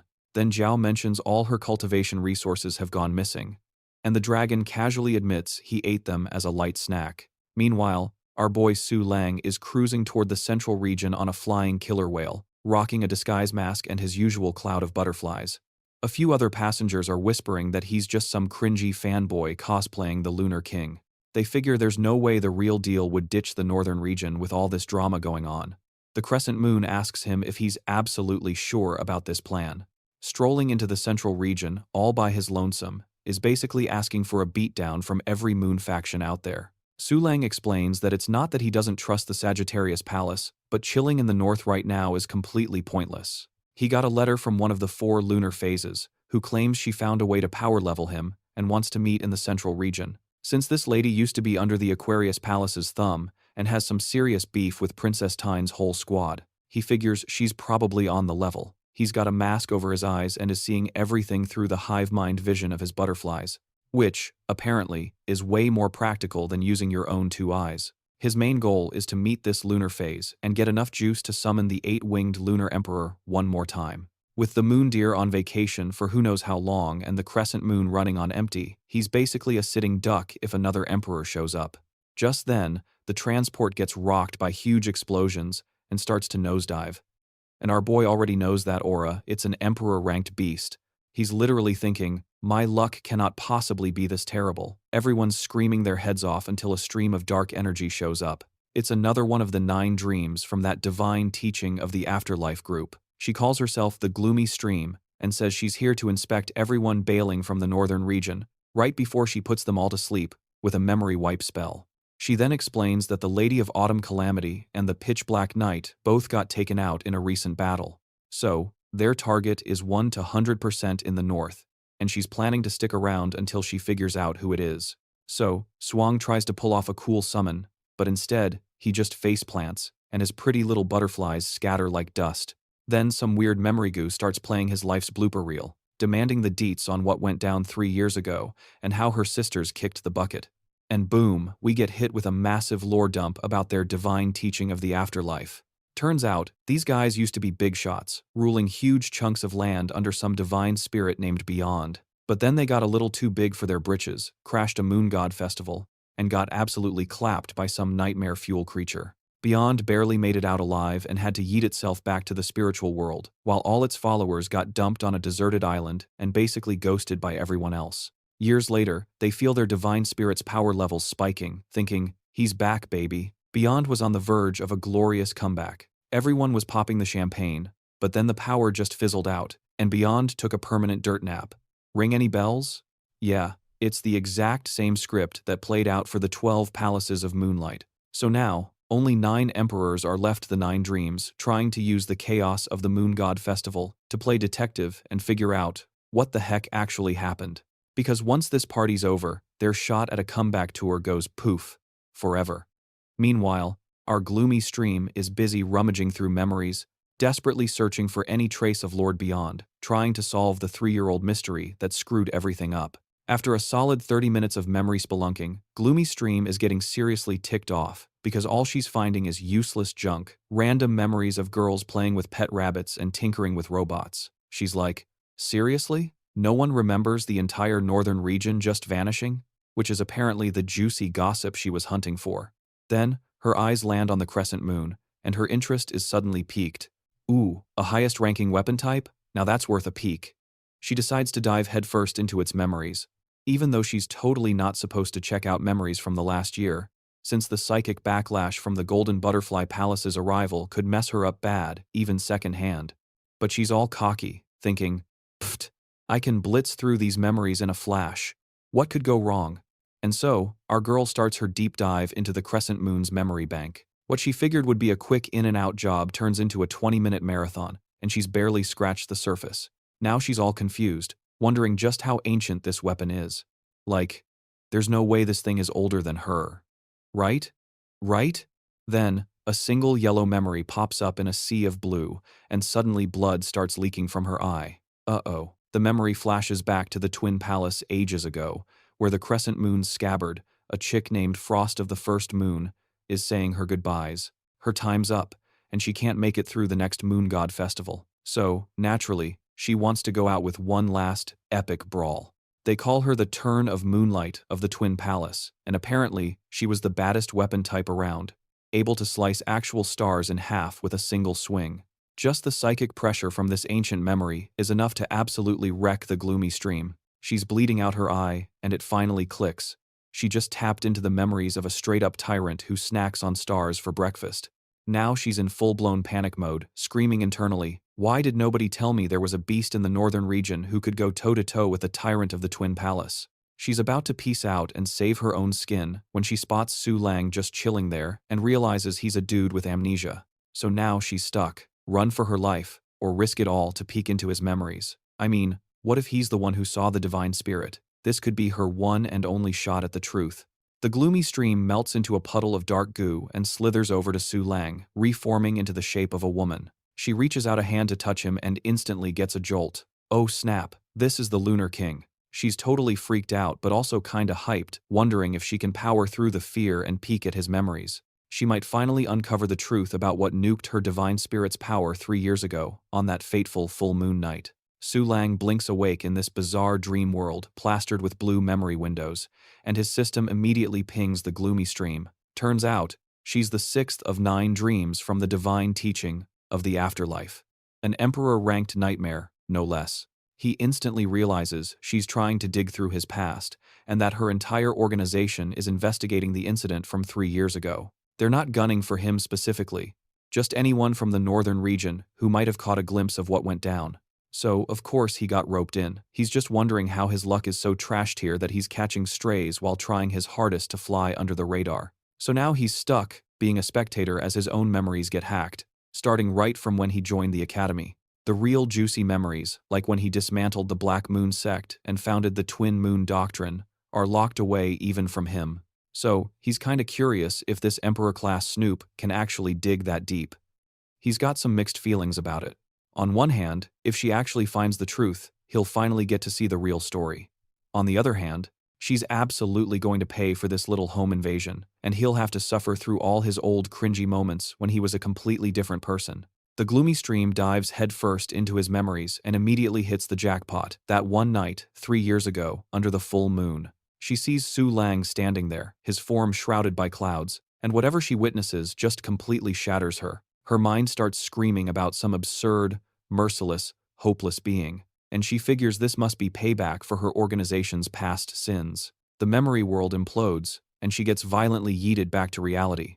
Convinced she has to escape and warn everyone, she concludes Su Leang definitely iced the Lady of Autumn Calamity and the Pitch Black Night, and that he's way off the charts, beyond labels like vessel or apostle. Her new game plan is to rally all 9 dreams and try to jump him with their combined might. Apparently, ganging up on him is now their one and only purpose for existing. Su Leang wakes up, wondering why she noped out of there so fast and what on earth she saw in those final memories to scare her that badly. Luckily, he managed to send out his butterflies before he blacked out, and they've already gathered hundreds of millions more in the vicinity. The central region is apparently teeming with way more butterflies than the north, so he's feeling pretty confident he can take on anyone here. But then, because his luck is a troll, everything goes completely sideways. The transport gets blown to smithereens, and everyone is suddenly plummeting through the sky. Turns out, the gloomy stream fled right into an active war zone, where the shadow pillars are under attack. And then, the Moonlight Dragon shows up. He's just one of the 7 lunar stars controlled by the Imperial Rabbit Palace, and he's the guy who accidentally vaporized their ride while fighting. The dragon quickly realizes he's got to eliminate all the witnesses now. This, of course, throws everyone into an even more messed up situation. Su Leang drops his disguise, and his system IDs the Moonlight Dragon as Emperor rank. It can't pull up the details, though, since this dragon wasn't part of the winning team from the last festival. Su Leang's just thinking his luck is getting absolutely ridiculous, bumping into Emperor rank monsters everywhere he goes. But hey, at least the gloomy stream can escape in the chaos. Plus, his butterfly army is about to arrive in overwhelming numbers. So, it's about to get interesting. You know, this whole disaster might actually be a blessing in disguise for our boy. First up, we get a breakdown of the new Emperor class power rankings. Turns out, most of these Emperors are basically on a divine leash, stuck with contracts that only let them go wild in very specific situations. They're split into 3 tiers: tyrants, who can literally delete regular emperors just by existing. Then you have your senior emperors. And finally, the ordinary emperors, who make up a whopping 90% of the population. The tyrant class includes some absolute units like the Azure Sea Sickle, whose arrows just casually punch through entire worlds, and the Ice Unicorn Empress, who's basically a walking, talking climate change machine. And let's not forget the Spring Tyrant, who's got every single sea and ocean on speed dial. Apparently, these guys can turn entire planets into space dust if they really feel like it. The Moonlight Dragon? He's in that weird special ordinary category, which means he's a raid boss for his tier. I mean, the dude managed to speedrun the entire Moon God Palace in just half a month.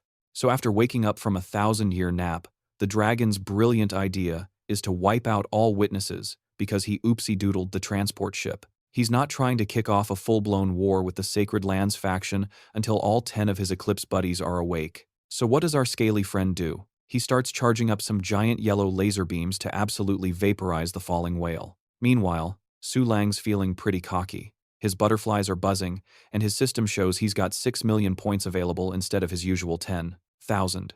His Lake Mu shield is almost back to full health. So, if he can just face tank that first hit, he figures he might actually stand a chance.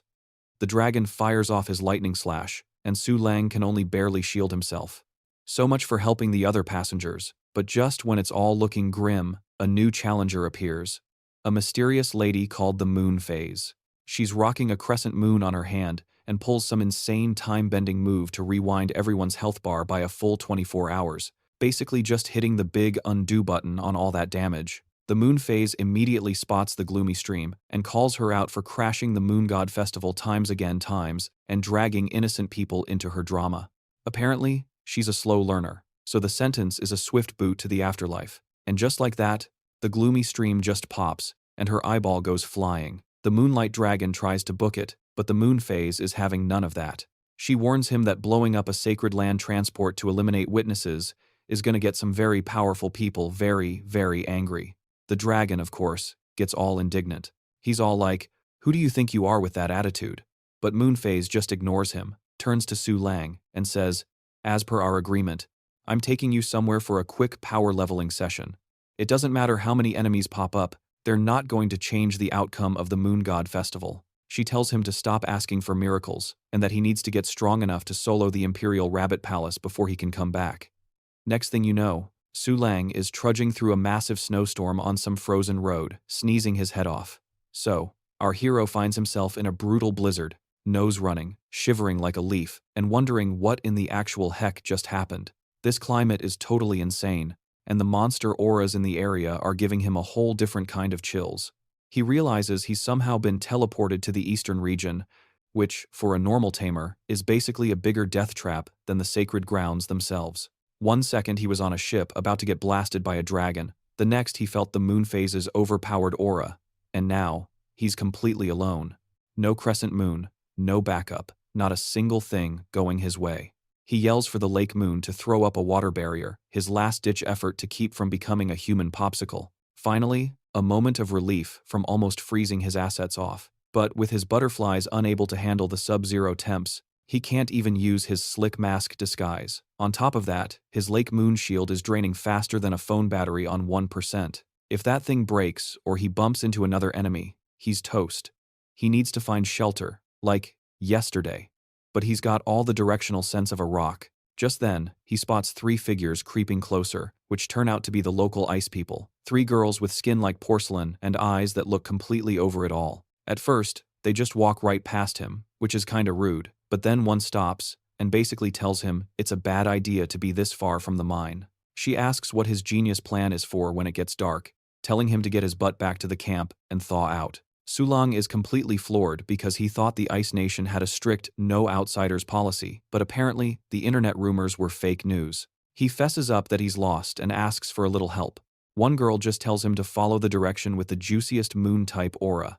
When they ask if he's for real a moon-type, he confirms it, saying the cold just turned his brain into a slushy. After they take off, it hits him just how dangerous that was. Apparently, there's a whole moon-type camp here. This really messes with his head since he never expected to find moon pea veins way out in the eastern region. Half a day of trekking later, he finally drags himself to the Moontide camp, which is just a sad collection of tents.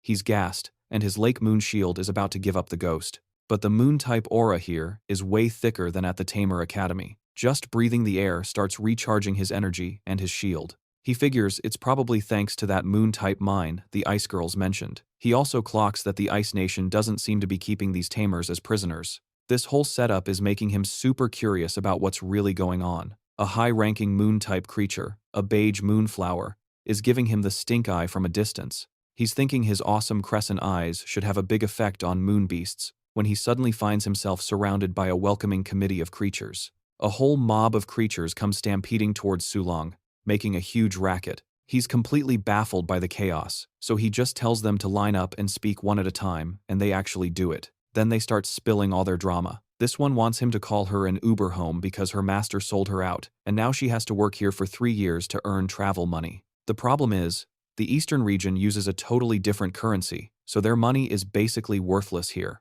And even though the ice people don't cage them, they wouldn't survive for 3 days in this climate on their own. So yeah, they're pretty much stuck. Su Leang listens while his lake moon acts as a universal translator, then says he gets it and will pick them up later. But first, he wants to know how a crazy rich moonite mine even exists in this frozen hellscape and how it works in these freezing temperatures.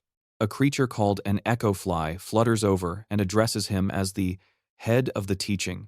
This catches him off guard, being recognized in such a remote place. She explains she's from the Twin Moon teaching and was gathering intel on the enemy, but she got lost and ended up here. She recognized him by his signature eyes and figured something huge must be happening for a big shot like him to show up. Eckley spills the tea that this mine is currently run by the Purple Cherry Eye, who is one of the 3 representatives of the lunar heavens.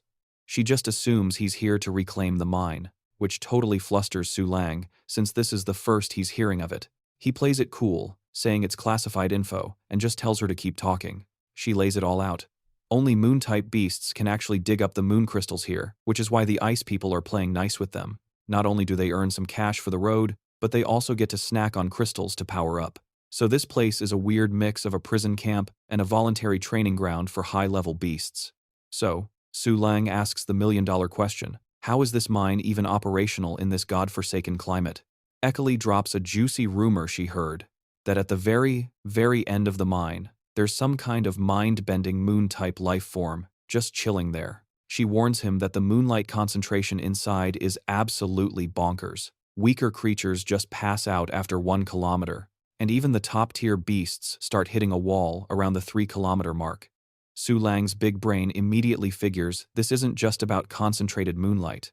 Nah, this is the kind of pressure that comes from something way, way more powerful. Whatever's lurking in the depths is the secret sauce keeping this whole mine running in the eastern region. He tells Ekali he's going in solo, protagonist style, and promises to bust everyone out when he's done. She's just thinking to herself that whatever this guy is chasing is about to flip the entire world order on its head, and after a whole 1,000 years, someone is finally stepping up to challenge the undisputed ruler of the eastern region again.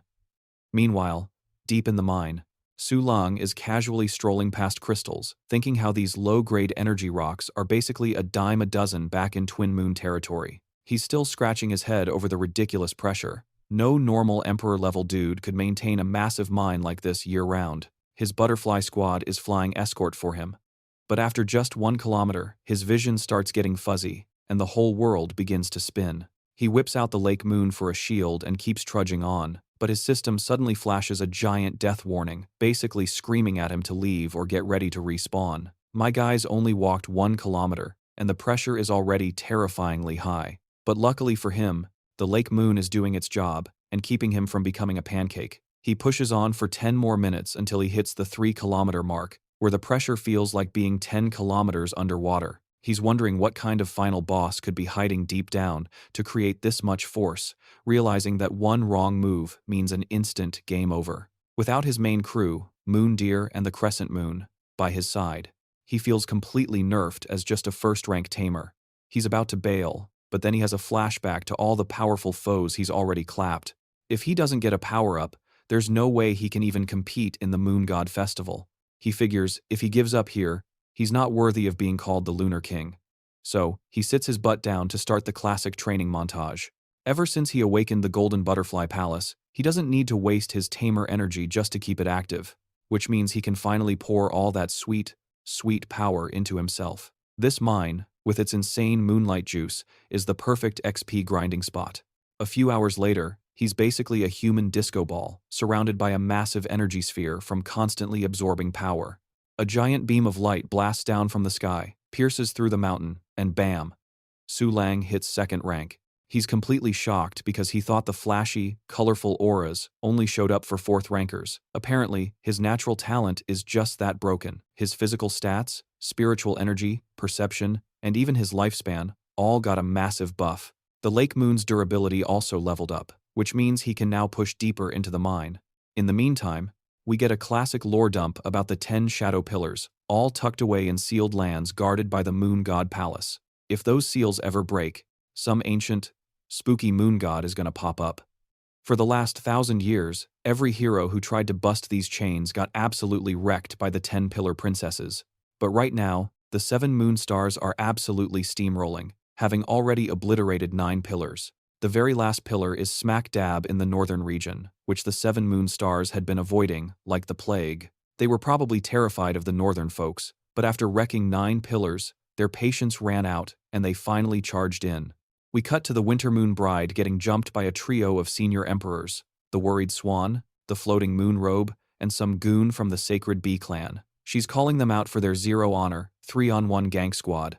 The Worried Swan just retorts that, as long as the last pillar is standing, the seal will hold just fine. In a flash, the Winter Moon Bride gets yeeted away to the sacred lands up north at Misty Lake.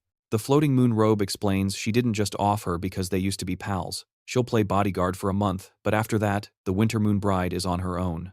The Floating Moon Robe then casually mentions she's the leader of the 4 moon phases and can literally see the future odds on who will win the festival. She starts a prophecy, saying victory belongs to that man, and then, compared to him, even the Lunar King of the last era was. But she trails off. Instead, we snap back to our boy, who after half a month of hardcore cultivation, 10 kilometers deep, has finally hit the 4th rank. He's thinking that at this power level, he should be able to fully command the highest-ranked beasts, if he can even find one to make a contract with. More importantly, his current strength should be enough to blast through to the end of the mine in a single go. Hitting the 4th rank has totally rewired how he sees the world. He can now clearly perceive the flow of auras and is dead certain the soul-crushing pressure is coming from some kind of living thing. And he can count on a single hand the number of creatures he's ever encountered with this kind of spiritual power. He spots a brilliant light ahead and realizes he's almost at the finish line. The Lake Moon shields him with maximum protection as he steps into a room filled with crystals. Right in the center lies a red-haired girl with horns.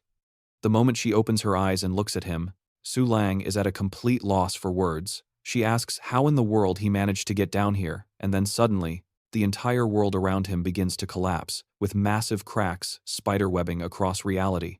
Su Leang is gasping for air, absolutely terrified, thinking it's just an illusion from her overwhelming aura, tricking his mind into seeing the apocalypse. He gets a grip, calms down, and a smile spreads across his face. He's thinking this was definitely the right move. Now, he's basically guaranteed a spot in the final stage of the Moon God Festival. His system identifies her as the Elder Emperor, the flickering Flame Queen, who's in an ultra-weakened state. I'm just gonna call her Dragon Girl. She used to be the boss of the Aquarius Palace and was the only senior emperor in history ballsy enough to challenge a tyrant during a full moon. After she lost to the Ice Empress, she poofed from existence for thousands of years. Su Leang introduces himself as the Lunar King and declares he's here to bust her out. She's like, "Oh really? And where exactly do you plan on taking me?" Then she starts grilling him, asking if he's the guy who defeated Purple Cherry.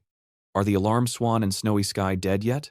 What about the Ice Empress? With the power of a mere insect, you dare call yourself the Lunar King and try to recruit me? Her aura pressure is so intense, it starts to crack his barrier, and he realizes his Lake Moon shield is on the verge of shattering. The Dragon Girl is bound by glowing energy chains and screaming. Su Leang pieces it together. The Ice Empress sealed her power. He gets bold and decides to call her bluff. She picked a fight with a tyrant way out of her league, got herself chained up, and she's still trying to pull the boss lady act. She totally flips out, asking how a weakling like him plans on saving anyone. Even with the Ice Empress taking a nap, the three skies are still around, and if they show up, she'll be fine, but he's gonna be a red smear on the floor. Su Leang just turns away with a smirk and says, "How tragic.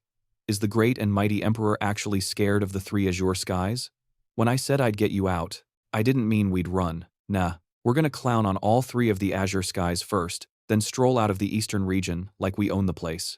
The Dragon Girl just deadpans at him for a solid few seconds, probably wondering if he's the dumbest man alive. Su Leang holds out his hand with this cheesy, heroic grin, but the Dragon Girl literally recoils, yelling that she doesn't want to catch his terminal case of stupid. Su Leang's face just falls, realizing his epic speech totally flopped. So, he plops down to meditate and tries to power level to the 5th rank. The Dragon Girl watches him from her throne, thinking, okay, so he's not a total scrub since he actually made it here past my aura. But in over 1,000 years, she's seen way too many wannabe heroes, high on their own hype, making promises they couldn't possibly keep. Ice dwellers with wanderlust, beast tamers who took a wrong turn, and all sorts of eastern prodigies. Every one of them had a legendary backstory that ended with them getting flattened by a tiny fraction of her power. She sealed this whole cave with her aura. Nobody gets out, basically turning this place into a roach motel for heroes. She finally asks him what crew he runs with and who his boss is. When Su Leang tells her he's from the Twin Moon Church, she just gives him a blank stare. Never heard of it. She scoffs, finding it hilarious that a measly 4-star Lunar King even exists when the last guy was basically born with 5 stars. She keeps pressing him. Who's your lord? Su Leang, getting real tired of her interrogation, finally snaps that he founded the Twin Moon Church himself. He's not just the Lunar King, he's the northern representative for the Moon God Festival. And if she's half as legendary as he thinks she is, she should have felt the shockwaves from what went down in the north half a month ago. He zaps his ring over to her, and she instantly recognizes it, the Ring of the King of the North, the official kickoff for the Moon God Festival. Su Leang then casually asks about that previous Lunar King with 5 stars from birth, saying it sounds pretty overpowered. But wasn't that dude just a natural-born beastmaster or something? Then Su Leang just erupts with this insane aura, revealing that while the Twin Moon Church has a palace lord's power, he's the actual master of the Golden Butterfly Palace. The Dragon Girl has to shield her eyes behind the throne from the blinding light as Su Leang strolls towards her, explaining his beef is with the Jade Rabbit Palace and the 10 moon eclipses, and he's gonna blow past the previous Lunar King to lead Moonlight to the ultimate win. He holds out his hand again, saying he's about to jack something from the Ice Queen and kick off a war with the entire eastern lands, and asks if she's in. This time, she actually reaches for his hand, but a massive energy blast erupts, flinging her back as the chains snap back into place. She says, it doesn't matter what kind of big shot lord is hiding inside him. How is a 4-star nobody supposed to punch through the Eastern Land's defenses? Even if he makes a pact with her, he's still all talk. If he really wants her on his team, he can come back when he hits 7 stars. Su Leang hits her with the big question. What's the plan once she's free? Is she still gonna throw down with the Ice Queen and those 3 Azure Skies clowns they're supposed to be taking out? The dragon girl snaps back, asking if that old bat from the Archer Palace forgot to mention she has zero beef with the Eastern lands. On top of that, the Ice Sovereign and Lady Lotus of the Heavenly Waters are practically best friends forever. The memory makes her tremble as she explains she only went after the Ice Sovereign because she pulled some absolutely unforgivable stunt. She was about to say, if it weren't for Lady Lotus, but they both sense company, and a massive explosion rocks the surface.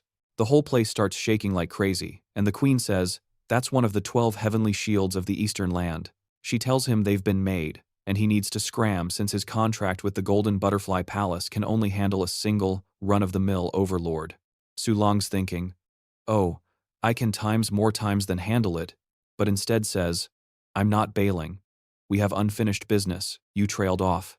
This Lady Skywater Lotus you mentioned, she's the guardian of your Aquarius Palace, right? And everybody knows the Jade Rabbit Palace steamrolled you guys. But you're saying the Ice Queen was involved. So, did you two break out of the Eastern region together or something? You gonna spill the details? Just then, a giant bird swoops in, but our boy just keeps on talking. He presses her. If this whole mess was really the Ice Queen's doing, would you really be satisfied just roughing her up a bit? He lays it on thick. You think that's worth the thousands of years you've been rotting in this hole? The giant bird lands, and a system message pops up for our boy. New favored beast unlocked. The bird starts squawking. Which idiot are you chattering with now? Dragon girl? It warns her. If you try another escape attempt, the Ice Queen won't be nearly as forgiving as last time. It reminds her that she's strictly forbidden from getting revenge on the overlords. And get this, the giant feathered jerk is an emperor rank, and apparently one of the 12 heavenly shields of the East.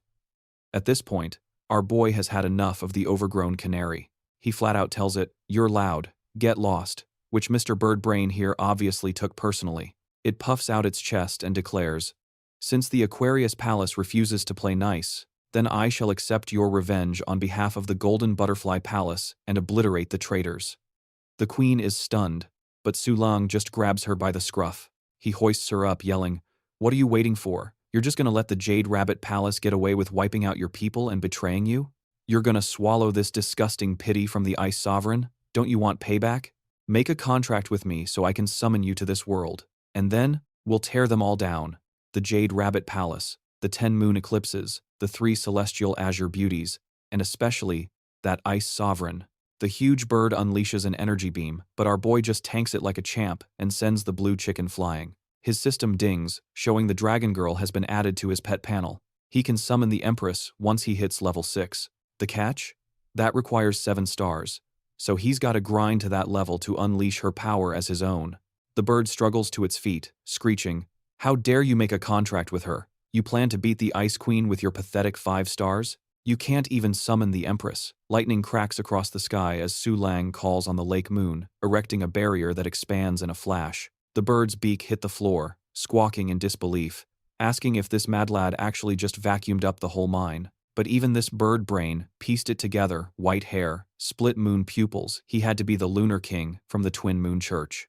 Then our MC flipped the script, asking the feathered messenger if it was really times ready to kick off a war with the Eastern lands.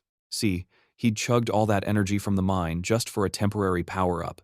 But hey, he decided to just send it anyway. Now he's chilling at the 6-star realm, but one flex of that power instantly burned through 10% of his juice.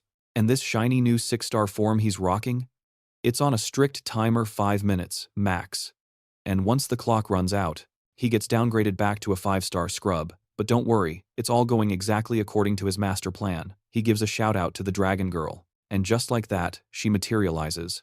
Decked out in red crystals with eyes blazing with power, prompting the Ice Nation girls to immediately drop to their knees. They're all whispering about how after 1,000 long years, she has finally returned to this world. She casually puts a hand on his shoulder, calls him master, and no, not times that times kind, you degenerates. Meanwhile, in her head, she's thinking, the second we signed that contract, I knew what this lunatic was plotting. In a whole millennium, she's never seen a madman of this caliber. He's actually planning to throw hands with the Ice Mistress herself.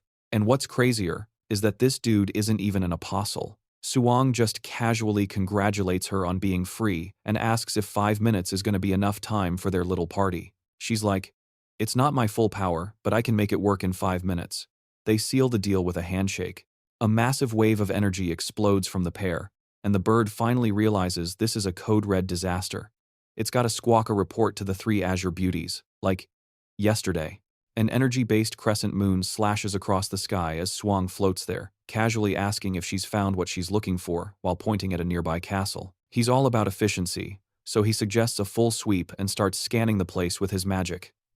Deep inside the castle walls, a pale-skinned girl's senses start tingling, and Su Leang can't help but wonder if she's actually a legendary 8-star tamer. Su Leang is just thinking about how many other hidden bosses are lurking in the eastern lands when the dragon girl drops a bombshell. That's the current Ice Princess, the temporary contractor for the three celestial azure beauties. The gears in Su Leang's head start turning, and he realizes this means they're gonna have to throw down with her if they ever want to leave the eastern lands. Then it clicks, this is the same 3-meter-tall ice girl who was running around in a disguise. Suddenly, both of their system windows pop up with a big, fat warning. Attacking the monarch is a no-go unless she does something that seriously endangers their squad. The Ice Princess's voice booms out, asking if he's seriously trying to pick a fight with her. But at the same time, a voice inside her head is screaming, "Let me out already! I've been ready to rock for the last 30 seconds. Plot twist. Turns out there's a whole other personality co-piloting the Ice Princess, an 8-star, ice-type tamer who's always frosty and just chilling inside her body. Apparently, she's lonely and misses some lady named Mrs. Three-Legged Snow White, who's been off visiting family at the Three Kings Spring for more than a year. The other personality, Sakura Blossom, snaps and furiously tells the whiny fool to zip it. Sakura Blossom's inner monologue is going off, thinking it's way too convenient that these guys showed up right when everyone else is away. At the current Ice Princess's power level, it would take a solid 3 minutes just to fully summon her to the driver's seat. Meanwhile, Su Leang is floating around, casing the joint for loot, when he spots a sketchy dark aura coming from one of the towers. He's puzzled why they haven't called in the three celestial azure beauties yet, but he knows the score. The second he makes a move on the Ice Princess's treasure, the Moon God Festival restrictions will vanish, and the real fight will kick off. He turns to the dragon girl and says, "We've got 4 minutes left," assuming no one interrupts our little shopping trip. But if a brawl breaks out, his mana bar is going to be running on fumes. So he pulls a fast one, calling on the moon to seal an item from a chest, which immediately zips right back into his greedy little hands. The Ice Princess is all, "What in the frozen heck?" While Sakura Blossom thinks, "Oh no you don't, we can't just let him dip." Su Leang is jetting across the sky, muttering about the night being almost over, when suddenly a voice calls out to him. But our boy is too busy admiring his new loot, a black pearl that feels as dead as a doornail, with 0 energy. His handy-dandy looter's guidebook identifies it as a piece of the waxing moon sword. It's Frost, the blade ring. Turns out the whole shebang is a 4-part collectible set. A wicked black blade ring, a mysterious purple heart, a chilling blue soul, and a golden blade lock. To even boot up Frost, he needs to get his hands on that blade lock. The heart piece belongs to the waning moon, who's just vibing amongst the stars. The soul is with some twins from the White Moon House out in the western lands. And that final blade lock? Yeah, that belongs to the Ice Queen herself. Su Leang is absolutely stunned. The waning moon conveniently forgot to mention that Frost was a 4-piece puzzle. And since the Ice Queen has been around since the dawn of time, she's gotta know the secret of the 7 swords and is probably carrying it around with her. Still, at least he saved the Fire Queen and snagged the blade ring, so the trip wasn't a total wash. The dragon girl yells out that she's flying with everything she's got. But it's not a full moon, and the sun's about to crash the party. They're gonna get caught at the border, and his current power level is looking seriously underwhelming. Can he seriously throw down with a supreme rank enemy right now? His system flashes a big access, denied for the 8-wing lunar monarch at his current cultivation level. The dragon girl is only on the table from 6-star rank, and his other summons have their own annoying restrictions. After they sealed the deal, their status panels merged, so now she can totally snoop on all his pet info. The second those 5 minutes are up, his rank is gonna tank back to 5 stars, and he won't be able to call her for backup anymore. The dragon girl practically shrieks, "Yo, why didn't you mention you had a pet with a waning moon physique?" Su Leang just brushes it off, saying it's useless without a full moon and would get flattened by an emperor anyway. They suddenly find themselves in a pocket dimension, where she's still flipping out about the waning moon physique. She agrees it's pretty much a paperweight when the moon isn't full, but then drops a bombshell. It's actually a distant relative of the moon concubine. She schools him, saying the waning moon physique isn't flawed at all. In fact, it's absolute perfection, the greatest masterpiece of moonlight ever. Just then, the clouds start to burn away into a vibrant pink, and they both stop to stare. Far below, the Ice Nation girls are still kneeling when one of them announces that the pink-haired Lady Sakura Blossom has finally awakened. Cut to Su Leang, floating in midair and screaming like a baby as flower petals swirl around him, while Sakura Blossom hovers on a pair of massive wings. She tells them to just surrender since it's already game time. Her speed is absolutely terrifying. She's thinking to herself that he's not moving another inch from this spot. She demands he return what he stole from the Ice Mistress and follow her to face judgment. She even dangles the offer of sparing their lives if he plays nice. But then, the Dragon Girl pops up right beside them. She declares she'd rather get wiped out right here than ever go back. The seal on the Jade Rabbit Palace is about to crumble, and she's gonna be the one to personally tear them down. Sakura Blossom scoffs, asking if she's really trying to defy fate. She points out that the Ice Sovereign is already at the Moon God Festival to get payback for the Aquarius Palace. All she needs to do is sit tight and wait for it to be over. Then the Eastern Lands will steamroll the Jade Rabbit Palace and the 10 moon eclipses all at once.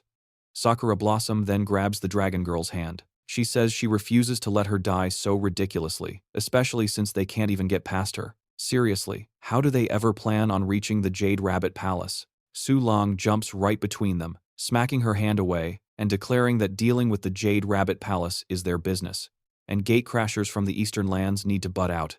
He claims he's totally clueless about the drama that went down between them, but she better get lost or he's gonna wipe them all off the map, including the Ice Queen. Sakura Blossom flips out, calling him a pathetic little apostle. After the moon shattered, only one of the 12 wonders is even left. The moon race is practically extinct, and this Moon God Festival is probably their final going-away party. How dare he use that tone with her in broad daylight, but then she gets photobombed by a blinding light from behind. In some other pocket dimension, the Lunar Rabbit's eyes snap open, and Su Leang gets a system update. The moon's reflection gleams in Su Leang's eyes as he announces it's about to make its grand entrance. Meanwhile, over on the northern coast, the Elder of the Moon, entangled in stars, is having a meltdown, demanding to know what's going on. The Heavenly Maiden is kneeling beside her, totally confused and crying, explaining she just got wiped out in battle but panic slammed a skill right as she died and got respawned. But she's still a nervous wreck with major brain fog and accidentally popped the skill again. The Elder says it's a short-term buff, 5 minutes at most. With her measly honor rank and that knockoff full moon, she can only affect others on her level, so no big deal should come of it. Sakura Blossom squints and asks what kind of bootleg moon this is, while Su Leang thinks he was only able to sense it because of all the chaos here. This cheap, artificial moon has zero effect on high-ranking overlords, and there are only seconds left before the Dragon Girl gets booted from the server. All their hopes are now riding on the Lunar Rabbit. Sakura Blossom just cackles, asking what a mid-tier Jade Lunar Rabbit is supposed to accomplish. Is this seriously the best the Lunar King could do after all that big talk? Did he honestly think she wouldn't see through this pathetic honor rank party trick? The illusion will only last 5 minutes and won't change a thing about the battle's outcome. Su Leang just casually turns to the Lunar Rabbit chilling behind him, saying his pathetic 1-star rank was holding it back from its true potential, but he knows that waning moon form is capable of way more. He points right at Sakura Blossom and gives the rabbit 10 seconds to power level past her. He then summons the Lake Moon, who promptly barfs up everything she's ever absorbed. The Dragon Girl immediately recognizes it as the moon-type mine he devoured earlier.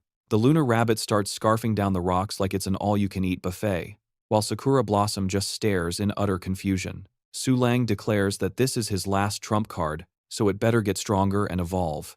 Right now, the Lunar Rabbit keeps inhaling those massive rocks, mentally screaming at Su Leang that it's not like his other contracted pets. The Jade Lunar Rabbit's true strength was being nerfed by his master's pathetic 1-star rank. But now, it's skyrocketing to a 6-star level, almost hitting 7. Could it actually defeat a lord on this full moon night? Sakura Blossom is hesitating, maybe getting hit with a wave of nostalgia. But she knows the Dragon Girl is about to vanish in seconds, and then they'll be in some serious trouble. She wonders if this full moon is a legitimate sign from the Moon God. Did he actually know things would play out exactly like this? It's not about luck, strength, rank, or probability. It's just inevitable, because miracles only happen for those who sincerely believe in them. She hits Su Leang with one last question. Why did he turn down the offer to join the Dark Moon concubine back in the day? He just says he didn't have a reason to. Since that fool called his beasts worthless trash, he gave her the proper response. His rabbit is anything but trash. Wasn't she the one who said the waning moon form wasn't a weakness? Oh, he's about to make the Jade Rabbit Palace and the 10 moon eclipses learn the true meaning of regret. The dragon girl just stares at him, letting his words sink in. Finally, she agrees he's right. Clenching her fists, she declares that the waning moon form is times not times a flaw, and with newfound resolve, she says that Lady Winterwater Lotus, the guardian of Aquarius Palace and the original wielder of the waning moon form, was never flawed to begin with. Su Leang is completely floored, asking, "Wait, what did you just say?" Lady Winterwater Lotus, one of the 7 wonders, has the waning moon form? And just like that, all the pieces click into place. So that's how the Jade Rabbit Palace managed to crush the Aquarius Palace. There wasn't a full moon that night, and without it, the waning moon form is basically useless. The dragon girl confirms it, saying Lady Heavenly Water Lotus was practically a god on full moon nights. She's always believed in that power, but admits she can't take on the Dark Moon camp alone. She absolutely hates feeling so helpless. Seeing this, Su Leang makes a solemn promise that one day he'll help her face them. A smile finally breaks through her despair. She flies over and wraps him in a hug, while Sakura Blossom fumes in the background, asking if she's really that hung up on this. The Flame Queen completely ignores her and explains that right before the final showdown with the Jade Rabbit Palace, Lady Heavenly Water Lotus pulled out the crystal of life from her own body. The very source of the waning moon form's power is right here. With that, she vanishes in a burst of flames. Su Leang calmly notes her disappearance and that his rank has dropped back to 5 stars. He figures she put a contract on him, so if he kicks the bucket, she suffers too. That's probably the only reason Sakura Blossom didn't try anything. But this brief window of opportunity is all he needs. He summons the Lake Moon, and a massive crystal materializes before them. Sakura Blossom is stunned, asking what in the world that is. Su Leang just smirks, thinking, "This, my dear, is the throne of the Lunar King, guarded by the Queen of Flickering Flames. This is the exact spot where the crystal of life from Lady Lotus was kept." He calls out to the Jade Lunar Rabbit, who instantly stops munching on rocks and whips its head around. The rabbit gets the memo, snatches the carrot with its ears, and starts chomping down on it like there's no tomorrow. Sakura Blossom freaks out, yelling for it to spit it out immediately. She's panicking, asking what he's doing, but our boy just coolly replies, "How are we supposed to stop it? This is a miracle, courtesy of the waning moon body." And right on cue, the rabbit begins to glow with an insane aura that even shocks Sakura Blossom. She's just thinking, what in the hell is happening to the Jade Rabbit? Just then, a system window pops up, notifying our boy that the Jade Rabbit has evolved to a high rank. Its new title? The Great Hammer Rabbit. And even our boy is a little shocked by how quickly the little guy jumped all the way to a supreme rank. But then the system window starts to glitch out, making our boy wonder if the rabbit's power-up went haywire.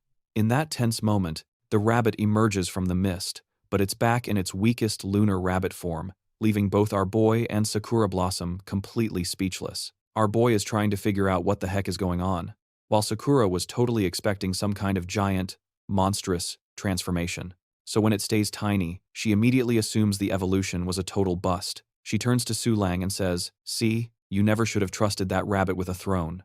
Su Leang just turns to her and asks, "What do you mean? A failure?" Then he lets out a laugh. This is the most perfect evolution possible.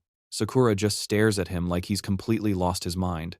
And that's when the system window finally pops back up. Flashing the rabbit's shiny new rank, Swang gives a nod to the dragon girl, assuring her he's totally gonna wreck Tien's crew, just like he said.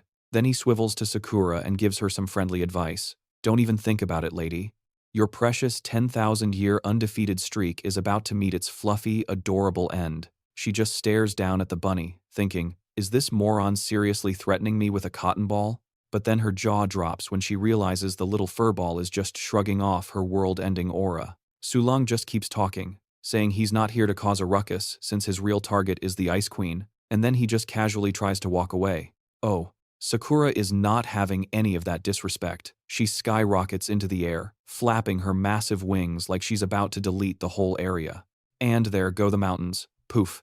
But when she gears up for round 2, her wings suddenly feel like they're made of lead. She's like, what in the world is this pressure? and immediately rules out Su Leang because, come on, that dude's a total weakling. And that's when she spots a blinding light coming from the freaking rabbit. Turns out, the bunny is busting out a technique called Palace's Guardian, literally creating its own personal full moon. Meanwhile, Su Leang is internally screaming, I have no idea what's going on. But hey, not only did the rabbit keep its old tricks, this evolution dished out a whole new set of skills. He's absolutely convinced with this kind of firepower, getting out of the eastern region will be a piece of cake.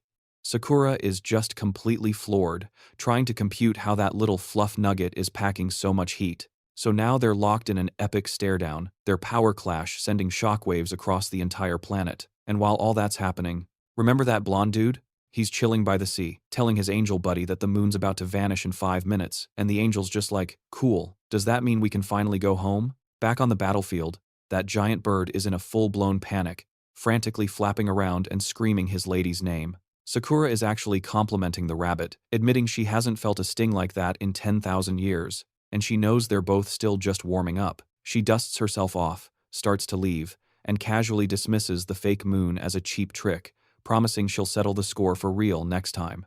As she strolls off, her bird minion spots her injuries and just about has a meltdown. How is this even possible? His all-powerful lady, who hasn't taken a scratch in 10,000 years, is actually hurt this bad?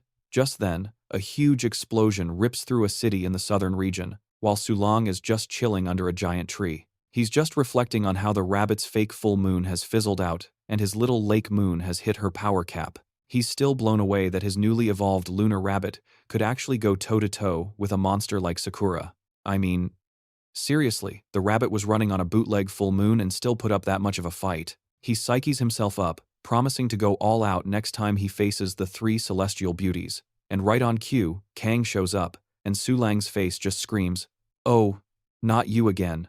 A little later, he's taking a tour of Kang's secret sect, and his jaw is on the floor because the place is ridiculously gorgeous. Kang explains that the whole area is guarded by massive plants, home to 7 special marbles and entire peach orchards. Turns out, a lot of these giant plants are actually living, breathing, favored beasts. She mentions some are even supreme rank, which is why the southern region gets like 10 times more tourists than the northern and western regions put together. She smugly asks if it's not the most spectacular thing he's ever seen, and Su Leang has to admit, yeah, it is. But then he points out how completely bizarre it is that 2 sworn enemies, who promised to throw down in 3 years, are just casually taking a scenic stroll together. Kang just brushes it off, saying it's a special case since both the Lunar King and the western region's Gemini Ba decided to visit the southern region at the exact same time.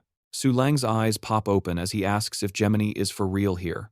According to the intel he got from his lunar book back in the eastern region, the blade spirit of Frost Blossom is supposed to be chilling over in Bakeson's place. Kang brings up the upcoming full moon, mentioning how all the Moonlight Beastmasters, including Baying, are gearing up for this celestial ascension thing. Then she asks if he's planning to jump in, too. Su Leang just blinks, totally lost for a second, before it clicks. Oh right, she has no clue. Sakura yeeted him across the continent, and his big rematch is still a lifetime away. Obviously, she thinks he's just another tourist. He plays dumb, asking like a total noob. So, what's this ascension deal? Kang just laughs it off, saying she figured he was just too caught up in his own business to know about the southern region's main event. She gestures off in the distance, telling him since he's already here, he might as well see the spectacle for himself. His eyes land on the southern region's holy site, the heavenly peach ring, with a bunch of people crawling up it. He's like, wait, asterisk, that's times the big ascension? He deadpans that it just looks like a glorified mountain climb and wonders why any self-respecting 8-star Beastmaster would bother with it. Kang explains that the ring is just the starting line for a sacred path that stretches over 10,000 meters into the sky. And get this, no one has ever reached the actual summit. Su Leang's jaw just about hits the floor. She nods grimly. Yep, the absolute highest anyone ever got was 9,999 meters, and with every passing year, the climb only gets tougher. Since no one has ever conquered it, it's pretty much a given that no one ever will. Su Leang, playing the curious tourist, asks why. Kang explains it's because every creature gets a rank from the Peach Lord. Each meter on that ring represents a spot on the leaderboard, where the Peach Lord has basically copied the auras of the strongest climbers to ever step on it. So the higher you climb, the more insane the pressure and resistance get. But if you manage to push past those auras, Your main beast's aura gets imprinted onto a 1-meter section, basically leaving a ghost for future generations to see what true power looks like. Below 5,000 meters, the leaderboard shuffles around pretty much every year, but once you get past that, especially near the peak, it's nearly impossible to bump someone off their spot. From 8,000 meters on up, it's not just a pressure test anymore. You have to literally fight a projection of the previous record holder to advance. She points to a massive ranking board for the climb. Only 9 names are displayed. The absolute legends of the legends. The previous Lunar King is only ranked 6th, and he was considered the strongest beast tamer of his entire generation. She casually mentions she's sitting at rank 8. Su Leang's eyes widen, but she just chuckles and tells him not to look so stunned.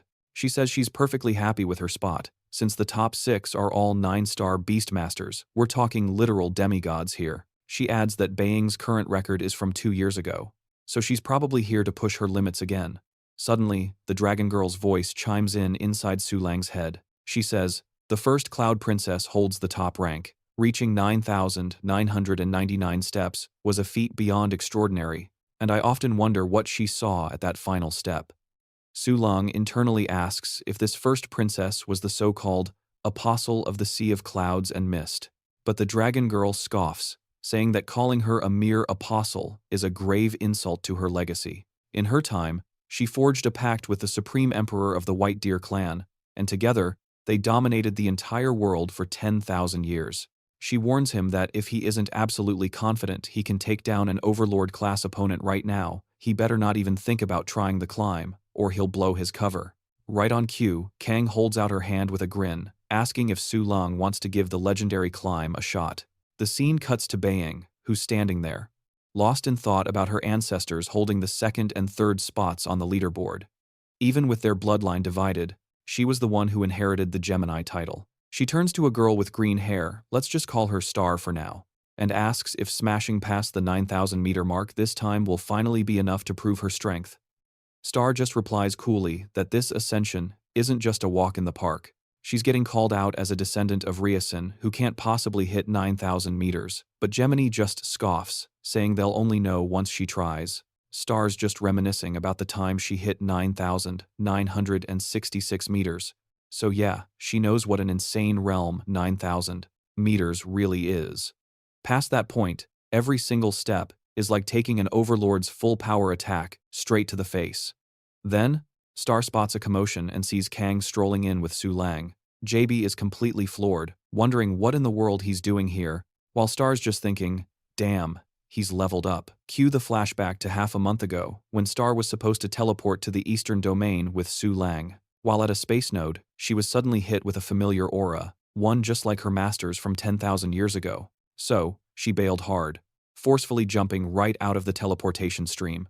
Meanwhile, in the western region at that exact same time, a massive sword appeared right in front of Gemini that spooked her, even as an 8-star beastmaster. Later, just to get recognized by Star, Gemini showed up here. Star's just thinking how in only half a month, Su Leang is rocking the aura of someone who's been brawling with supreme powerhouses. What kind of insane training arc did he go through to leap from a measly 1-star to a 5-star peak? The dragon girl asks Su Leang if he's seriously thinking of climbing as a 5-star. She's annoyed, telling him there's no way he can do 9,000 meters because 8,000 meters is already a ridiculously huge gap for him. She then asks if he's even thought about what happens if he fails. The Heavenly Peach Ring list is broadcast to the entire world, including all the Holy Lands. Ty's camp is going to get a front row seat to his entire lineup and all his trump cards. Why not just come back after you break through to 7 stars? But Su Leang says he has to do it now because he's fresh out of time. Once the Moon Goddess Festival hits this stage, getting months of peaceful grinding time is impossible. So, this is his only shot. But he has one question. What's the actual loot those big shots on the list got after they made the climb? She tells him they got everything. Chances, fortune, experience, epiphanies, fame, and even the attention of the gods. For 10,000 years, 100,000 years, or even millions, or hundreds of millions of years from now, future beastmasters will gawk at their former glory and be stunned by their era. Su Leang says she's totally misunderstanding him. He only cares if the actual prize is worth the massive gamble, and what the world would look like if he managed to pull off an unprecedented miracle. Hyping himself up, he says this is a once-in-a-lifetime chance, and he's aiming straight for the top. The dragon girl just calls him a complete moron, yelling, "Even 9-star demigods can't pull that off. So how can a piddly 5-star beastmaster do it?" JB then tells Star, "This is perfect, since her previous owner is right there too."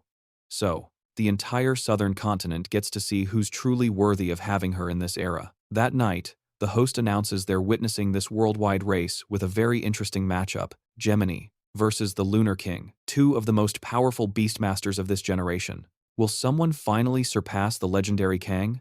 The dragon girl asks if he's really gunning for the top spot. Su Leang just nods with total confidence, saying he's fully aware of how insane it'll be, but he's got this weird feeling that something is waiting for him at the very top, like he was destined to show up here. He has this powerful conviction that he's going to blow past everyone. It's not just a feeling, but the moment he saw that list, he knew he had to do it.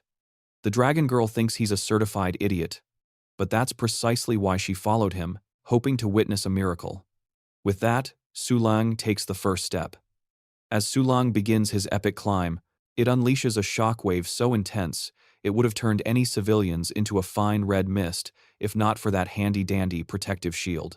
That massive flex immediately snags everyone's attention, with the crowd buzzing about how he's already rocking a supreme rank right out of the gate. Swang's just thinking that the gap between high and supreme rank beasts is colossal, and if they're using high rank beast breath for these challenges, then literally anyone could waltz up this thing like it's a Sunday picnic. He carries on with the climb, Gemini following in his wake. The dragon girl clocks Gemini shooting, glances his way, and teases that she might have a little crush, but Su Leang immediately shuts it down. His eye is on the prize, the top, not getting into a petty competition.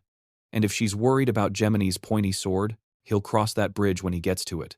Down on the ground, a blue-haired girl pipes up, asking if they're just going to let the Lunar King stroll on up. A voice roars back that she's been told 1,000,000 times. The old and new Lunar Kings have absolutely nothing to do with him. The rabbit adds that if Gemini gets smoked by the current Lunar King, that's her own failure to live with. But if a Lunar King can't even break 8,999 meters, it means he hasn't mastered Overlord power, and that's when it's their time to shine. The blue-haired girl flinches and nods, saying she never dreamed her mediocre self would get tapped by the third eclipse to become an apostle. But now, she's feeling a surge of confidence. Sure, she's about to carve her name into the history books. The hooded figure is brooding over how the goth girl and her posse all met their end in the northern domain, and she's dead certain Swang was involved. She's just waiting for him to faceplant. Because if he can't command Overlord power and shatter that 8,999 meter ceiling, the full moon will fizzle out and the whole miracle will be a bust. Meanwhile, Gemini cruises past the 3,000 meter mark. She's thinking the aura here is no joke, and she can't push higher without summoning a supreme beast, which gets her wondering how Swang is doing. She debates looking back, but curiosity gets the better of her. She peeks, and he's still just chilling at 1,000 meters. The crowd below is totally confused. They're all thinking, isn't he supposed to be the Lunar King? Why is he moving at a snail's pace? They're starting to wonder if he's a cheap knockoff. On the stairs, Su Leang casually asks the lake lady if she's had her fill yet, thinking she's been acting super weird at every stage. She'd stubbornly refuse to move, insisting on sucking up almost all the moonlight aura before taking another step. While he's getting increasingly baffled and ticked off, the moon lake finally absorbed enough juice and began to evolve. Su Leang was floored, thinking he had no clue she could still level up as a high-ranking creature. He's getting pumped, wondering how powerful she'll become and if she can keep this evolution train going, since this place is basically an all-you-can-eat buffet for her, given that she runs on moonlight and the Heavenly Peach Arena has it in spades. And that's not even counting the top-tier Emperor rank aura waiting higher up. Of course, the crowd just sees him grinning like a loon and assumes he's finally snapped. The girl from his own faction is cringing so hard, thinking if her master keeps up this idiot act, he'll single-handedly destroy the Twin Moon Order's reputation. Elsewhere, a lady in a pristine white dress is watching the whole competition unfold in her crystal ball. She sees Gemini hitting the 5,000 meter mark, while Su Leang is dawdling at only 3,000 meters. People are getting antsy, figuring if this pace continues, he might not even clear 8,000 steps before the full moon's timer runs out.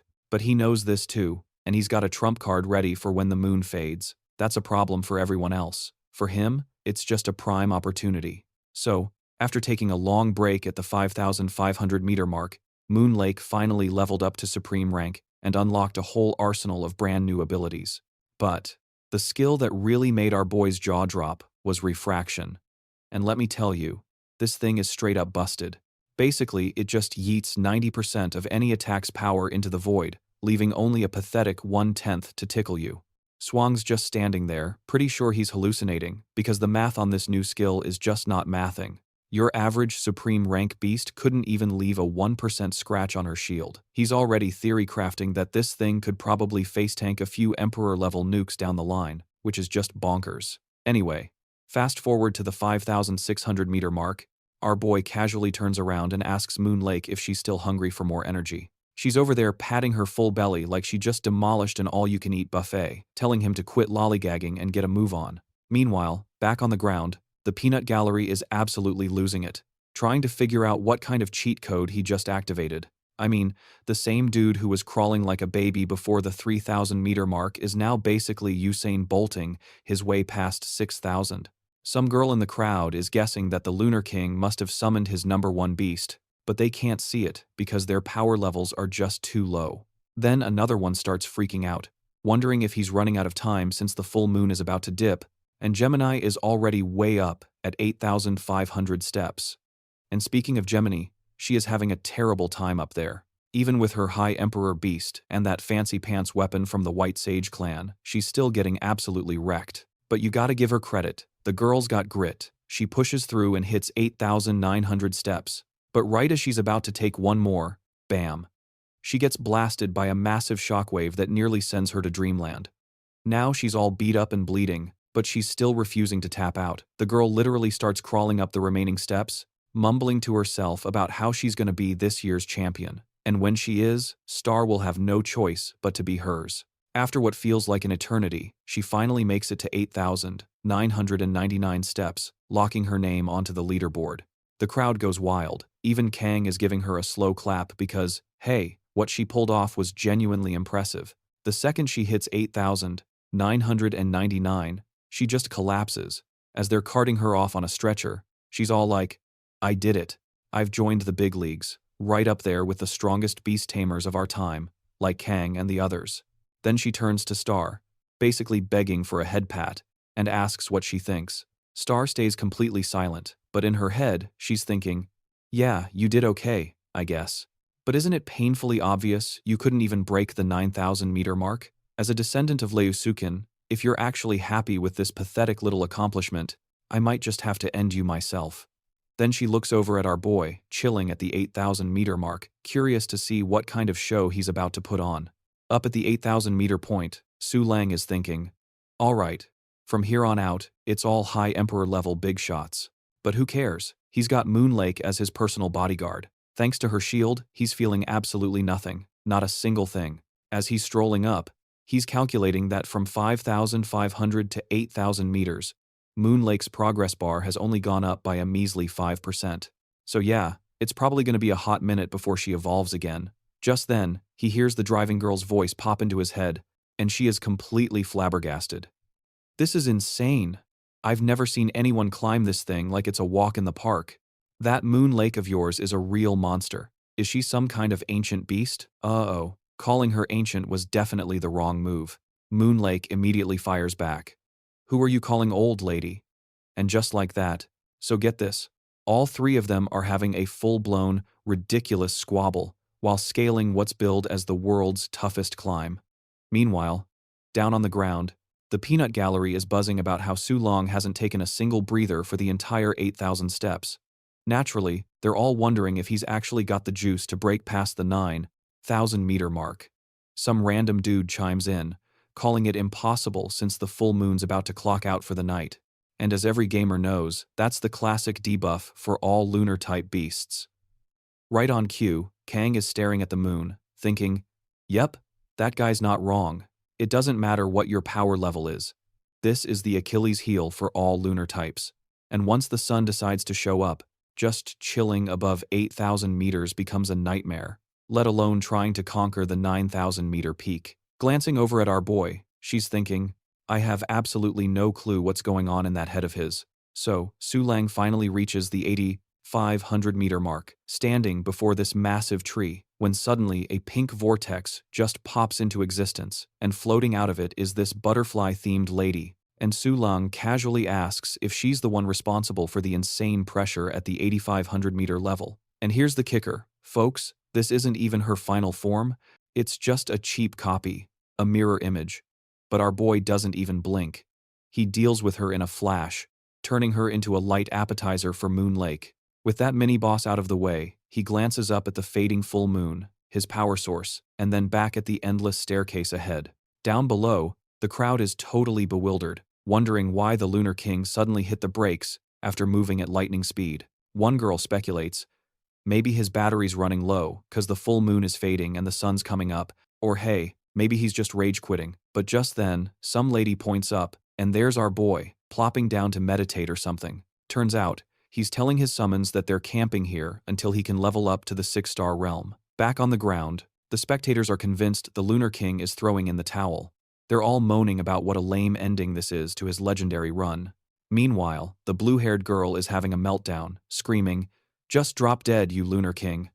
A little later, we cut over to Gemini, who's staring at a freaky pink lightning bolt in the sky. She's completely baffled, wondering how in the world that thing got here. And right at that moment, we see that pink lightning bolt zap our boy. And some narrator-type voice comments on how pathetic the whole scene looks. Our boy's eyes snap open to find a rabbit standing over him, declaring that he's the one who's gonna off the current Lunar King. Su Leang is casually flipping through his lunar book when a system notification pops up, announcing it has detected a new beast. And it's a high Emperor rank, no less. Our boy looks up and asks the rabbit if he really came all this way just to get deleted. Naturally, this royally ticks off the rabbit, who sputters that he's not some 7-star scrub. He's the Supreme Lord of the 3rd lunar eclipse. Thank you very much. But our boy could not care less. He just calls the rabbit noisy and asks if he brought any friends. Then he casually mentions there's been someone else lurking in the shadows this whole time. The rabbit just looks confused, probably thinking, what is this moron even talking about? So the rabbit throws a punch at thin air, unleashing a massive shockwave that forces a hooded figure out of hiding. She's apparently from some beyond sect, dramatically ditches her robes, and declares that since Su Leang spotted her, he must be the culprit she's looking for. She announces she's here to take out the Lunar King, but the rabbit tells her to get in line, cause he called dibs. Down on the ground, some lady is freaking out, asking what the plan is. Are they seriously just going to let them throw down up there? If the Lunar King gets messed up, the entire southern region is gonna have to deal with the fallout. Kang just tells her to chill and wait a second. The fact he hasn't screamed for backup means he's got this handled. She's starting to wonder if this whole delay was just to set up this exact moment to flex on everyone. I mean, if this was his master plan from the 8,500 step mark, that's some next level trolling. The hooded woman chimes in, telling the rabbit it's pretty much game over for both him and the Lunar King now that the moon is clocking out. She turns to the rabbit, giving him one last warning, but our boy, he just starts laughing his head off. He's asking how these two clowns are fighting amongst themselves for the privilege of taking him out. He gets up and calls both of them absolute trash.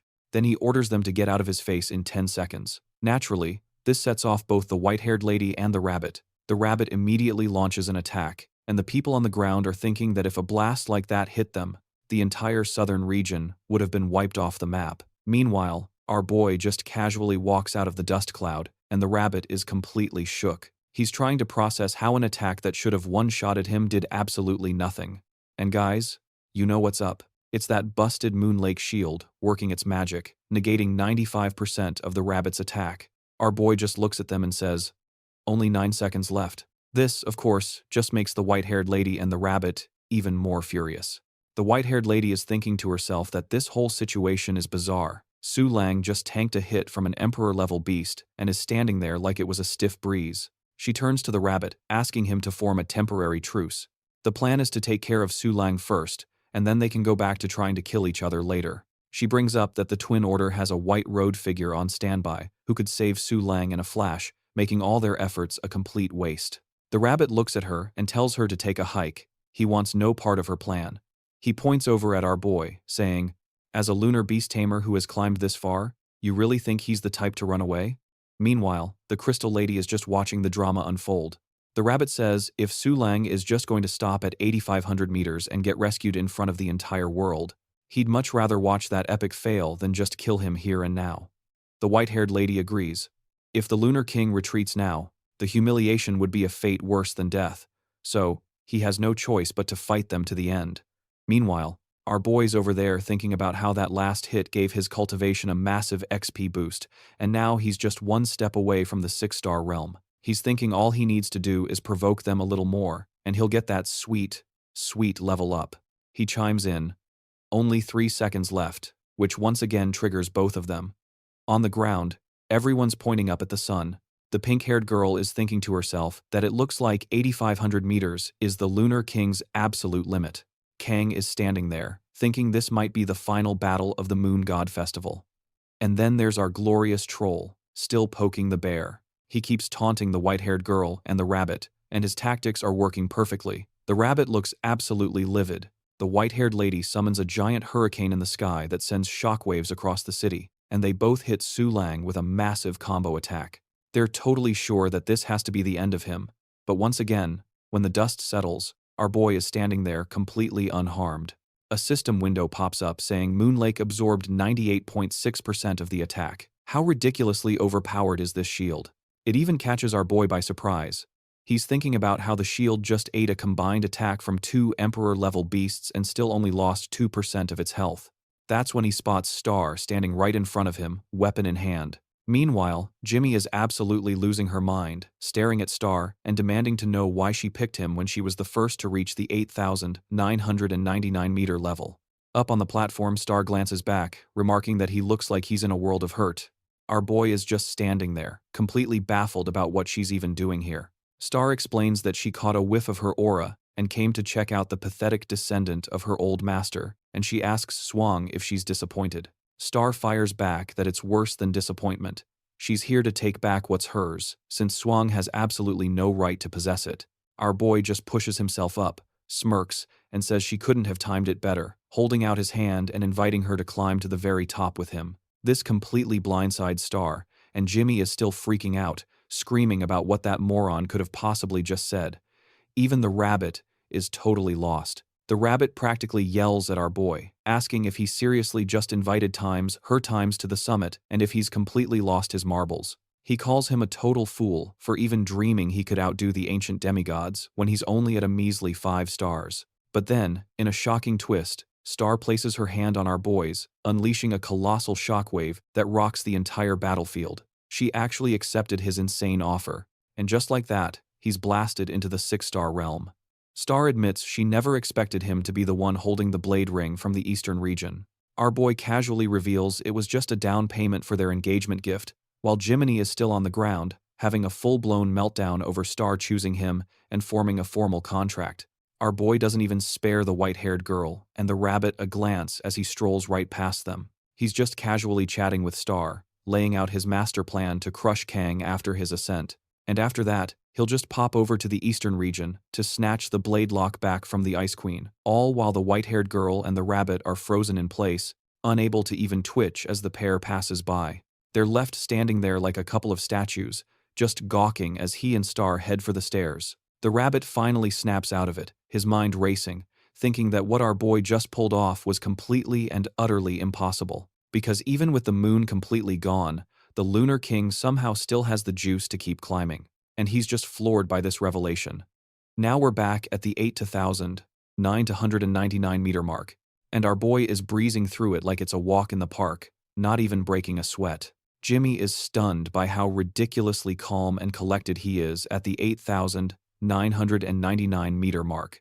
She remembers that this level is the absolute peak for High Emperors, recalling the beast she fought at the 8,999th step. That thing was a High Emperor, and the sheer pressure from it was enough to nearly end her. So she's wondering how in the world that idiot is just strolling forward so casually, as if the crushing pressure doesn't exist for him. Now our boy is eyeing the final stairs, thinking, so this is 9,000 meters. Suddenly, he feels an overwhelming force, and his system window flashes a warning. Moon Lake shield is at 60%. Su Leang just stares at the notification, realizing that a mere glimpse of that oppressive power tanked his shield energy all the way from 93% down to 60%.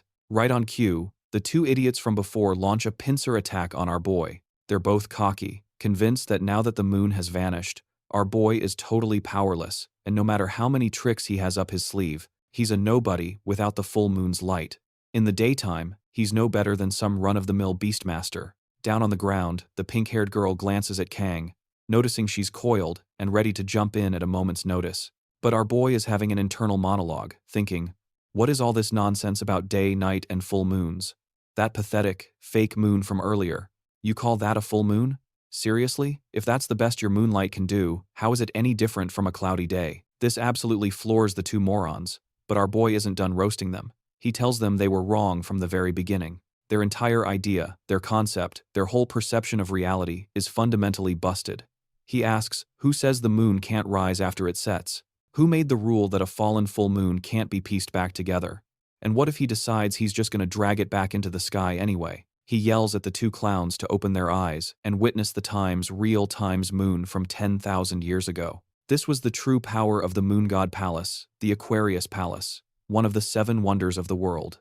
Our guy gives those two goons one last look and says this is just the warm-up for his real ascension. He leaves his lunar rabbit behind, giving it one simple order.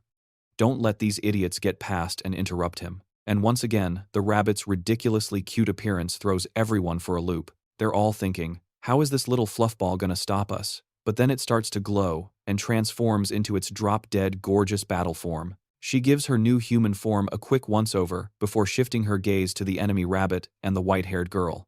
The people on the ground are completely clueless, wondering what in the world is going on. How did 2 high emperors get totally spooked by a single glare from that thing? Kang was the first to piece it together, realizing the rabbit was a humanoid beast, but even she couldn't tell what power level it was on. So, the white-haired girl takes one good look at the bunny in her human form and has an immediate, I'm so screwed moment. Without a shred of hesitation, she books it, sprinting for the very edge of the southern region. But our newly evolved bunny girl just stands there, cool as a cucumber, watching butterflies swirl around her. She casually plucks one from the air, and it morphs into a legit lightning bolt. With literally zero effort, she yeets it toward the fleeing white-haired girl, and the path of absolute carnage this thing carves is just bonkers. The lightning catches up to the girl in a flash, piercing clean through her heart. Seeing this, even Su Leang was just standing there speechless. He's thinking, so this times, is what the dragon girl meant by a perfect bloodline. His bunny basically shed all that gentle moonlight energy to embrace the full moon's raw, untamed power. This, apparently, is its ultimate evolutionary form. The bunny shifts her focus back to the enemy rabbit, and now the guy is absolutely losing his mind. He realizes that if he so much as twitches the wrong way, he's going to be deleted from existence. But panic makes people do stupid things, so he tries to make a run for it anyway. Our badass bunny closes the gap in an instant and sends him sailing with a single punch.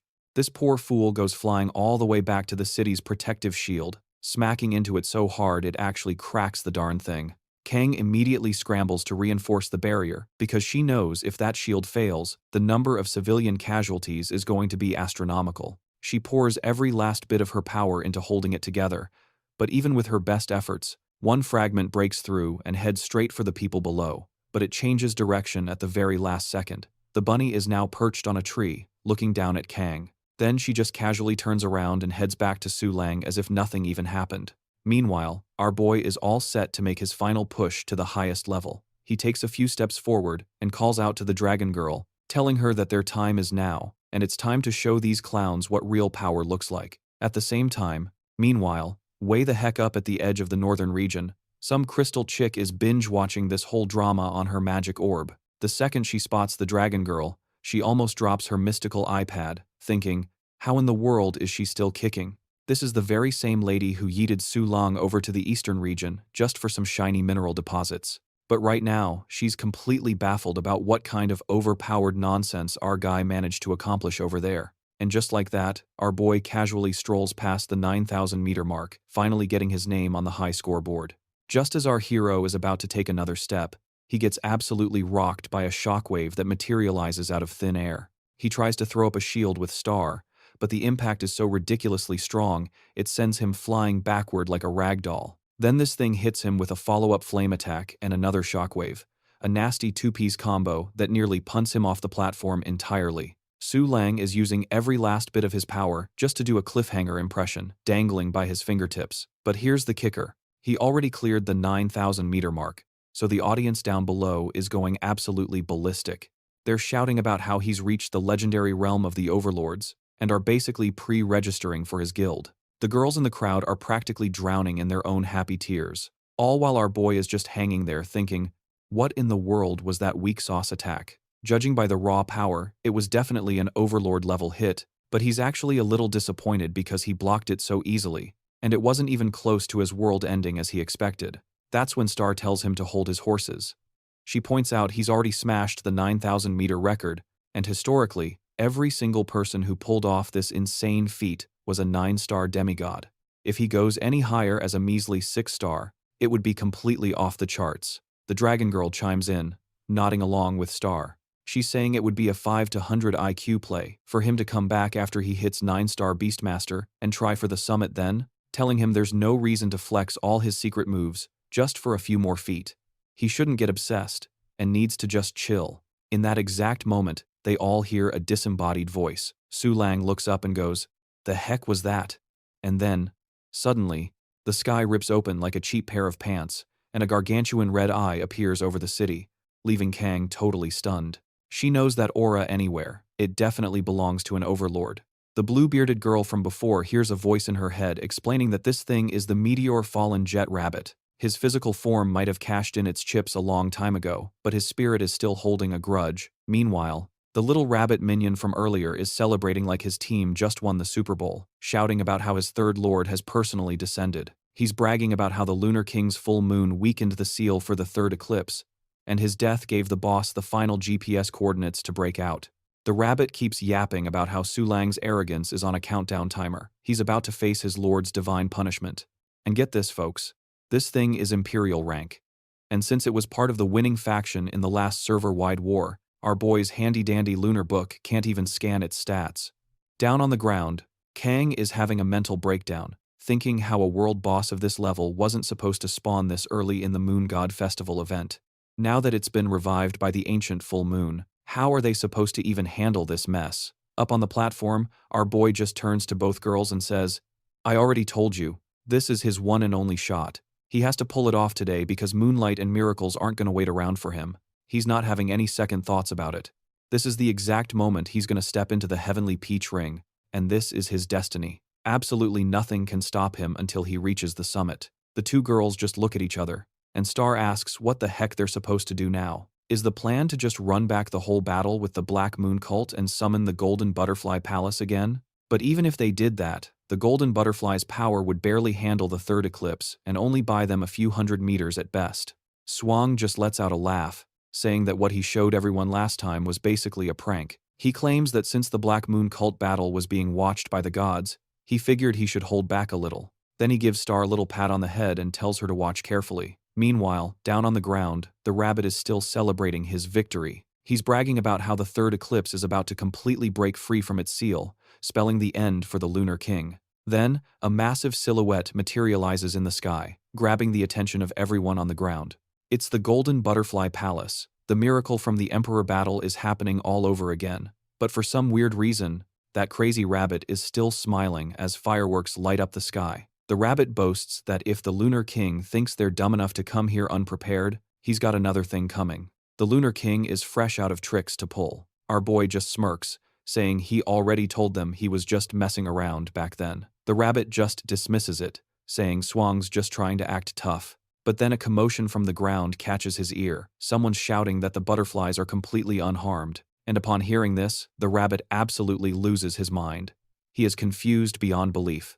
How could a bunch of low-ranking beasts just shrug off the powers of an emperor? Meanwhile, our boy is just standing at the edge of the platform, looking down on them. He coolly repeats that he already told them he was just playing around before. That's when people on the ground realize it's not just some basic butterflies flying around. There are also higher lunar butterflies and crescent moon butterflies in the mix. The pink-haired girl from before is shocked, wondering when in the world our boy summoned this entire army of beasts. Kang replies, telling her she's mistaken. Looking up, she says there are way more on the way. The pink-haired girl glances at the sky and sees even more butterflies, but this time their supreme rank. There's a blue butterfly and a moon blossom butterfly. Seeing this, even our boy's own companions are flabbergasted, asking what in the world is happening. As his butterflies keep pouring in, the dragon girl calls it a true miracle, but our boy just strikes a pose and says it's not enough. He yells that he needs more power to reach the peak and orders his butterflies to move faster. The rabbit on the ground is genuinely scared at this point, wondering how that man could possibly have even more power. The blue-haired girl is also in shock, seeing an imperial-level butterfly flying toward them. The creature is majestic as all hell. Even the crystal lady is completely dumbfounded. She's thinking about how she personally invited that exact imperial-level butterfly to join the twin moon cult, but it flat-out rejected her.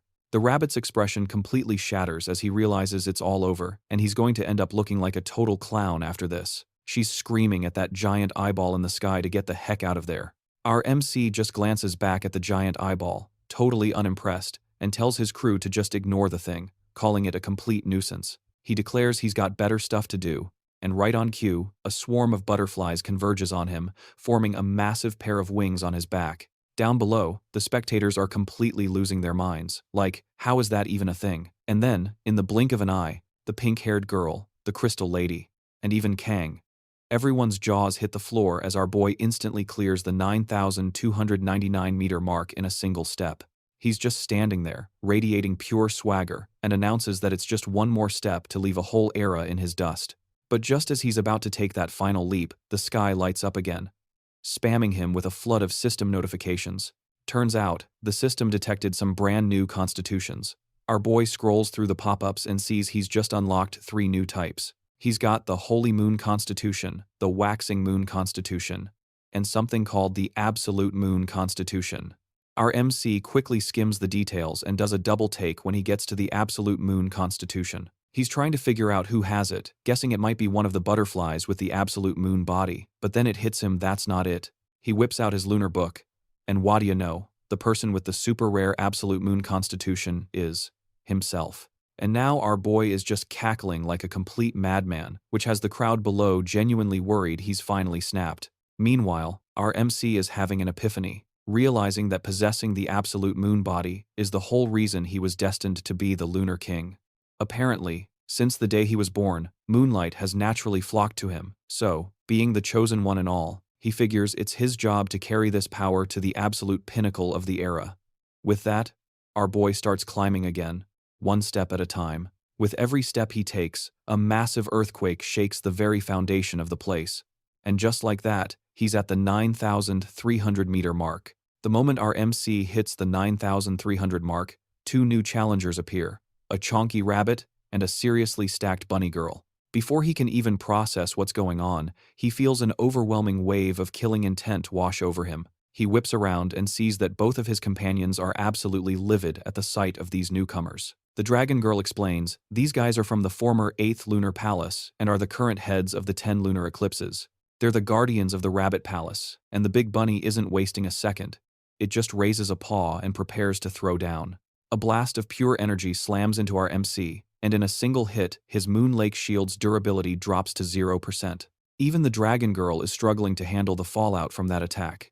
And our MC's own rabbit companion gets completely vaporized in half. The attack was so powerful, it blew a massive crater into the moon, shattering the surface.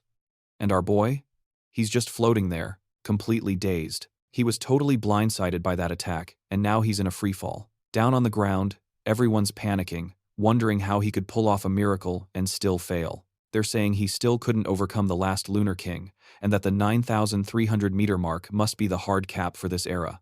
But as our MC is plummeting, he's just thinking to himself about how utterly disappointing this whole situation is. He scoffs, saying that in the end, the former Lunar King and the Rabbit Palace were really nothing special. The Crystal Lady is completely baffled, wondering what in the world this moron is rambling about now. But then our boy doubles down, declaring that the previous Moon God Festival and this entire era are a total joke. And just like that, the wings on his back explode into view once more. This time, he whips out the golden butterfly, the 8-winged monarch. And get this ain't some cheap illusion or a knockoff. This monarch-level beast was about to pop into existence, for real. Next thing you know, our boy's flexing his wings, soaring through the air, while the white-haired bunny girl just stares, completely gobsmacked at the monarch. and just like that, our boy is back on the platform. Turning to them, he's all like, I went through all this trouble just to see what the so-called strongest of the last generation could do. But it turns out, it was just a pathetic illusion. And let's be real, you can't win a fight with party tricks. He looks dead at the bunny girl and says, if you're serious about stopping me, you better show up in the flesh next time. Then he just straight up ignores the two of them like they're yesterday's news and keeps on climbing. The moment he takes that first step, the leaderboard flashes, bumping him up to 6th place. Our boy had just cleared 9,301 meters of this insane climb. What our boy pulled off was a world-shaking event, and you better believe everyone, everywhere, felt that tremor. From the Crystal Lady up in the northern region to Sakura out east, and even the big shots in the Moon God Palace, they all knew. Our boy just keeps pushing forward as his crew gives each other the look. The Dragon Girl's mind is blown, thinking about how every single lunar lineage on the planet must have felt what he just did. Meanwhile, Star's over there thinking, for an Overlord tier Beastmaster, this spot on the ladder is just a stepping stone. But it was the absolute peak for the old Lunar King, who was only half an apostle to begin with. In other words, the old king just got officially dethroned by the new one. And our boy just keeps on climbing, one step at a time. The Dragon Girl calls out, asking if he even gets what he's walking into. She explains that, after the former Lunar King's reign, the Rabbit Palace ruled the roost for the last 2,000 years. But way back in the Age of Monsters, like tens of thousands of years ago, those guys were basically just the bouncers for the real Overlord tier legends. That creepy giant eye in the sky is still staring him down with every single step. Finally, our boy stops and says, you know, there's something I've been dying to say for a while now. He spins around, glares right back at that giant peeper, and just goes, you are so incredibly annoying. The monarch butterfly gets the memo instantly. Its massive wings flare open, and it unleashes a wave of pure power that completely shatters the eyeball in the sky. Right on cue, a system window spams his vision, blaring on about how overlords are forbidden from attacking each other in the early phase of the Moon God Festival. And the darn thing just keeps repeating, over and over and over. It gets to the point that our boy finally snaps and tells the system to shut its digital mouth. He declares, I am the current king, the master of the Book of the Moon. Who the heck has the authority to punish me? Who's even qualified to judge the king? And, with that epic mic drop, the butterfly finishes the job, completely obliterating that cosmic eyeball from existence. With that ugly peeper finally gone, the moon is back to its glorious, shining self. Our boy takes a look and says, ah, much better. Now that the creepy stalker is gone, the view is fantastic. He then glances back at the stairs, noting he's only got a few more meters to the top. But instead of just finishing the climb, he pulls up his beast panel for a quick status check, looking over all his contracted partners. He notes that the contract has finally stabilized, meaning he can finally unleash that pent-up energy and push them all to the 7-star boundary. He's pondering if this breakthrough is the final level, the ultimate peak, but then he's like, nah, and just shakes his head, saying there's absolutely no reason for him to lose now. He keeps on climbing, ready to see if these ancient demigods are really all that. With every single step he takes, the butterflies swarm him, reforming those awesome wings from before. On the ground, Kang's eyes are glued to our boy's wings, muttering about how it's a golden aura made of some insane energy. Our boy just blasts off into the sky again, moving so ridiculously fast, the stream can't even keep up. Everyone down below is just like, what the heck just happened? And just like that, our boy hits the 9,061 meter mark. The Dragon Girl chimes in that this is the record set by the first ice consort, a 9-star demigod from the eastern region some 26,000 years ago. She mentions how that lady one-shotted the upper crescent moon phoenix of the 7 strings. Just as our boy was about to keep going, a new challenger appears. It was the first ice consort herself. Su Leang is totally floored, wondering if this is her final form. He's thinking about how she was packing some seriously broken, unfair power even 22,000 years ago. And looking at her now, that power level still feels like a total cheat code. With his current cultivation, he knows there's no way in hell he can beat her, and he's not dumb enough to think otherwise. But he also remembers this is just a test, and she's basically a fancy illusion, so all he really needs to do is prove he's got the stones to even fight her. With that settled, they both charge. And we flash forward to our boy, standing at the 9,742 meter mark. Down on the ground, Kang is having a complete meltdown. She's thinking, how is it even possible that Su Leang just smashed the 9,000 742-meter celestial maiden's record without even breaking a sweat, and just like that, our boy is now third in the rankings. Alright, time for a lore drop. The celestial maiden is a 9-star demigod of immortality. Her spirit just keeps on going, even after her body gets wrecked. They say she's been kicking for over 100,000 years. She saw the whole great calamity of the White Deer clan and the Cloud Era that basically put all chaos on lockdown. She was there for the very first Moon God festival, and, thousands of years ago, she's the one who sealed the Lunar Tan faction, who were the champions of that same festival. And Kang is just stuck thinking, Su Leang actually managed to get past times that time's celestial maiden. Meanwhile, our boy is thinking that for some weird reason, even though she was just an illusion, it felt like she just gave up and stopped fighting back. He wonders if it's because she's also an enemy of the Tai-In faction. He thinks to himself that, whatever the reason, he's not stopping now, so he's standing there, feeling all high and mighty, when something completely catches him off guard. He looks over and there's some green-haired girl just casually walking up the stairs. And in that moment, he hears Star thanking him for bringing her along. She says it's because of him that she's remembering things from 10,000 years ago. She remembers her old master, Lo Sukshin, who was born with a body so frail it was hit with tens of thousands of illnesses. And because of that terrible luck, she only lived to be 26 years old. When she found out she was on her deathbed and was going to miss the next Moon God festival, she grabbed the first Crescent Moon Frost Blossom and the first Crescent Moon Farewell Song, wrecked the Gemini Palace's Guardian Half-Moon Soul Suppressor, and got hailed as the world's strongest, which started a forever feud between the Moonlight Sect and the Seven Chords. Her 26 years of her lifespan might have been a blip in history, but she went out leaving a legacy that could outshine the sun. Stars basically screaming, "Watch your back," because this lady and her ghostly crew are on a whole other power level. Meanwhile, Lee's over here having a full-blown existential crisis, asking heavy stuff like, what's even the point of cultivation? And, why bother getting stronger? She scoffs that in the end, they're all just mortals who can't break their limits. Then she gives her spear a twirl, slams it into the ground, and poof, it vanishes. Star yells for Su Leang to get ready, shouting that the real show is about to start. And just then, a whole mess of colorful lights explodes from the platform, and the spear zaps both the butterfly and our boy. He's now spilling ketchup and does a perfect faceplant on the ground. Everyone's just floored by how easily she just bodied our hero. Su Leang staggers up, asking Star if this is the sheath's true power. He then flexes his wings, announcing that all the energy he's been hoarding from his contracts is finally kicking in. And with that, he pulls off a temporary breakthrough, blasting his way into the 7th star realm.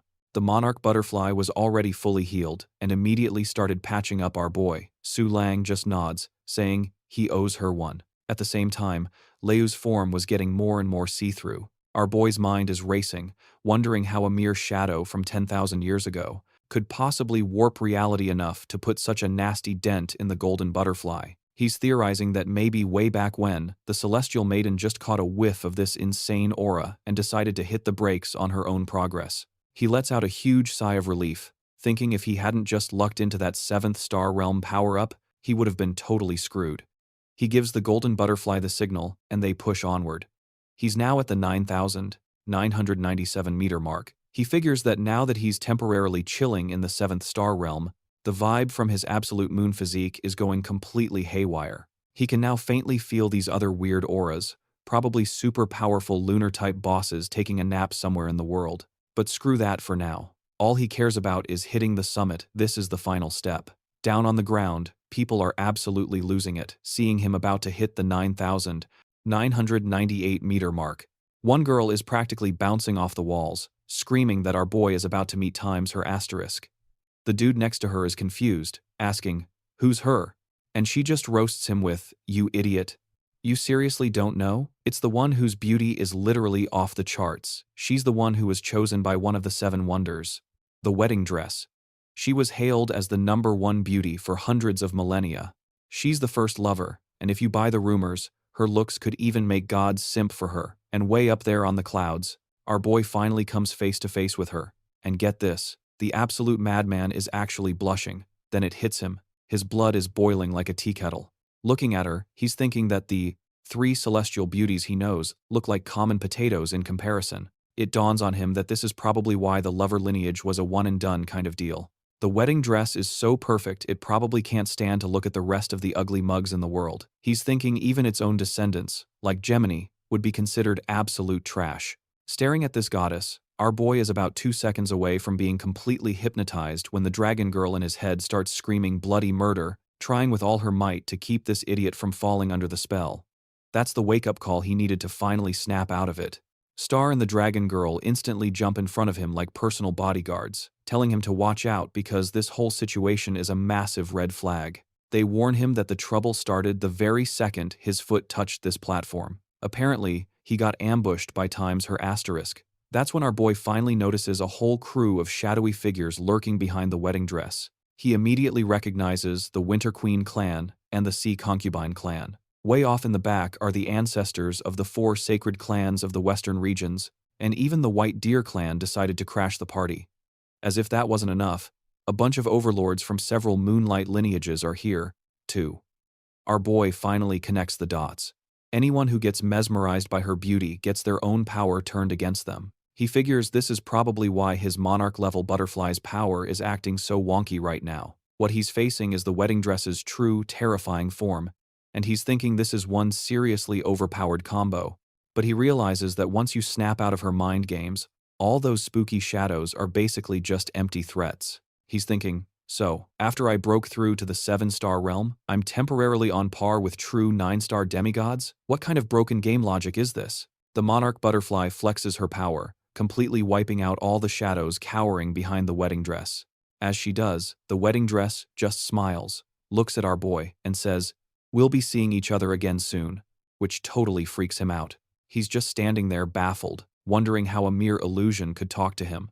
Not only did she know he was from 50,000 years in the future, but she even said they'd meet again. He decides to file that under freaky stuff to worry about later and gets back to the climb. He takes another step, hitting 9,998 meters and snagging the number 2 spot on the leaderboard. He takes a deep breath and goes for one more. The moment his foot touches the 9,999 meter mark, he gets zapped and teleported high above the fog. He instantly recognizes this place as the legendary Cloud Sea from all the old stories. The legends say the first Cloud Princess chased after her first love, got rejected, and then, completely heartbroken, had a major epiphany. Eventually, she teamed up with the White Deer to basically put the world in a chokehold for 10 whole millennia. He's thinking about how, back then, she was just a single step away from shattering the Mist Realm, but totally choked. In the end, the White Deer clan's Mist Realm stayed OP and unbreakable.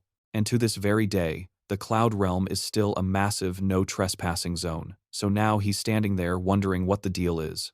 Like, where are the real bodies of the Cloud Princess and the Supreme Azure Calamity?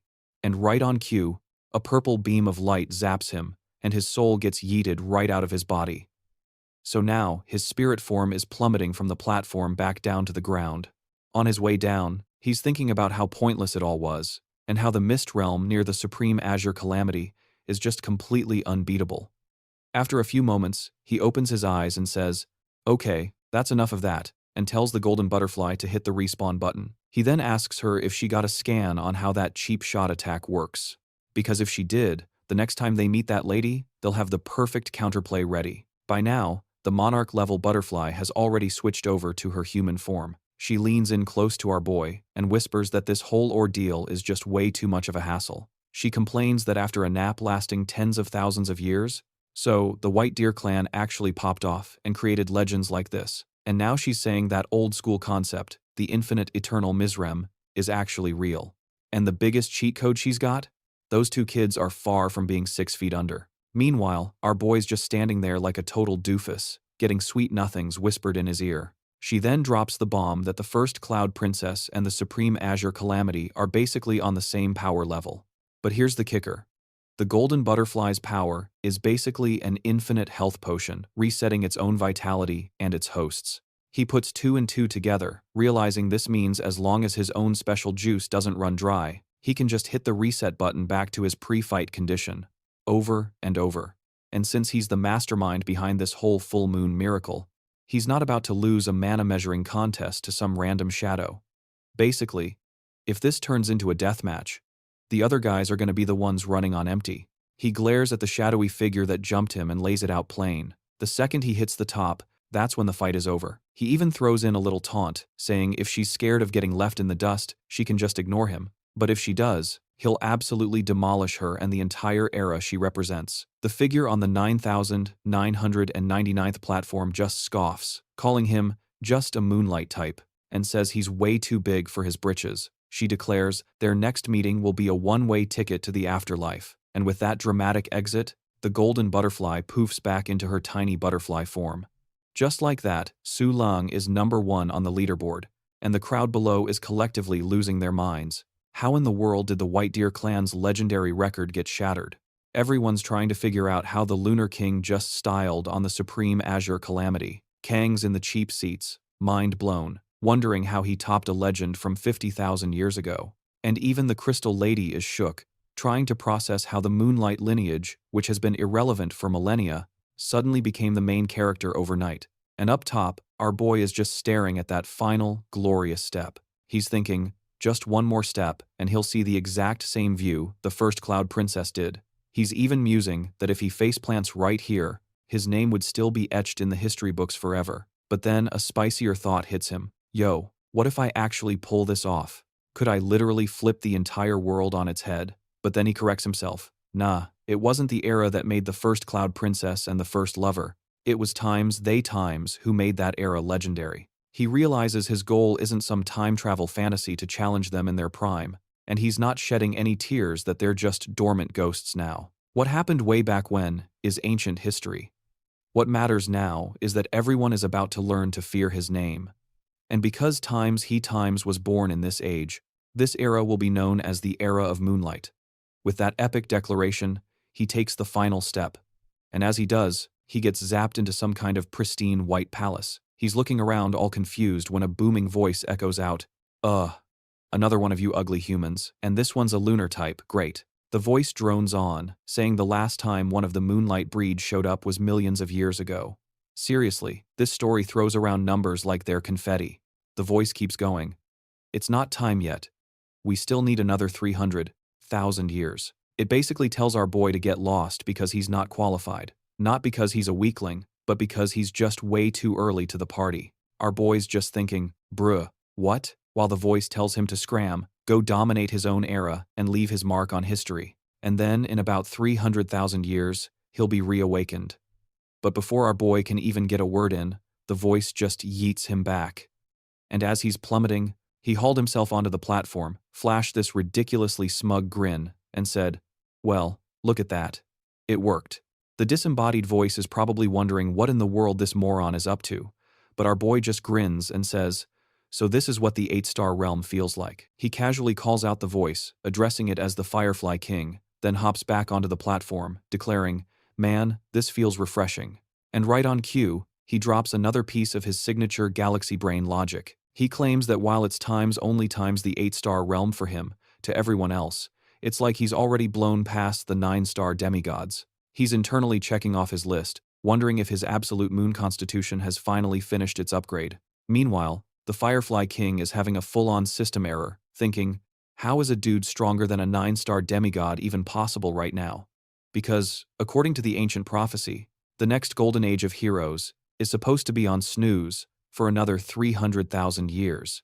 And yet, here's our boy, standing right in his face, flexing all this new power. Down below, the normies are blinded as a massive golden light erupts from that heavenly peach ring thing. And while everyone's just staring up, completely clueless, Kang is actually worried sick about our boy. She's just imagining all the insane trials he must be facing. Just then, the entire palace starts to tremble as he officially hits the 10,000 step mark. The Firefly King is practically begging Su Leang for an explanation, but Su Leang just stands there with a smug grin until the dragon girl yells at him to knock it off, saying she was on the verge of going kaboom. She complains that even after sucking dry the entire energy reserves of the Eastern region mine, it still wasn't enough. But then, she begrudgingly thanks our boy, admitting it's only because of him that she managed to bust through to the 8-star realm too. Su Leang just turns to the Firefly King and tells him to get out of the way, because he has zero plans to wait around for another 300,000 years. He's like, being stronger than a demigod is the bare minimum to get in here. So, if you could just scooch. Without waiting for an answer, he starts walking, declaring that he'll be the one to decide if this era is ready or not. After all, the Firefly King is nothing more than the leftover ghost data of some ancient 10-star being. So Su Leang tells this remnant consciousness to quit playing God. And just like that, the Firefly King actually steps aside. So, after our boy finally clears the 10,000 steps, he takes a look around and absolutely nothing has changed. Total anticlimax. He pulls up his system window and sees he's unlocked 2 new authorities. The first one offers 0 personal perks, and the moment it's used, it'll basically flip the entire world on its head. The second one, though, is a straight-up reward. As long as he's inside this holy site, he's literally unbeatable. He just sighs, realizing now is definitely not the time to press the big red button on that first authority. Currently, using it would knock him all the way back down from 8-star to a measly 6-star, and he'd be no match for an ancient 9-star demigod, never mind taking on the 3 titans at their peak. But then, he glances at the rankings and a smirk spreads across his face, realizing the 3 titans aren't even on his radar anymore. He peers down at the ground and sees his new fan club going wild, with girls screaming they want to join his organization and all the usual simp stuff. Meanwhile, the rest of the crowd is buzzing, trying to guess what kind of insane reward he snagged for reaching the very top. They're all just scratching their heads, wondering how a guy with his supposed rank and qualifications even made it to the summit in the first place. After all, everyone was operating under the assumption that the real Moonlight wasn't due for a comeback for at least another 100,000 years. Watching from the sidelines, the Crystal Lady is having a minor panic attack, thinking she was not ready for this at all and that the Age of Chaos is about to kick off. Because let's be real, that absolute moron is guaranteed to stir up some major trouble from here on out. Our boy finally descends, and the first person he runs into is Jimmy. He doesn't even break his stride, just walks right past her and says, "I'll give you 1 month." Flash forward a bit, and we find Jimmy waking up in a hospital bed. Her first move? Smacking her head on the ceiling right after she gets a grip. She sits up, pulls this glowing blue gem from her pocket, and stares at it, muttering that this star is hers, and hers alone. Not even the Lunar King can have it, even though he's stronger than the heroes from 50,000 years ago. Meanwhile, our boy is just kicking back in his own hospital room when he gets that weird tingle, like someone's obsessing over him. Shaking it off, he pulls up the file on the Peacock Palace's Guardian and starts scrolling through. Suddenly, something catches his eye that makes him do a double take. He turns to Star and the Dragon Girl, asking if they've got any dirt on the Peacock Palace. Star chimes in, "Not much." The Peacock and Aquarius Palaces were late additions to the Moonlight 12, only joining after the Gemini Palace got totally wrecked. The Dragon Girl pipes up, "Yeah, and the word on the street is she entered 3 Moon God festivals over the last 10,000 years, but washed out early every single time. A former Lunar King even had to save her bacon once. Yet she later terminated their contract for some unknown reason." Our boy's just thinking, man, this whole thing reeks of drama. But whatever, he's got to head to the western region anyway. Just then, Kang bursts into his room, looking like the world is ending. Kang rushes over to Su Leang, practically yelling, "Dude, have you seen the internet right now?" She's freaking out, saying the candidates for the Cloud Princess spot just dropped. And it's not 1, but 3 of them, all at the same damn time. Our boy just stares, thinking to himself, hold up, aren't you supposed to be the Ice Queen? What's with this 5-alarm fire routine? Kang gets all red-faced, sputtering that the Peach Garden is getting absolutely roasted online, and she was ordered to deliver the news with this exact level of panic. That's supposedly why she's acting so extra. Our boy just gives her a deadpan stare, like, "Re-yite. Whatever you say." Then he asks if this is really that big of a deal. Suddenly, a new voice chimes in to answer him. It declares that his little power-up just shattered the seals on this era, and now the monsters from the Holy Lands are waking up to play. Our boy's totally baffled, looking around like, who said that? When a flower just yeets itself out of Kang's chest region. The flower proclaims that since the dawn of time, whenever the Holy Lands pop off, it's always been a total wipeout for the beast tamers of that generation. Then the flower gets all smug, telling our boy this is 100% his fault. Our boy just stares at this talking plant with the most dumbfounded look on his face. He's thinking, who does this little weed think it is? Then he asks if the flower is times the times Toyen, as in, the legendary immortal 9-petaled peach silk snowwheel flower, one of the 7 ancient wonders that's supposedly been around for millions of years. Our boy's internal monologue is just, so that epic, legendary being, is this ridiculous, loud-mouthed piece of foliage. The flower flips out, telling Suang to listen up. If he even thinks times about using the authority he gained from reaching the summit, it will never forgive him. Kang, completely lost, asks the flower, "Wait, what authority are you even talking about? Our boy has had enough of this sassy little sprout." He snatches it up and the flower immediately shrieks, "Hey, watch the hands, buddy. You creep." Suang's patience is gone. He glares at it, asking if it was the one running the heavenly peach ring and if it has the nerve to be leaking secrets. The flower's attitude does a complete 180. It immediately starts begging for forgiveness, pleading with Kang to save it.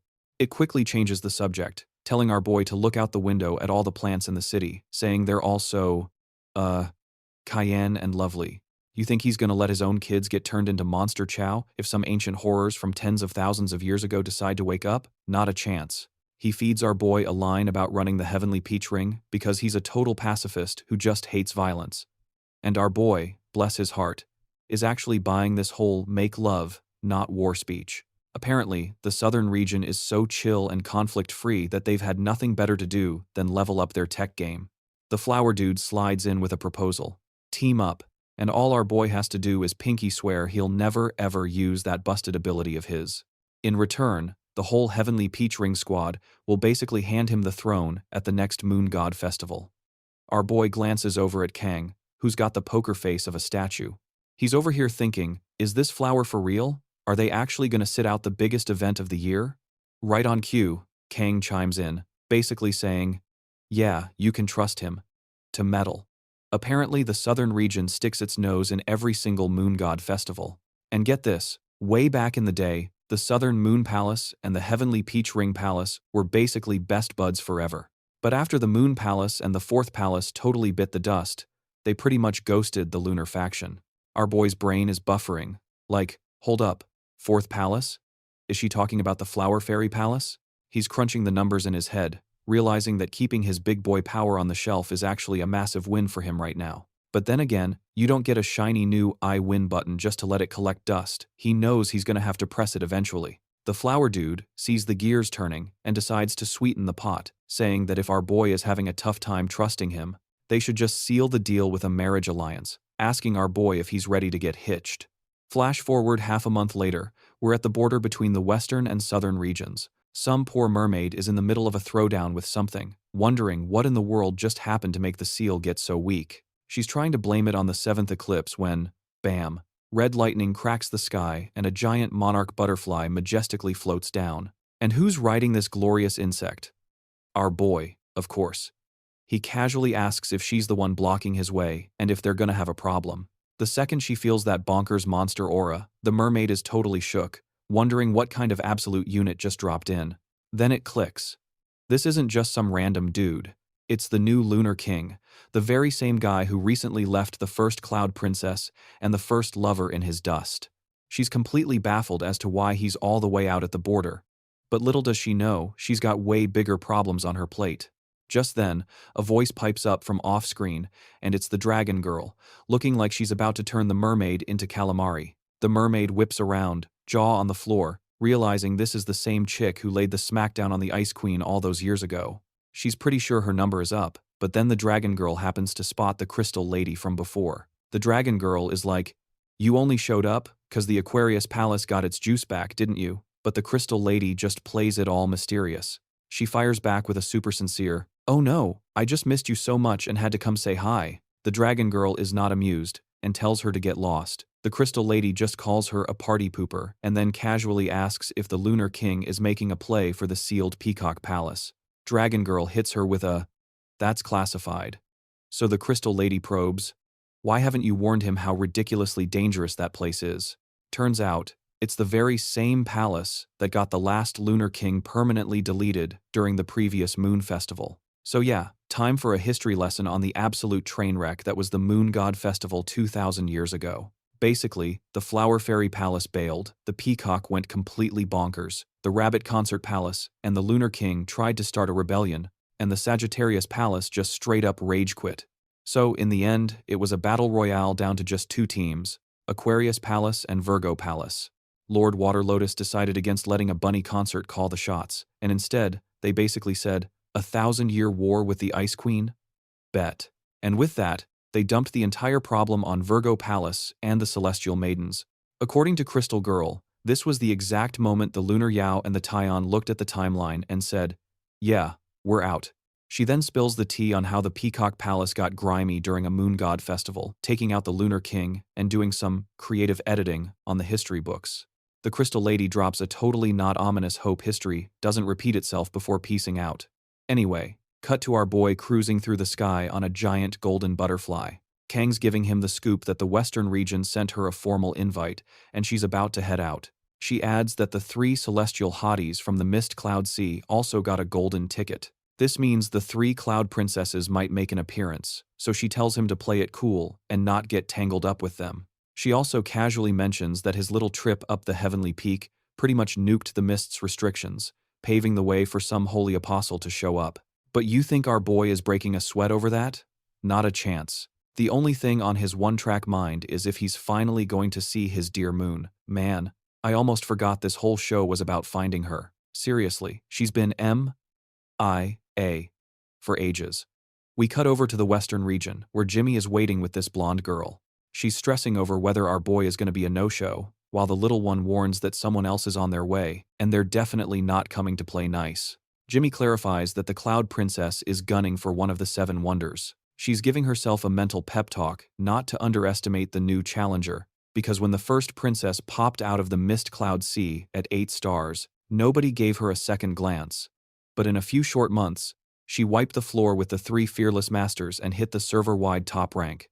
The yellow-haired girl figures that even Lady Wedding Dress is going to have to take this new threat seriously. When the kid tries to drop some lore about the first princess, the blonde just pats her on the head and calls her a silly child. Just then, the announcer bellows that Su Leang has made his grand entrance on the Golden Butterfly, which immediately sends her into a panic. Our boy lands, glances around, and casually remarks, "Hey, this place is pretty roomy." The blonde is thinking about how Ginny's already about to have a meltdown before even stepping into the ring. Seeing this mess, she asks our boy if they could postpone the fight for 10 days, on the night of the full moon, with the winner being crowned the owner of the crescent moon. She's scheming that by then, half the Western region will show up to watch, and she's counting on him being too honorable to break the rules.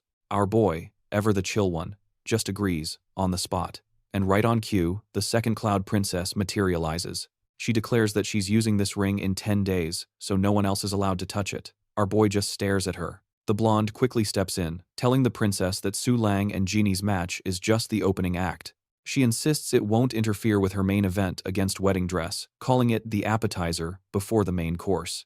The second princess actually buys it. Meanwhile, our boy is already heading for the exit, completely over their drama. That's when the second princess calls out to Su Leang, asking if he's planning to ditch when the time comes, because after she's done with Wedding Dress, and you just know she is coming for him, but our boy is just like, "Nah, I have absolutely zero intention of fighting you. After I'm done with Gemini, I've got plans to visit the other 2 cloud princesses."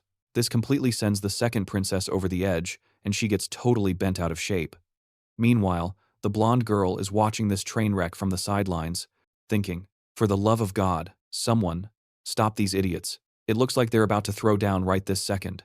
After showing off her power, the second princess senses something and finally cools her jets. She starts grumbling about returning on the night of the full moon, and then just vanishes into thin air. Our boy lets out a heavy sigh, thinking to himself that she's got a few screws loose, but then decides it's not worth the brain cells. He's basically saying he doesn't have time to be a princess wrangler. To win the Moon God Festival, he's got to take down the cloud princesses. But the only one on his radar is the one who looks like Moon Deer, and he couldn't care less about the second princess's drama. He's way more concerned with the family history of the first cloud princess, the supreme green disaster, and whatever the third princess's deal is. He's hoping they'll drop clues about Moon Deer. On the night of the full moon, right before the big cloud princess battle, the plan is to snag the blade's soul and then make a beeline for the eastern region. He's calculating how, on that same full moon night, the second princess will be busy fighting Wedding Dress, while the first princess is tied up with the Ice Queen. He figures if the first princess can keep the Ice Queen distracted for a bit, that's his golden opportunity to find the Peacock Palace and grab the last piece of the sinking crescent moon. And with that, he summons his golden butterfly and pieces out. Gemini and the blonde girl are just left standing there. Gemini's thinking, That idiot is so weird. She's heard the stories about him and his favorite white deer, so she's totally confused why he's giving all the cloud princesses the cold shoulder. The blonde girl tells her to forget about that petty stuff and start focusing on the actual battle that's happening in 10 days.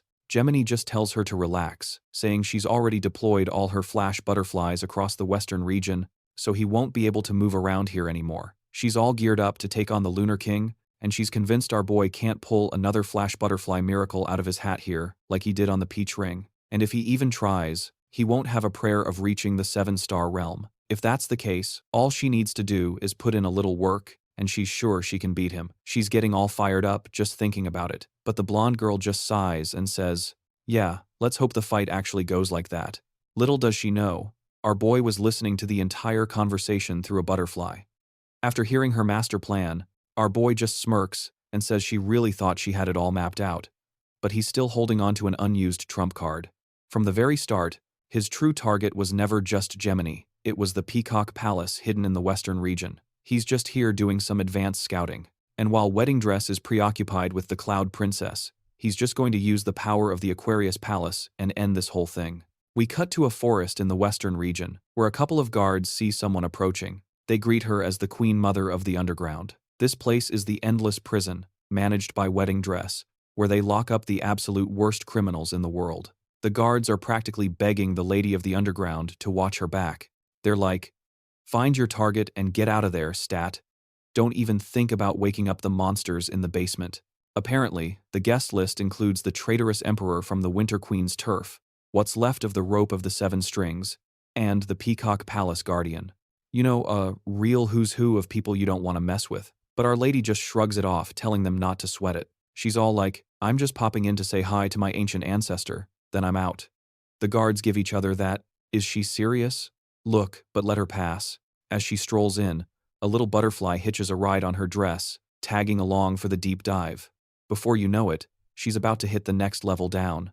That's where the guards pump the brakes, telling her this is as far as their escort service goes. From here on out, she's flying solo. Because what lies ahead is basically the VIP lounge for emperors. The Lady of the Underground just nods, cool as a cucumber, and says she's got this. And with that, she starts heading down the stairs. After putting some serious distance between them, she speaks without even bothering to look back. She's like, "So, first time we're meeting, huh? You gonna let the Peacock Palace's guardian out of his cage or what?"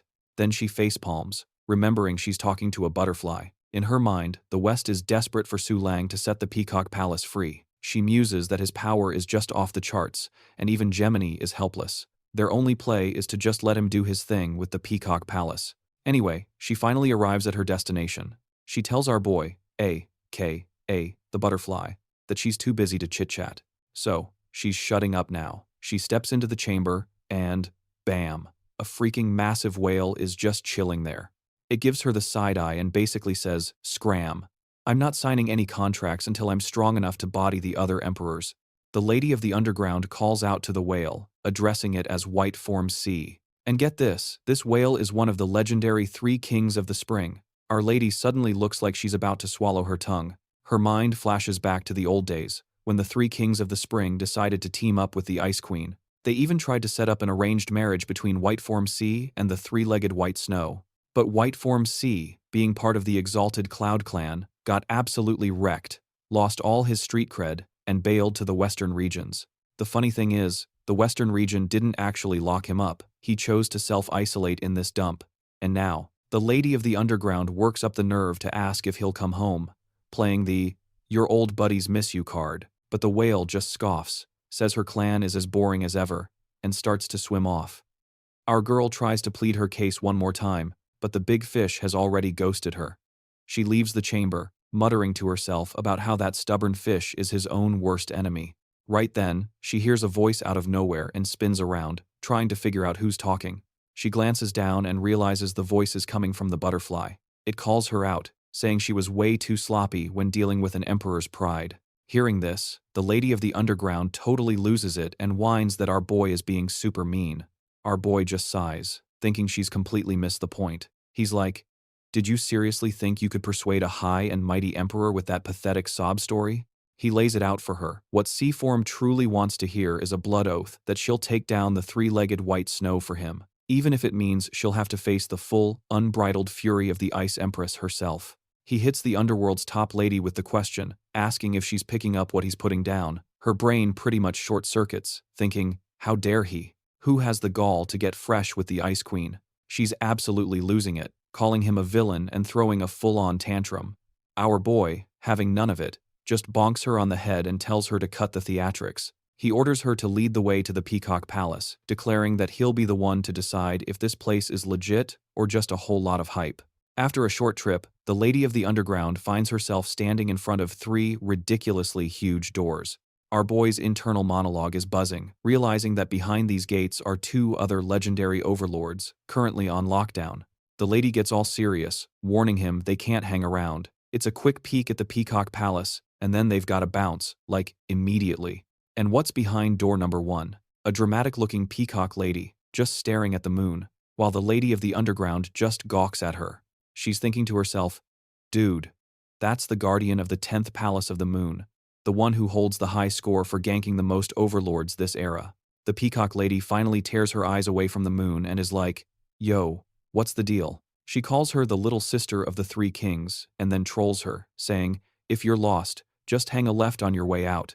You'll find White Form's little prison cell over there. The Lady of the Underground is totally baffled by how nice she's being. Considering the legends. I mean, she's supposed to be absolutely unhinged. Right then, our boy overhears the peacock lady asking if she's here to team up with one of the big 3 kings. And just like that, another girl with snow-white hair pops up, asking the Lady of the Underground if she wants to sign a contract with her instead. Our boy's brain is working overtime, remembering this is the overlord who wrecked the entire eastern region 50,000 years ago, way before the Ice Queen even showed up on the scene. Yeah, he's got the full dossier on her. He even knows she threw down with the original Cloud Princess. Suddenly, a freaking bracelet starts talking, telling her to back off. She's already taken by one of the 3 kings, it says. Our boy is thinking, wait a minute, that bracelet used to be a major player, but she went off the rails and caused some permanent, oopsie, level damage, so she got locked up in here too. The frosty-haired girl just tells the bracelet to chill out. She was only joking. She's like, with wedding dress holding down the western region, it's not like I could do anything even if she did sign with me. There's no way I'm busting out of this joint. I was just messing with you since it's been thousands of years since we've had any visitors. With that out of the way, she's like, so, spill the tea. What major drama have I missed in the outside world? Meanwhile, the Lady of the Underground is just standing there, completely mind-blown at how chill these supposedly terrifying overlords are. She's probably wondering if you could smash that like button to help Mamoru cook up more of this top-tier content for all you legends watching.